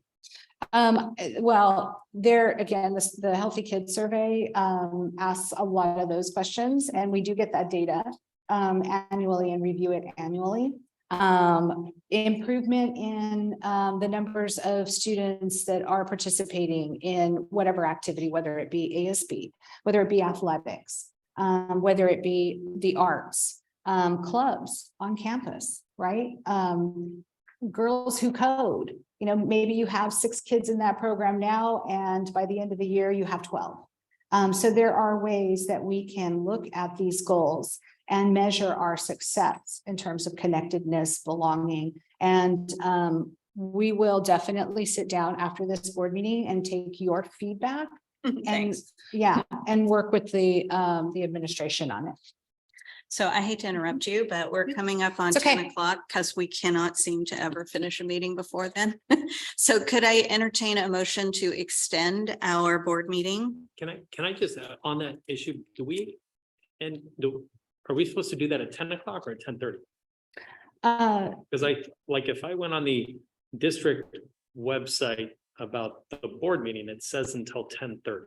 So what I'm wondering is what's the break? 10:30, right? Correct. Our board meetings are scheduled until 10:30. Okay, so we go until 10. We've been operating this. Okay, I'm like, am I crazy? Right. No, you're right. And we've done that the last few meetings, but I was just. So we have until 10:30. We got till 10:30. But then you can only do a 30-minute increment, right? Don't we have to finish by 11? Is that still, what is the rule? We don't have that rule? Okay, It's just the meeting can be extended one time, so make a motion now to extend the meeting by 1 hour. well, we don't need to, we don't have to till I mean, if we 10:30. can do it in 30 minutes, great. If not, then we'll. Yeah. Okay, I'm trying. Go ahead. I wasn't sure what it was. That's why I was asking. Well, thanks for looking.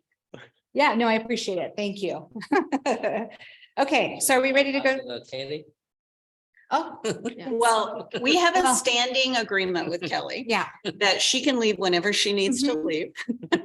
And we're gonna quit asking her every meeting. So that's just like our fundamental agreement with you. So when you're ready to go, go. And if you want to stay, you can stay till whatever time we If finish. you have homework and you need to get your beauty rest for tomorrow, please feel free to do that. I'm sure the board understands. Okay, so any more feedback on creating a culture of service? I think what I understood the board to say is that in terms of feedback is there's a noticeable absence in student benefit. And I think we can correct that by taking some of the action steps from goal D and plopping them down into this column here. Where is the connection at the student level? So I will tell you, I read ahead after, and I will argue you cannot. Okay.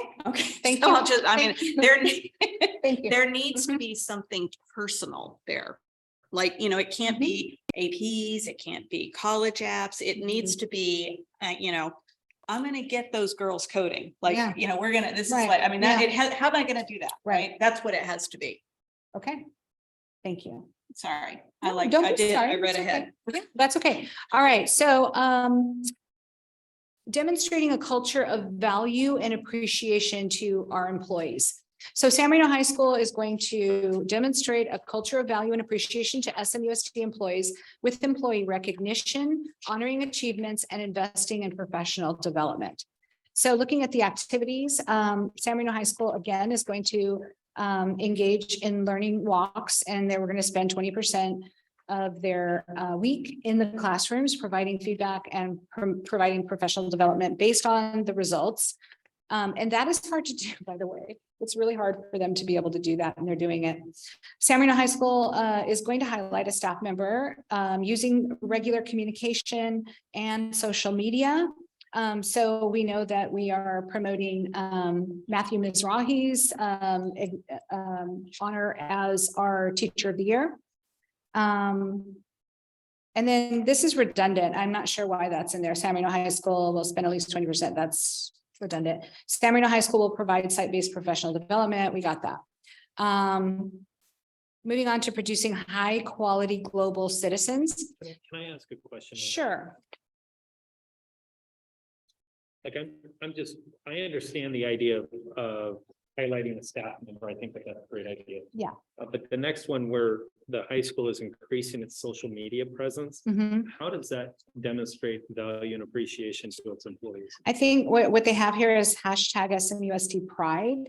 I think what they're trying to do is, so if you're an outstanding coach and administration goes out and photographs you and posts a picture of you doing something amazing or being honored, and then they, create a little blurb about you. That is elevating your presence as a coach for San Marino High School. It's creating pride in the school. It's also letting people know who you are, which may not happen in the absence of that picture being taken, right? And the admin posting. Is that what you meant? Right? Promoting, yeah, promoting. Mhm. Okay, so it's directed not just to the students that are participating in the programs or the classes or whatever, but the faculty and staff. Oh, yeah. Whoever that's also doing Yes. it and highlighting them as well. Yes, if you go to our SMUSD Facebook page, you will see lots of pictures of teachers. Like I took a picture of Tonyel Hindi tonight with you standing there, and I'm going to post that and talk about the presentation for the Wellness Center at San Marino High School. And you know, today I took pictures at the Huntington Middle School PTA meeting. And so I'm going to be posting, you know, Daryl standing up and talking in front of the parents. And so we are trying to elevate and promote all of the good work that is getting done district-wide. And that in turn creates a culture of value and appreciation, because if you're that teacher that's working hard in your classroom every day, and typically you go unnoticed, right? But now that we're going on all these professional learning walks, we come into your classroom, we take pictures of you working with students in groups, and that goes up on social media to say, you know, this teacher is outstanding and was doing X, Y, and Z activities in his or her classroom today. They feel good about that. It's like, oh, thank you. Great. Right. So that's what we mean by that. Thank you. You're welcome. So, Dr. Delatorre. Yes, ma'am. Ms. Caldwell, I wanted to just kind of add a little bit to, I think what Jane and Jeannie were trying to get at in terms of, you know, how do we measure this? How do we intentionally put in place our focus on students? And one discussion we were having. And one of the things I know Dr. Delatorre can speak on this much more, but we can put in those SMART goals. And I know Jane doesn't like acronyms, but SMART goals stands for being very specific. Is it measurable, and how is it measurable? So as we look at some of these items, when you say we're going to go into the classroom 20% of the time, you know, over a period each week, we also can measure that. Right. And is it achievable? Because on some days, you know, Carlos is super busy, so that week is not going to happen. But on the following week, can he get in there 35% of the time? And in terms of these goals being realistic and relevant, we want to make sure that they are. We're not just walking through just to walk through. How valuable is it, that experience, when you walk through the classroom, to give specific feedback to support the teacher, not just taking a picture, but really recognizing, like, I love the way when Jeannie framed it and said, Tanya, let us know what it is you need. You need to reach out to us, because as a program grows, it can stagnate, it can and stay at a plateau. So how do we take it to the next level? And then, of course, time bound, meaning how can we achieve it? And is it realistic in 6 months, or is it a 9-month thing?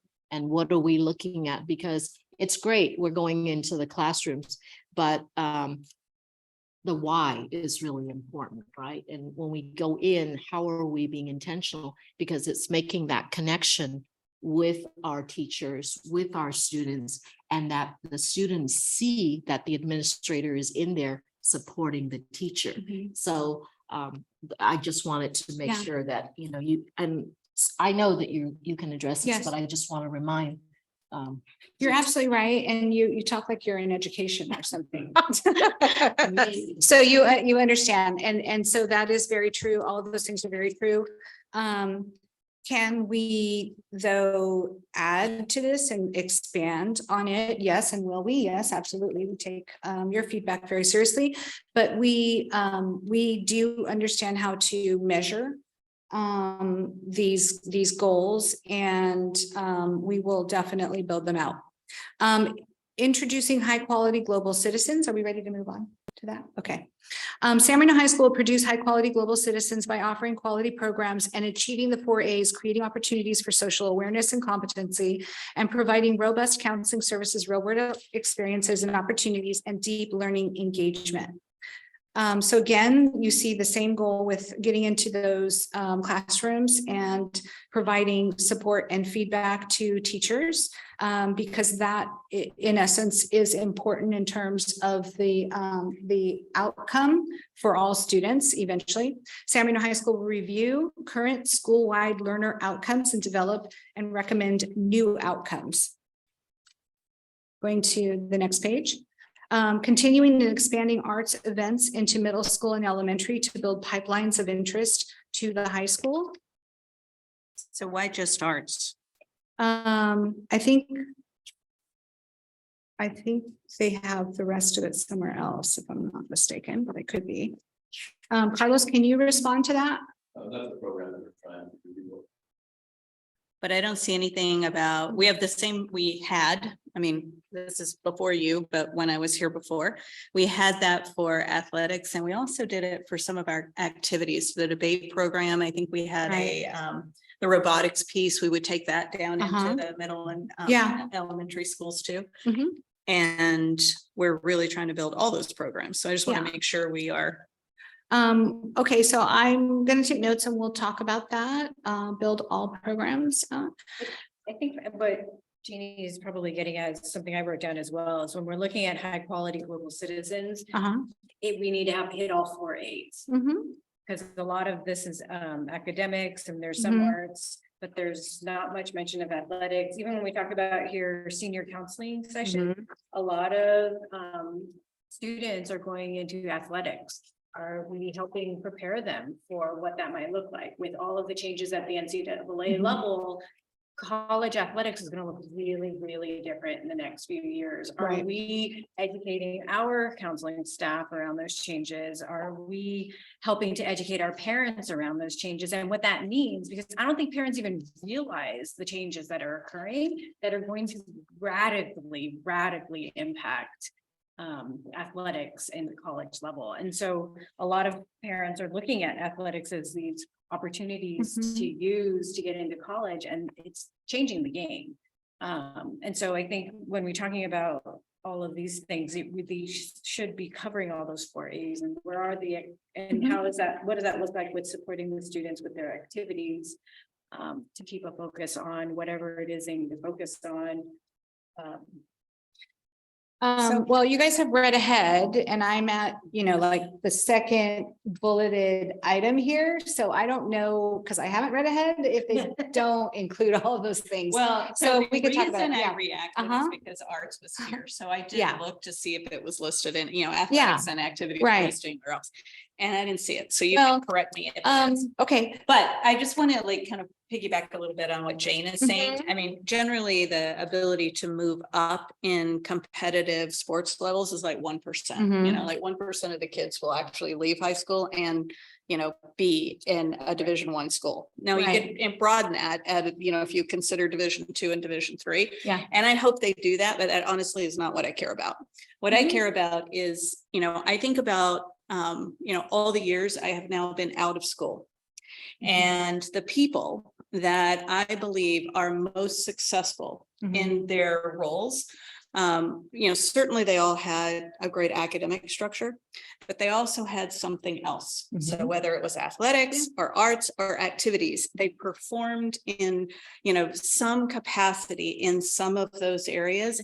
And that's where they became really who they are, right? So the academics is a given.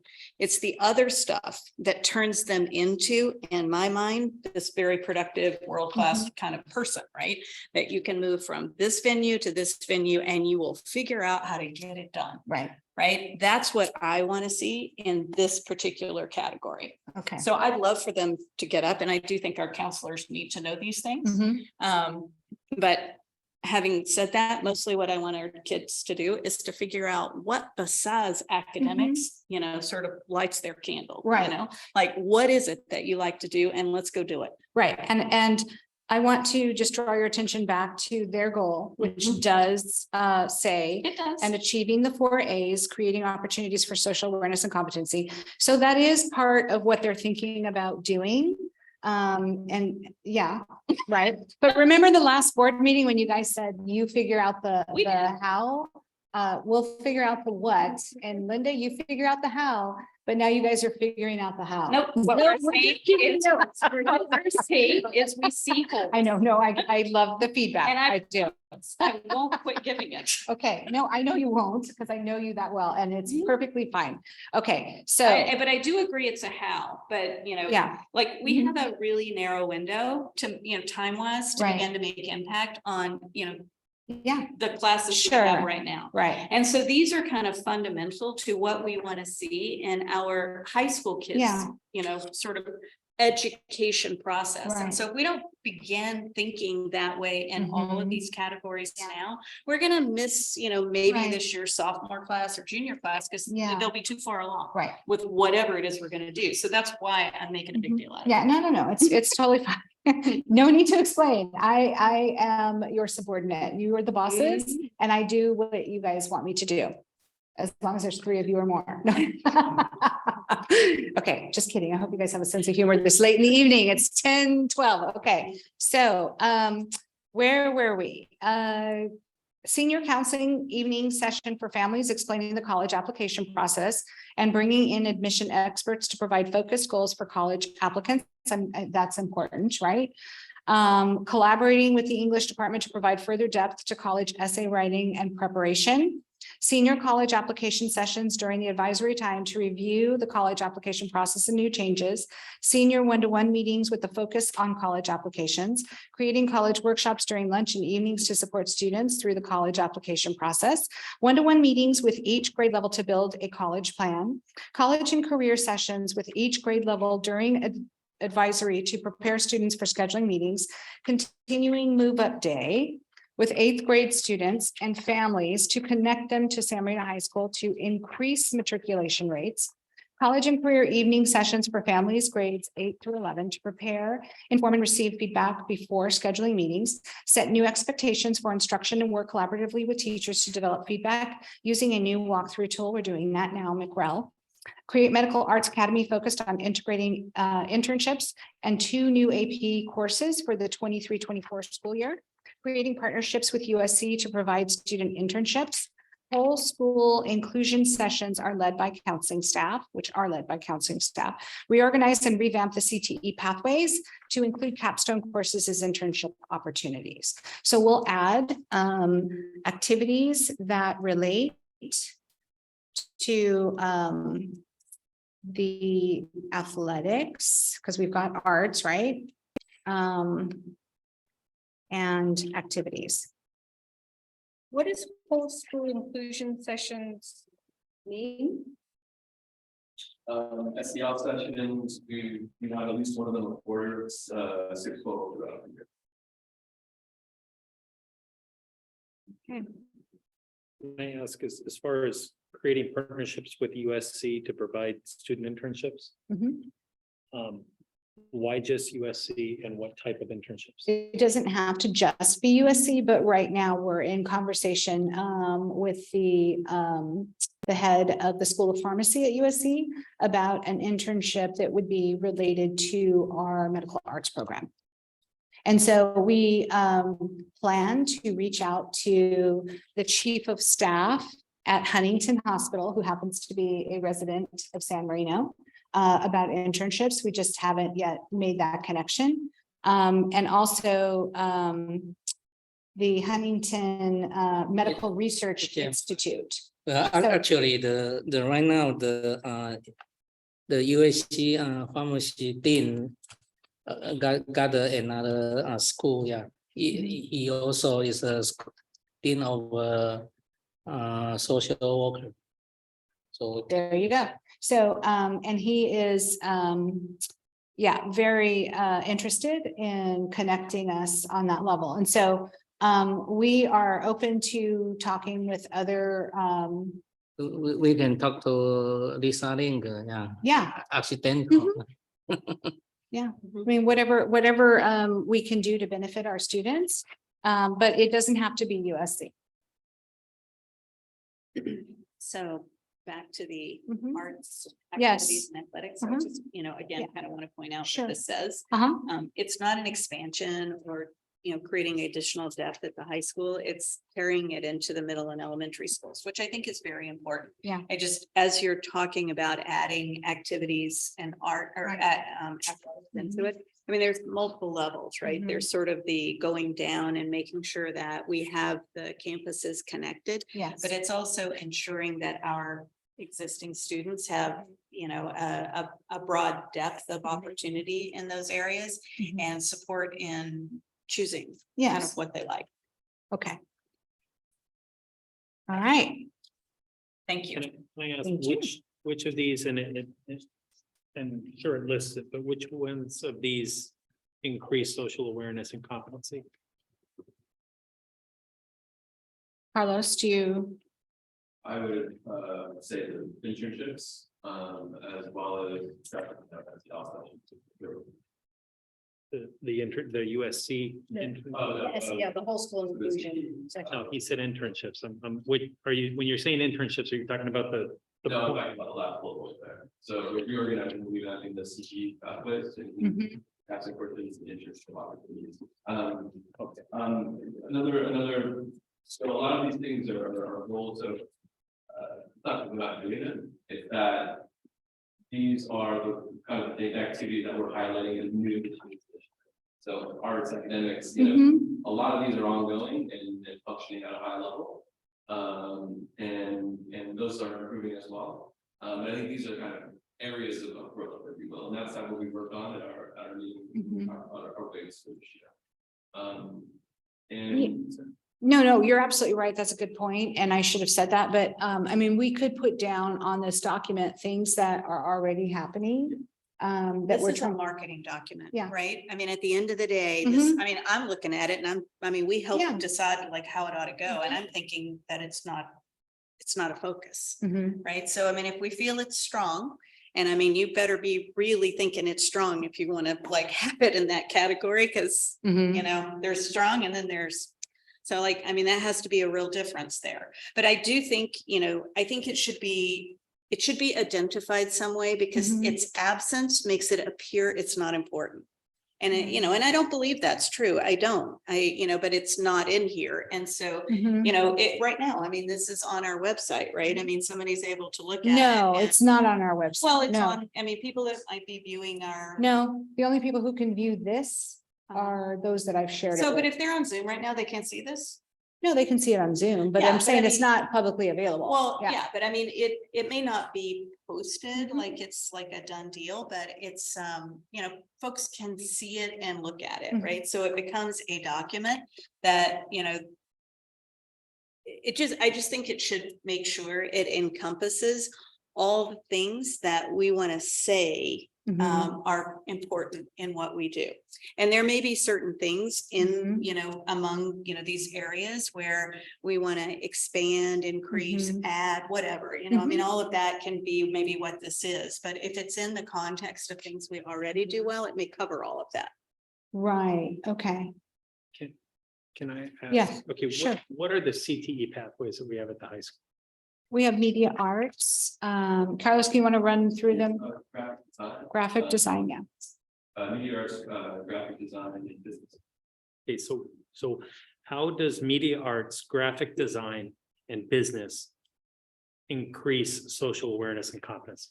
I think what he was saying is that if they have an internship that takes them outside of the boundaries of our community to perform work, right? They have to engage with individuals who may be diverse. They have to, maybe adapt to a different work environment or culture.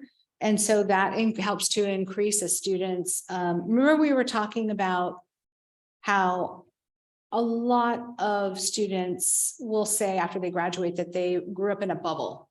And they didn't really, I think you were the one who talked about, take them downtown LA so they can see what it looks like in the real world, right? Because eventually they're going to be out there in the real world and they need to understand how to navigate it. And so if we're creating internship opportunities for kids where they have to go and complete an X number of hours in maybe LA, right? Maybe, I don't know, some other city where it's a distance from San Marino and it's a very different culture. That is creating an enhanced awareness of other cultures that increases their ability to connect, to converse, to engage with individuals. So that increases their social competency and their cultural competencies and awareness. Okay. So that's just, and that's only one thing, right, that you were pointing out. But there's, I'm not trying to nitpick on one. No, thing. I'm it's okay. just saying increased social awareness and competency really goes in my Mhm. goes to taking students and immersing them in activities and programs that really genuinely let them understand the struggles of people in their community. And I'm unless there is for example, a media arts internship that is going to do that, then that is focused on social awareness and competency, then it's not necessarily going to do that. Or you know what I'm saying? I mean, well, it could we're though. talking about trying to build Yeah. global citizens Sure. so that they can go out into the world Right. and actually know how to interact with people from other cultures, That's other what, right. experiences.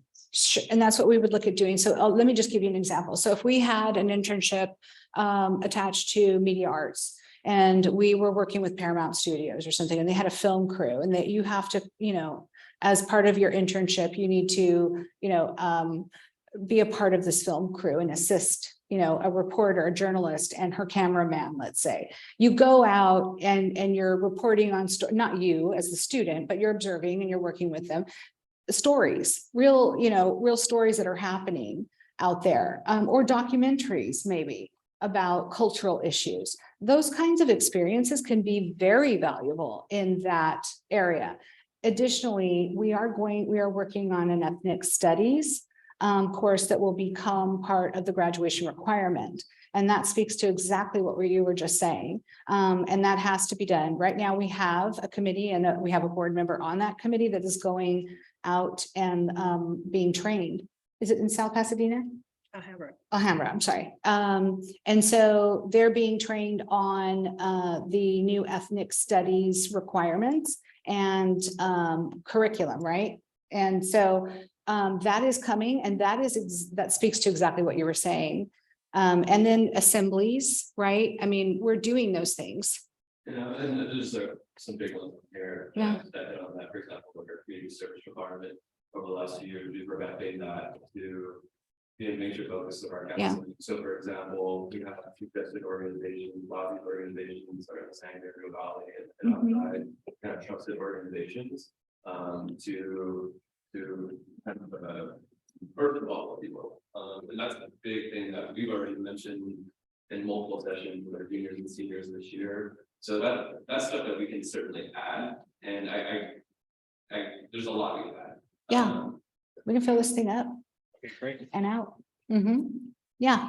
Okay, any more questions on that particular one? Thank you. That's the last one. Oh, that was the last one, yeah. Great. Okay, so I look forward next week to presenting Huntington Middle School's action plan. And I will take a lot of time working on that before I present it. Thank you so much for your feedback. I really do appreciate the care and concern that this board has for its students and the 4As. And I really do take your opinions and your feedback seriously. So thank you. Well, thanks for saying that. I mean it. I know you do. You do. So I know the next thing says Dr. Richter, but that means you. So Yes. you get to keep talking. So the second read. Sure. President Caldwell. So we are about 30 minutes past the last time we talked about it. Should we extend 30 minutes to get through these or? Probably, yeah. Well, do we have that real rule that I can only do it one time? Yeah. We do have a real rule. That's true. As far as I know. That Yes, can we only do. One time. I think we should do the hour because we have, this advisory committee thing may engender conversation, more conversation. Fine with me. And this is all because I said I wanted us finished by 9 o'clock today. I'm just like, for sure, this is. Okay. Okay. All right. I'll move to extend the meeting to 11:30. Thank you. Do we have a second? Second. Thank you. Kelly, Yes. Mike, Yes. Joseph, Yeah. Jane, Yes. Shelley, Aye. Jeannie, hi. All right, let's see if we can beat that. Okay. Thank you, President Caldwell, members of the Board of Education, Board Member Trin, and executive team. I am doing the second reading of Board Policy 6158.1 on independent study. So all of the changes that we were requested to make last meeting during the first read have been made and incorporated into the copy that you all have in your board packet for the second reading. Any questions? This is not related to the motion itself, but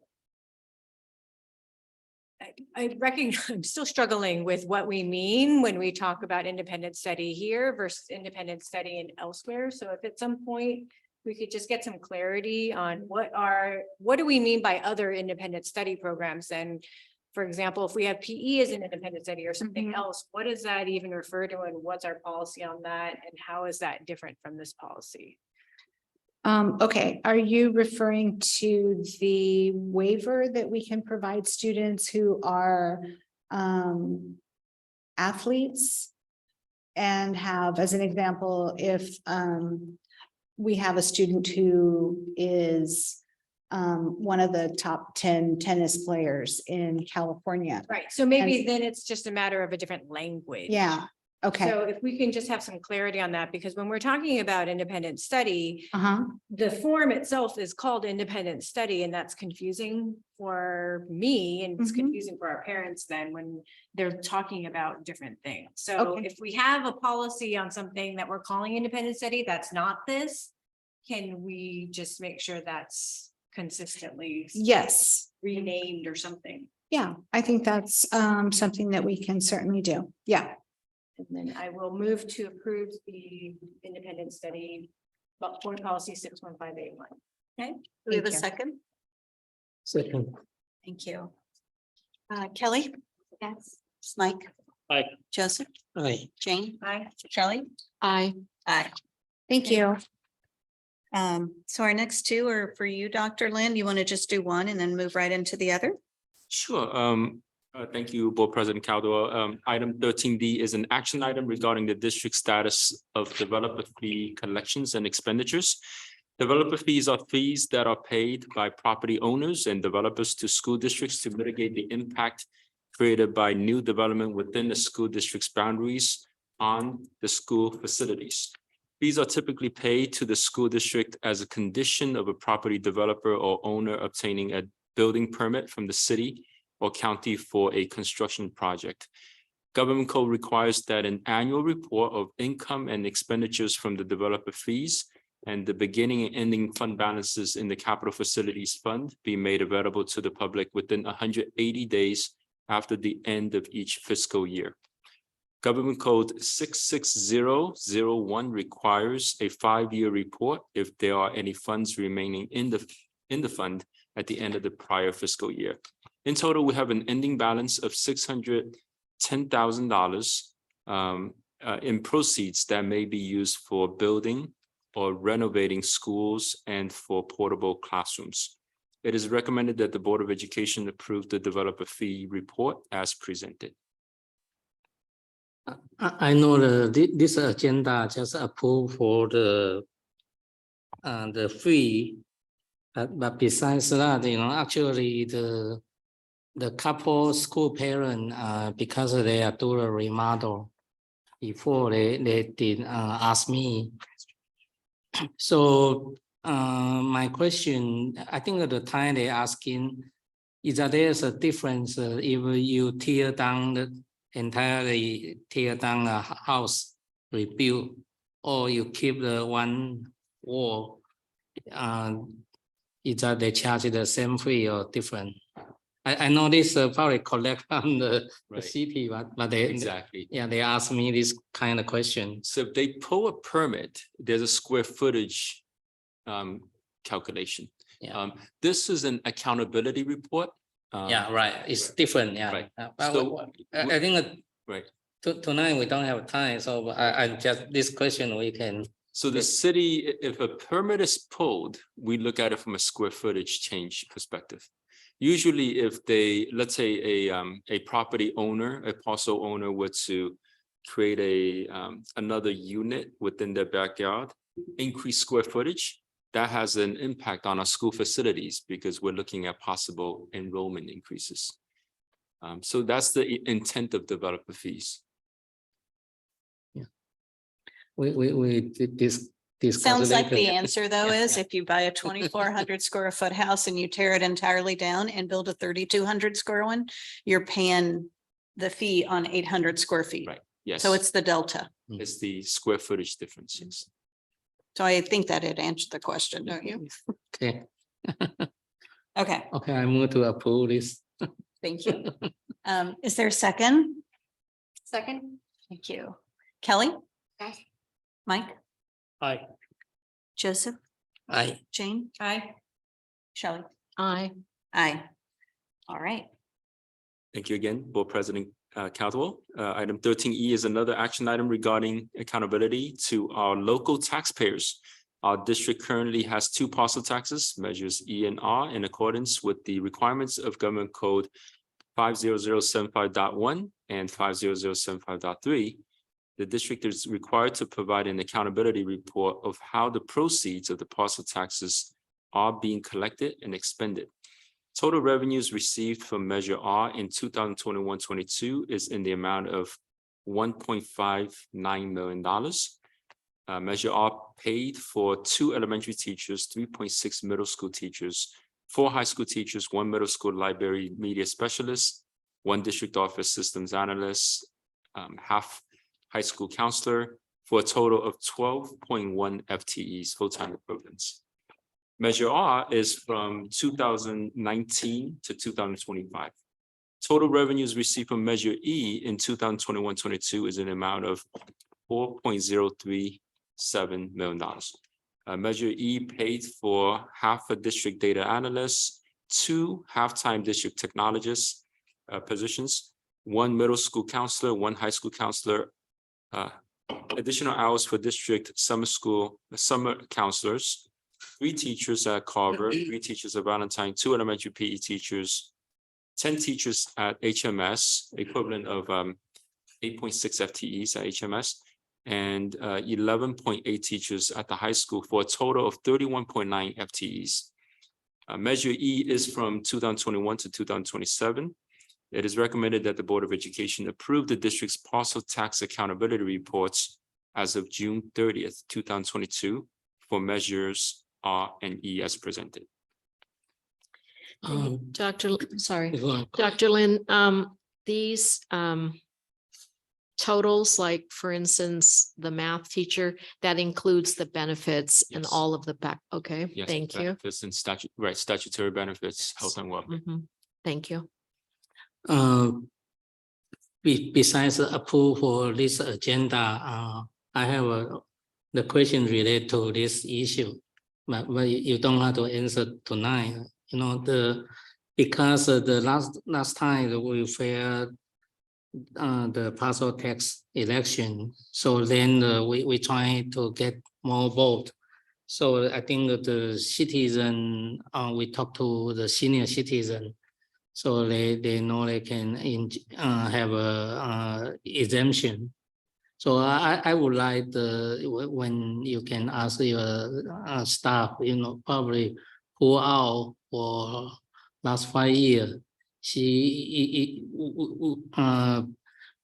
With this tool, the major is that the collection where is a drop or still the same, yeah. Because I know this issue in their discussion during the senior circle, yeah.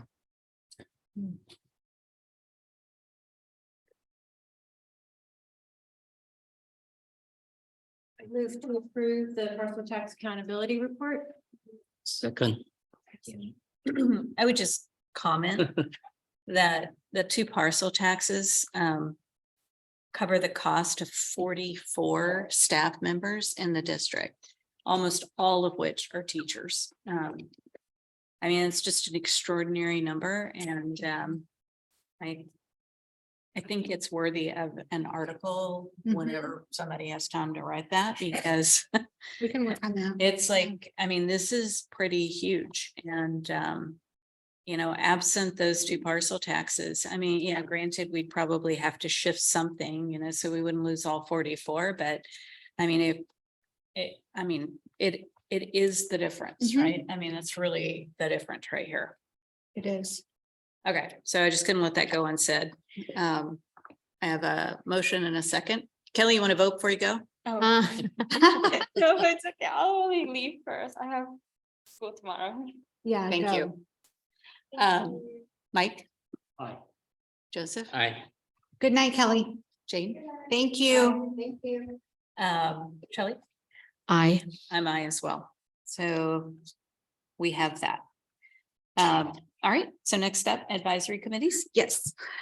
So this evening I have before the Board of Education, a document that spells out our advisory committee guidelines. And essentially what we would like to do is to reinstitute a facilities advisory committee, an athletics advisory committee, and an arts advisory committee. And in order for us to be able to do that successfully, we need to have guidelines. And so we have the document in front of you. The question that I guess I would ask the board at this time is whether or not the Board of Education wants to move forward in overseeing these advisory committees, or if they would like them to be superintendent led committees. Looking at Shelley and she's already laughing. Going back to governance, right? And going back to the fact that these committees are really working groups that are advisory only in nature.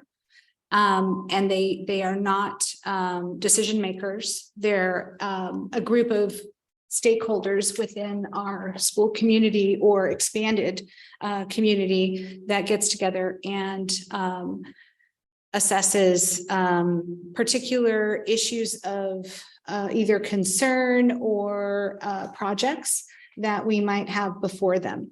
So having said that, I mean, that's a conversation that Jeannie and I have had, Board President Caldwell and I have had. I am comfortable either way. I am going to be serving on these committees either way, one way or the other. But this document that's before you today is to allow you an opportunity to review their charge, their code of conduct, their scope of work, and recommendations and reports that would be made to the Board of Education. And then it says here in section 7 that I would be the liaison between the board and advisory committees.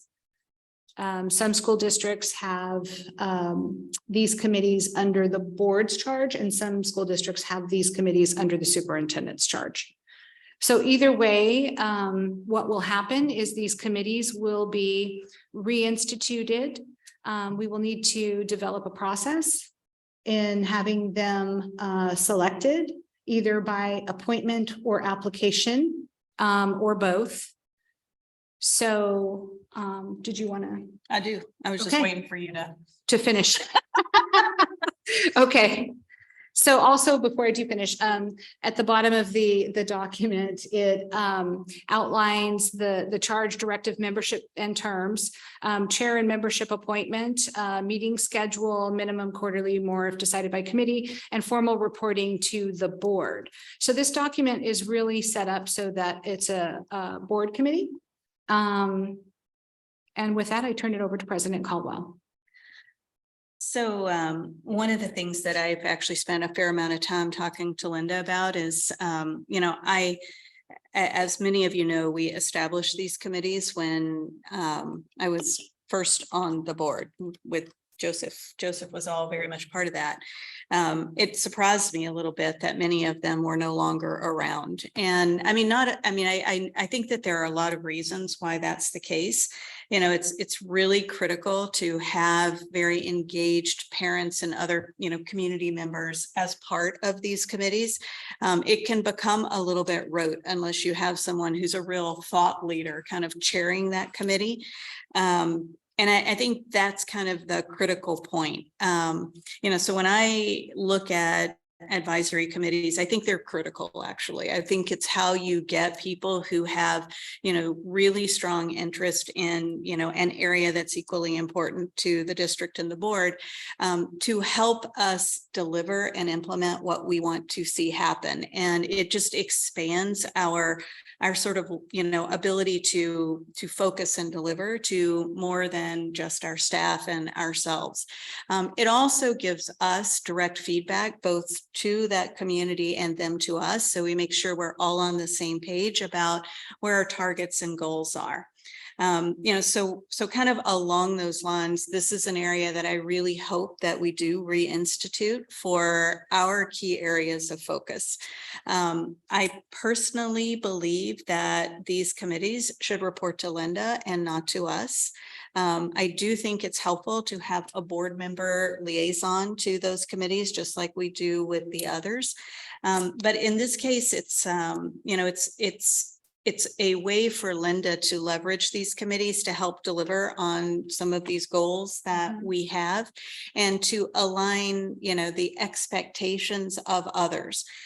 So not unlike the documents we just went through with our goals, this too becomes a bit of a education effort, a marketing effort, a PR effort. You know, it's kind of where we just really ensure we're all on the same team. I'm a big proponent of appointing. I think we absolutely must appoint the chair. We should know who our thought leader is for these areas, and we should encourage that person to lead that effort for us. I think along those lines, there should be a core part of the committee, which is also appointed for much those same reasons, because that's the group who's likely going to lead the effort. I do think applications are important because we don't necessarily know everyone, and an application is a great way for us to get other people who may be interested. But we need to come up with a way that we kind of deliver that.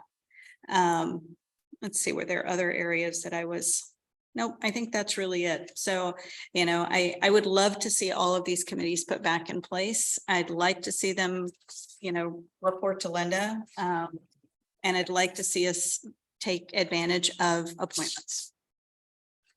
Okay, first of all, I'd like to make a comment because I've been too long here, and then for your time, you know, we initiate a couple of the committee.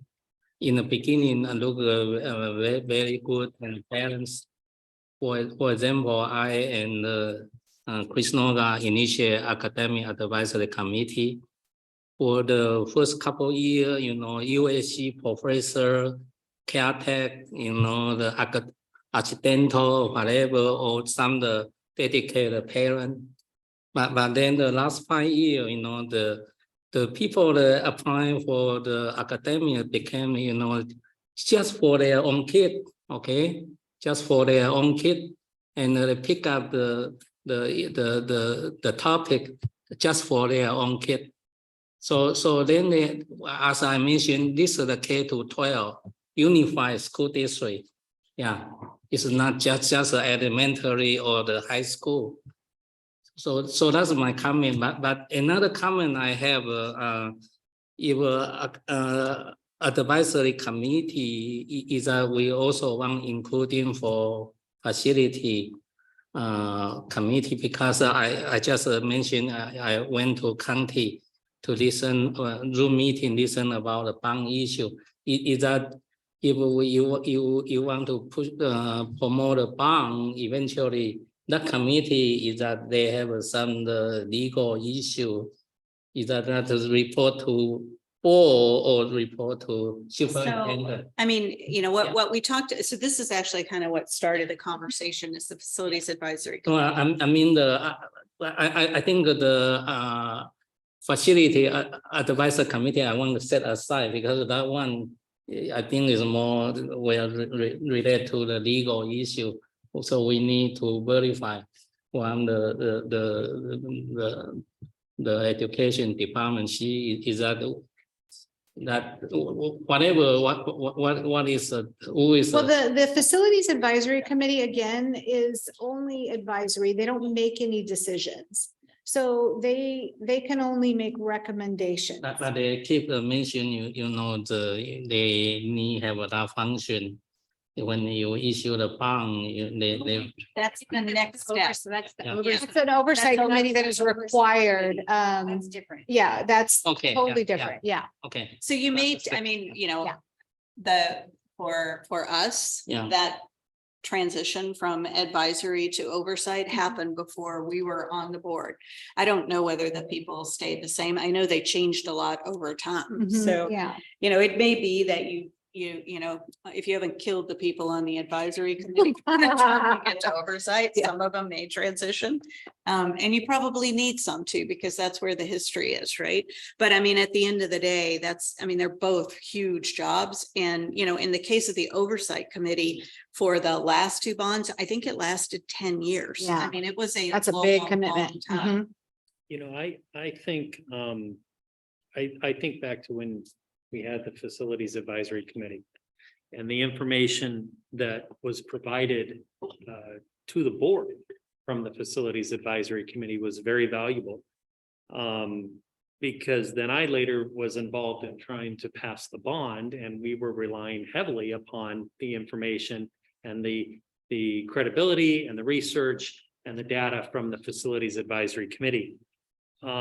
These committees are what's going to give the ammunition to allow the board or allow the community to know how they want to make things happen with a bond or whatever it is. Therefore, I think the issue of the community hearing directly from the committee. Oh, but they can still They do would that. still hear, from them. I mean, think of it like the assistant superintendent role, right? They would almost perform that way. So what I was thinking is, I think that it's very important that when we're talking about the Facilities Advisory Committee doing a lot of work to show what our facilities need, that they are reporting directly to the board.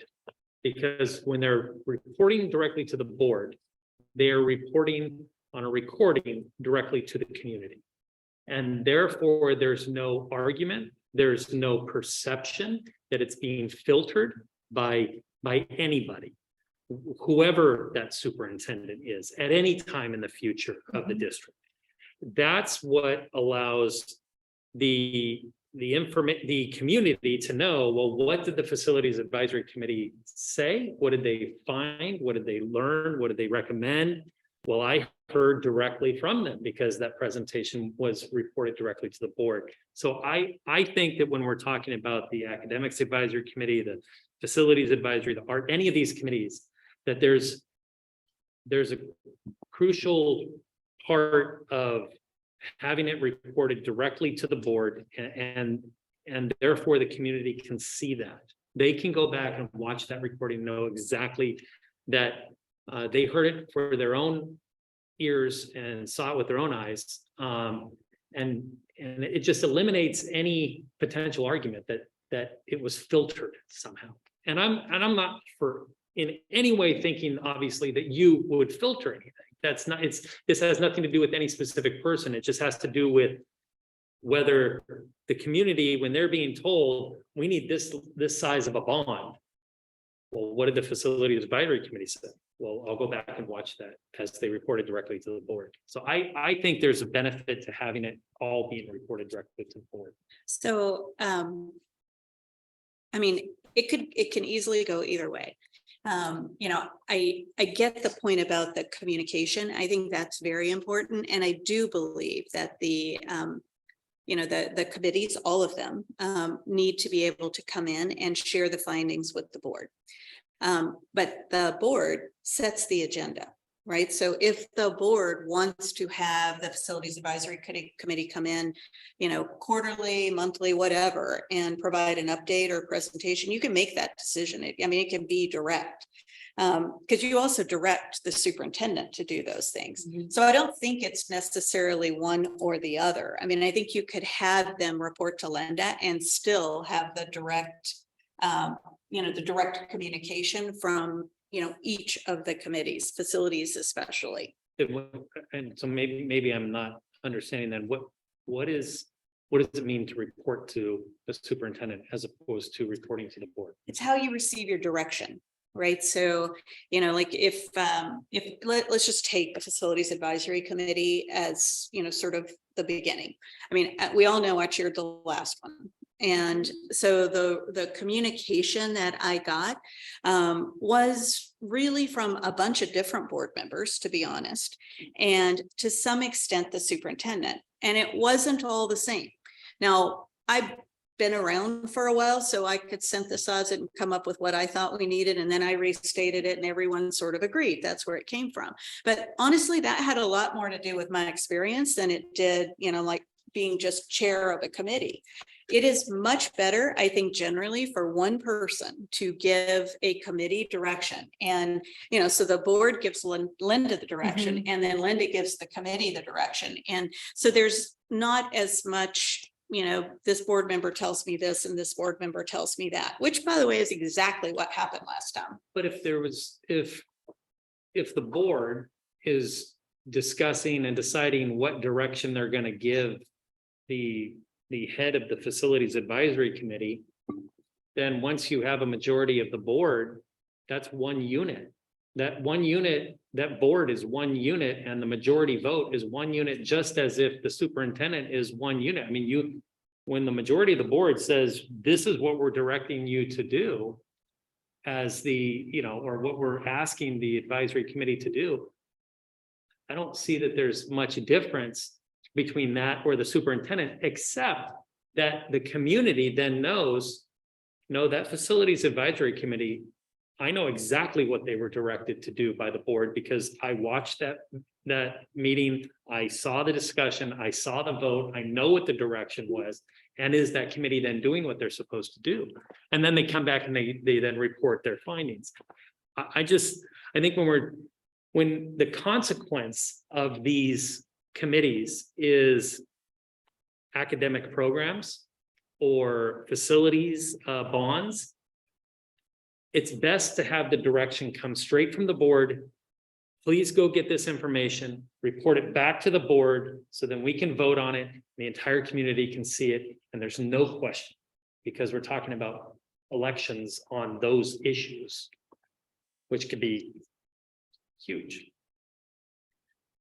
I mean, it's 6 of one, half a dozen the other. It's not worth holding it up because the committees are more important than where they report. I think it really has to do with the rigor that a board of 5 people can put into a committee charge. And, I don't know. I mean, those of you who were on it, I got asked after all the discussion had happened. So I missed all that part. But what I got was a lot of reports and information, and was more or less asked to try to put that together in the context of an ultimate recommendation. So I don't know. I mean, I think the charge was to come up with what our bond should be. I mean, I don't know. I mean, it may have been a little bit more specific than that, but it was pretty generic, right? And I mean, there are a lot of components to that, which, this board may not even know. So when you're looking at the Facilities Advisory Committee and the fact that ultimately you're going to be recommending a bond, a very big part of that is to understand that you have to have somebody come in and determine what the bonding capacity is for this community. So I don't even know if the board, all the board at the time even knew that needed to be determined. But we had done that before, and so I did, and so that was part of our discussion. So I mean, I think a little bit of it was, I mean, I don't know, like it sounded like they were asking me to do it from the beginning, so they might have assumed that. I don't know, you guys tell me.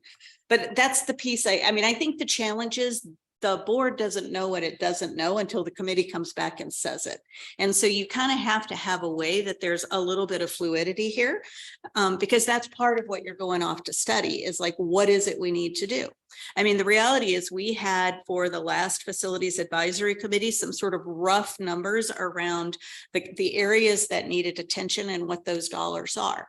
We're going to, I don't see how we get a bond passed if we don't take that to a substantially more detailed level the next time, which means we're going to have to spend money to make this happen. Yeah. Right. Sure. This isn't going to be us just sitting in a room saying, we're taking this estimate that someone very knowledgeable gave us. I mean, we're going to have a much more detailed estimate. I mean, these are just the kinds of things that, I think you learn over time, and Facilities needs assessment and facilities master plan. And so there's a considerable expense involved in having both of those documents done. And we need to get started on those documents sooner rather than later. But it's probably, I mean, it's, truthfully, it's not worth holding up here, how we choose this, because I think the mandate is to establish the committees. We need to then charge the committees. And so part of the idea would be that we create the mandate tonight by essentially saying we want to do these things.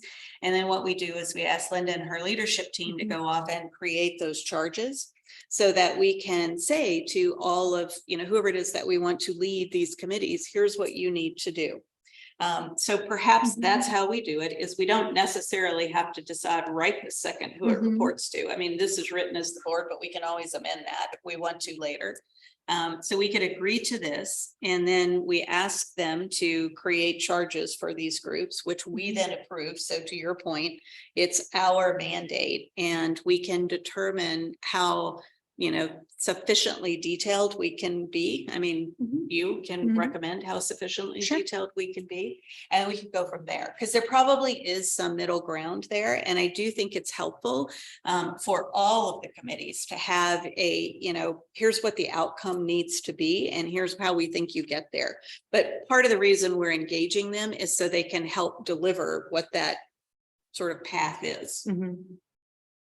I have some concerns, well, questions first and then possibly leading to concerns. So when we're talking about each of the committees, it looks like at this point, we're looking at 4 committees, right?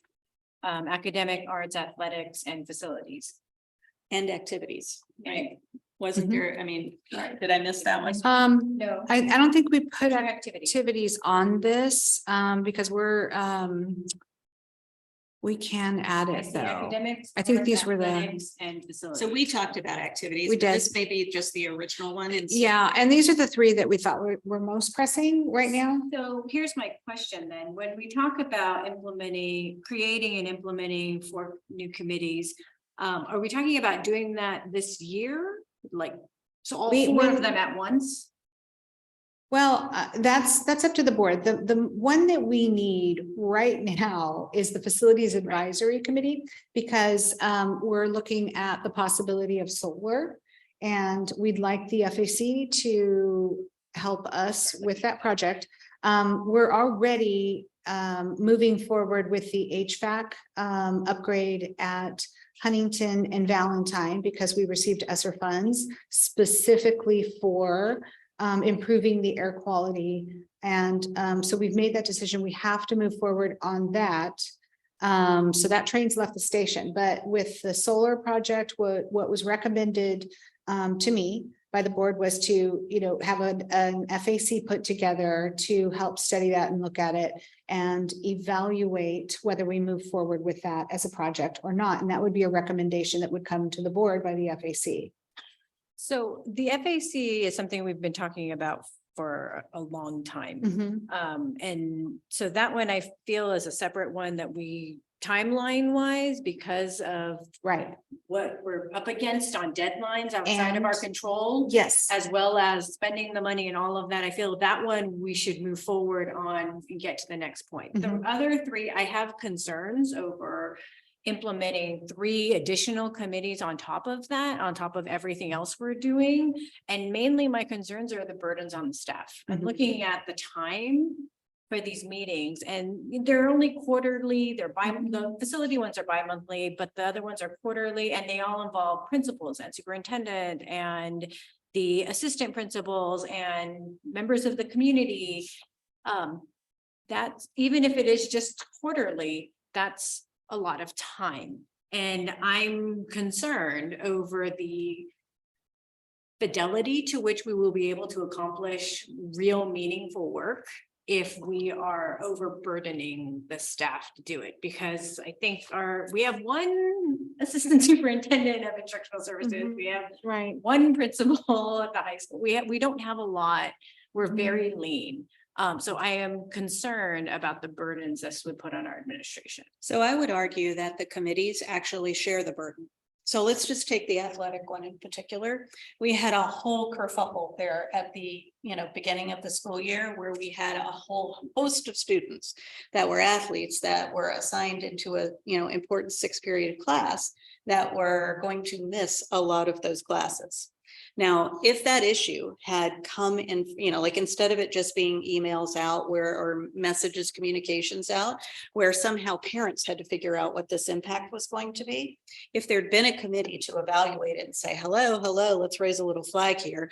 Our basketball teams, our soccer teams, our baseball teams that have 2 games a week are going to miss this important 6th period class for the entire schedule of their their games, then we wouldn't have even had the problem. And then our staff wouldn't be undoing the problem and figuring out how to place these kids into different classes today.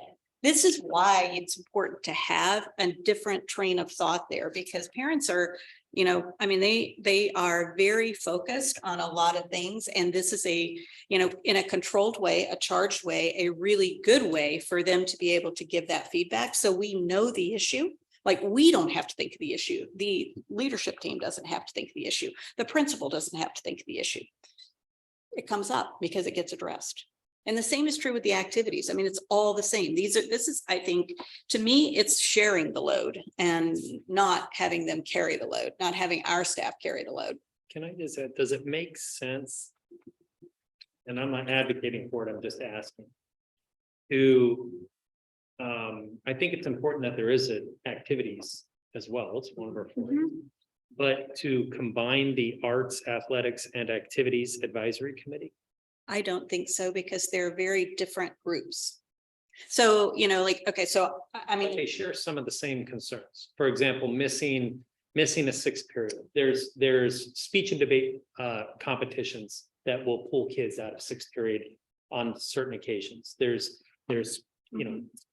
games that will do it for athletics as well. And there may even be VAPA programs. There may be some shared interest, and perhaps there's some, view of just those shared interests.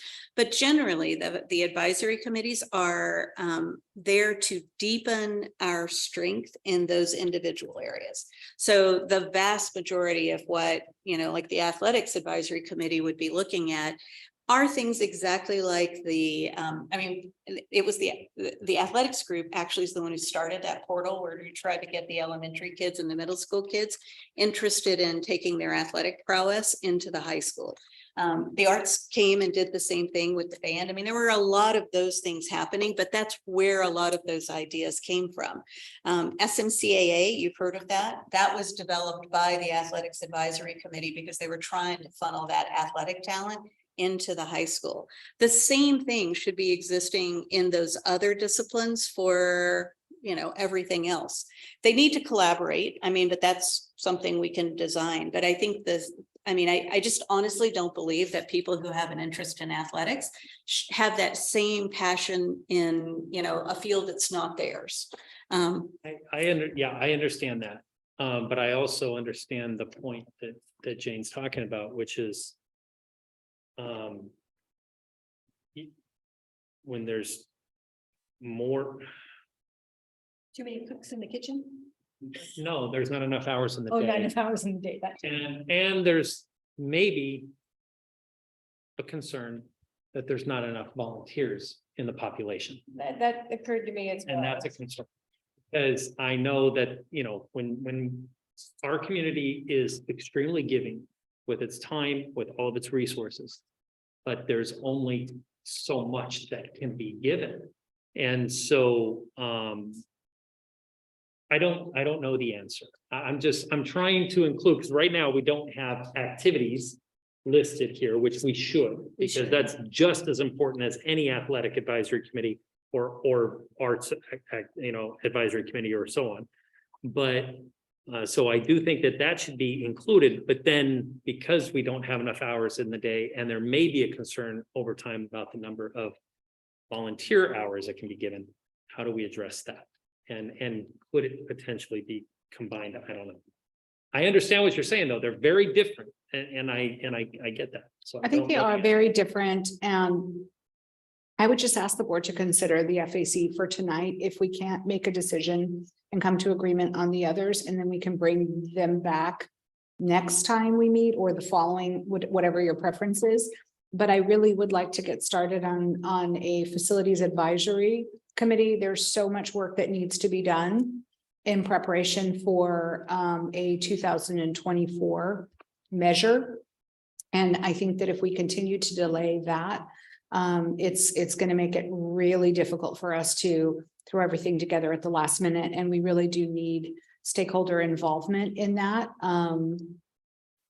So is that possible, Mr. Chang? Okay, look at this proposal, look like, you know, they reduce the community member at the large, right? Like, for example, facility only, we will only get the 4.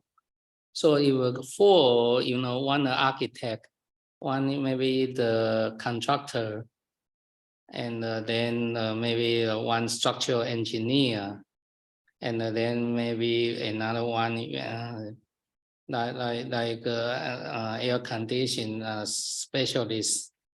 I think entire facility, I think probably look more specialty in the different.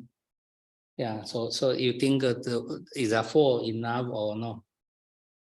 Even the contractor, they may have a different view, you know, residential, commercial.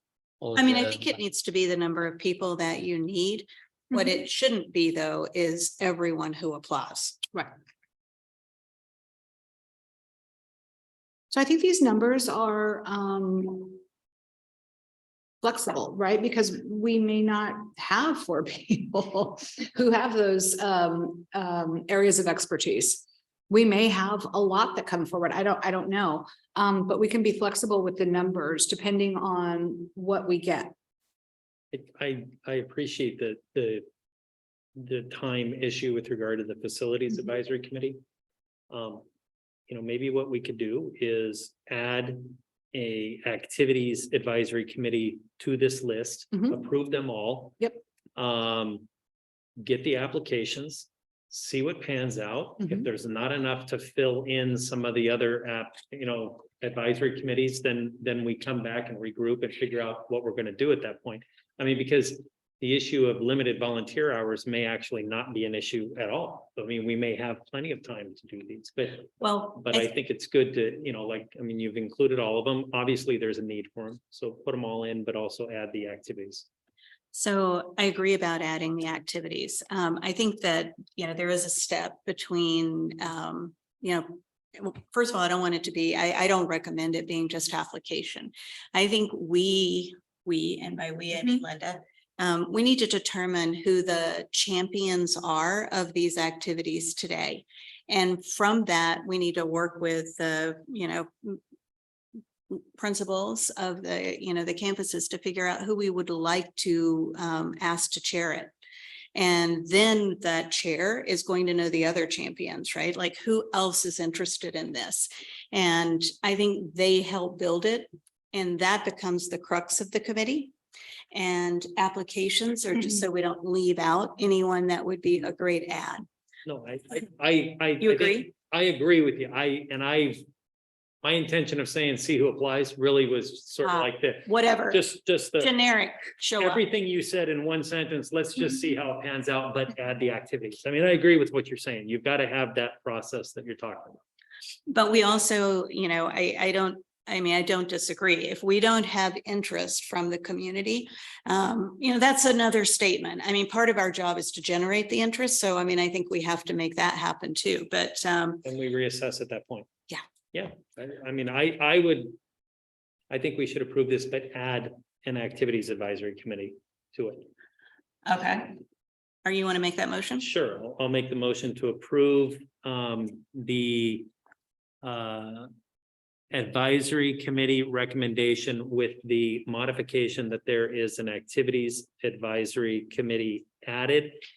And then the superintendent can work to fill in the chart, or work with whoever you feel is appropriate to fill in the charge and the membership and make those recommendations for the activities advisory committee. Do we have a second? I just don't feel ready to move forward on all four. I feel very strongly about the facility advisory committee. I feel that that is something we have talked about very extensively. We know the charge is pretty clear. When I look at the other ones and the chart, it's very vague. I don't know what that means. So I'm hesitant to move forward on something that hasn't been fleshed out as much.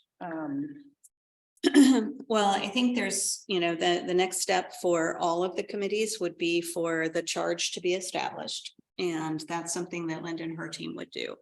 And, for the facilities one, I mean, we did it already. So we know we need to duplicate what we already did, which I think is why this is fleshed out. But my argument on doing the other ones is we will never advance in those areas unless we create the committees. I mean, we just sat here and listened to the activities that were listed in against our board goals. And we all had conversations about how those other A's are going to move forward. They're not in here. They have to be done. I mean, if we're serious about it, we have to see that happening. And I just don't see it happening with just the staff we have. The only time we've ever really been able to make meaningful improvement in any of those areas is through the use of advisory committees. And we did that with academics and we've done it with athletics. I just don't know why it would be difficult to do it with, to do it again and to add arts and activities. So do you second the motion? Well, I will, but I don't want to be that person. I mean, I'm trying not to because I mean, this needs to be a board decision. Well, it will be a board decision if there's a second to the motion. Well, if, we'll vote. I mean, the reality is if I second and no one else is willing to second, it's not going to pass. So if none of the other board members are going to do it, it's going to be an issue. I'm just wondering if we could combine arts and activities. I don't So think that we we have should three. combine Okay. anything. I mean, like, we're compromising what we want to accomplish before we've even started to try to do it. Okay. I mean, I don't want to do that. If we have to come back and talk about it with this group, fine, we'll do that because, like my job is to help sell it. But I definitely don't want to compromise it. I don't see it as difficult. I mean, I really don't see this as a difficult decision, but clearly that may be because I've done it before. So that could be the difference. So, Well, I think part of my concern also has to do with, I'm not quite sure what the objective that we are trying to accomplish here. If the advisory committees come before the board and then say, this is what they're advising, I mean, they're telling the board what, and then the board turns around and tells the schools. I mean, I guess I'm a little bit confused here on blurring the lines between governance and administration. so let's take the athletics one again, so we have the plaque issue, right? Mhm. And, so the we at least, it still would need to be covered on arts and activities, but it would have at least been handled at the athletic advisory committee. And there would have been some recommendation across all athletics. So I think it's more like just having a group that thinks through those complex issues. So you're not relying on just the principal to do it. I mean, there really is a much bigger thought process around how you expand what you do. But we're, part of the issue we had with the academics advisory committee, and this is part of what Linda and I talked about, is, there is an element of, crazy wild thinking that you want people to have. But there also that has to be balanced with, here are the things that we must get accomplished, and how might we do those in the best way possible. And so part of the issue is in our mandates and our charges that we want to create around these would be to design how that works. So, you want to, like, if, I don't know, I mean, I don't recall all the things our academic advisory group did, maybe Joseph does, but there were some things that we probably couldn't get to, or weren't necessarily aligned with what we wanted to see. That's where you'd want to have, I mean, I assume it would be Dr. Victor as the person on that committee. She would be the one that would sort of help regulate what they're working on and why. I mean, if there's no appetite for doing something, then we want to be able to have some control back and forth. But on the, if I could just say, we got 15 minutes to approve a teacher contract and to figure out what we're doing here. So if I've got a motion that's on the floor and nobody's going to second it, then I would please ask another board member to make a decision and put together another motion so we can move forward. It's 11:15 at night and we've got a teacher union contract we have to approve. Okay, then I think the facility advisory committee, there's a need, and pretty soon we have to have, but maybe it's not ready for tonight. So I like to make a motion, maybe just a table and give 2 more weeks. Yeah. Table all of it or the? No, table this agenda, yeah, and then go to discuss for the G and H, yeah.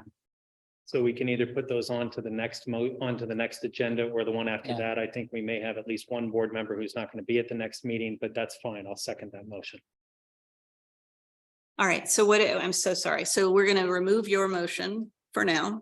Well, there was no second, so it died. So now Joseph made a motion to just approve the facilities advisory committee, and I seconded it. Is that what you moved? I'm confused. No, my motion, look like everyone is not ready. So then just table, yeah. You want to table all 4? The discussion completely? Yeah, table F, yeah. Mike, I would make an amended motion then, that we followed the recommendation of our superintendent, that we need a facilities advisory committee, and that we approve the facilities advisory committee tonight, and then we come back on another day and deal with the other advisory committees. All right, so do we have a second to Mike's amended motion? Which is to move forward with the facility advisory committee. Correct. Right now, Tonight. yes. I second them. All right, any discussion? All right, so Mike, would you like to be the first vote? Aye. Joseph? Aye. Jane? Aye. Shelley? Aye. Jeannie? Aye. Okay, so we'll table the rest for our next meeting, or 2 meetings from now, because I won't be there at the next meeting. Okay, so do you want to do the teacher association tentative agreement? Yes, thank you, Board President Caldwell. Item 13G is an action item regarding the tentative agreement between the district and the San Marino Teachers Association. I'm presenting this on behalf of Dr. Rose, who is currently attending a conference. The San Marino Unified School District and the San Marino Teachers Association negotiating teams met over 4 consecutive weeks beginning in August. Each session was professional, collegial, and productive. The 2 sides agreed to a 7% on-schedule raise and a one-time 5% off-schedule bonus. Beginning next school year, the work calendar will be 185 days. We agreed to raise the compensation for members required to travel during their daily schedule.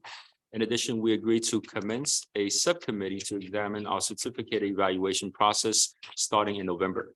We also clarified some language regarding how members will receive their stipend pay, as well as the instructional days for our schools.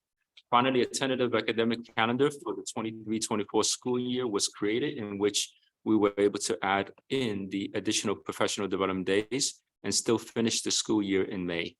We would like to thank Dr. Rose I would like to thank Dr. Rose, Dr. Richter, Mr. Kurtenbach, and Mr. Topalian for their contributions to the district's team. I would also like to thank SMTA President, Mr. Jose Kerr, and SMTA negotiation team for clearly sharing their thoughts and perspectives, which allowed for an honest and collaborative dialogue at the table to reach this agreement. It is recommended that the Board of Education approve the tentative agreement between the San Marino Teachers Association and the San Marino Unified School District. I would move to approve. Do we have a second? Second. Thank you. Any discussion? I do see someone with San Marino Teachers Association. That's already granted. Not after this. It's up to the board president. Okay. I'm sorry, the president of SMTA is asking if he can make a comment after you guys vote on this. Is that okay or not? Well, we want him to make the comment before we vote. Okay. Is that okay? Okay, so I do see in our Zoom that there's a San Marino Teachers Association. There's no name, but may I allow that person to We need speak? to know who, they need to introduce themselves. Mhm. Okay, San Marino Teachers Association, your line is now open. And I've also asked you to unmute, so go ahead and please identify yourself and you may speak. Hi, can you all hear me? We hear you, Jose. Okay, hi, this is Jose Kerr. Thank you for allowing me to speak tonight. I just wanted to just make a comment, and I wanted to reiterate what Dr. Lin had mentioned before. We did have very collaborative sessions. We sat down throughout each week and we looked at many different scenarios. We looked at many different ways in which we could accomplish both our needs and the needs of the district. And I did feel like we were in a very, in a way, it was a very trusting, I guess, setup or process this year. So I just wanted to thank the district administration and the members of the negotiating team for trusting. Thank you. Appreciate the comment. For for listening to our needs and just to make sure that I reiterate that we are happy with the results. Thank you. Thank you. Thank you, Mr. Kyer. Well, hang on, because I think we're going to vote. All right. Thank you. Yeah, so we have a first and a second, right? Is that okay?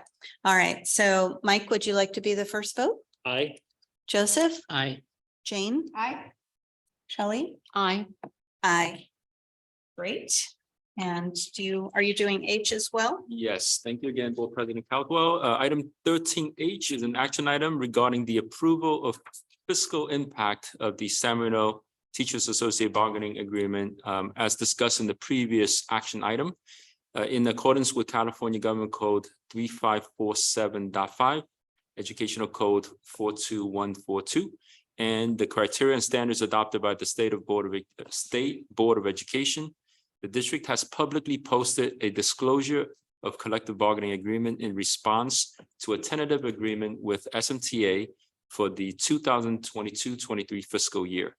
Earlier this evening, the district received a response letter from LACO, our County Office of Education, with regards to the fiscal impact of the bargaining agreement with the San Marino Teachers Association. In the letter, the County Office of Education states that the district's financial analysis, as reflected in the disclosure, projects it is able to maintain the minimum required reserves for the term of the agreement. It is recommended that the Board of Education approve the district's AB 1200 report disclosure as presented. Thank you. Do we have a motion to do so? Move to approve. Thank you. From Jane, second. Second. Shelley. Any questions, comments, discussion before we vote? I just wanted to say thank you to Dr. Lin for finding all of the coins in the couches to make this happen. And I want to say thank you to the state, because we give the state a lot of grief, but they really pulled through on this one to give additional base and address the ADA issue. All right, so Mike, would you like to be our first vote again? Aye. Joseph? Aye. Jane? Aye. Shelley? Aye. Aye. All right. Any superintendent board discussion items? Something very important. You all have your dinner in my office. Please pick it up and take it with you before you go home so it doesn't go to waste. One thing I would like to ask is in a previous meeting, which the issue came up again tonight, was the issue of the plaques that were approved. Yeah. To be done for the football team only. Mhm. There was discussion during that issue that it would find its way back onto a future board meeting agenda so that all the other programs, teams, clubs, and student interests could also have the same type of plaques across all of our campuses. I would request that we please put that on an agenda, either the next agenda or the one after that, because right now, frankly, I think that there's favoritism for one program and not for all the others. And I think we need to allow that to happen for all of the different programs. Well, I think we need to find out first whether or not they have interest in that. So maybe that's something the superintendent can pursue. Sure. I don't want to make them do something they don't want to do. But if they want to do it, then the board certainly would welcome the conversation. Yeah, But I think this my goal also is- falls under the. I don't think it does. I mean, it would have if we'd had one, but I mean, the reality.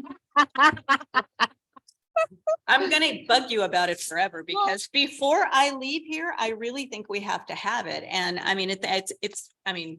Well, and to that note, I would say board superintendent's discussion items.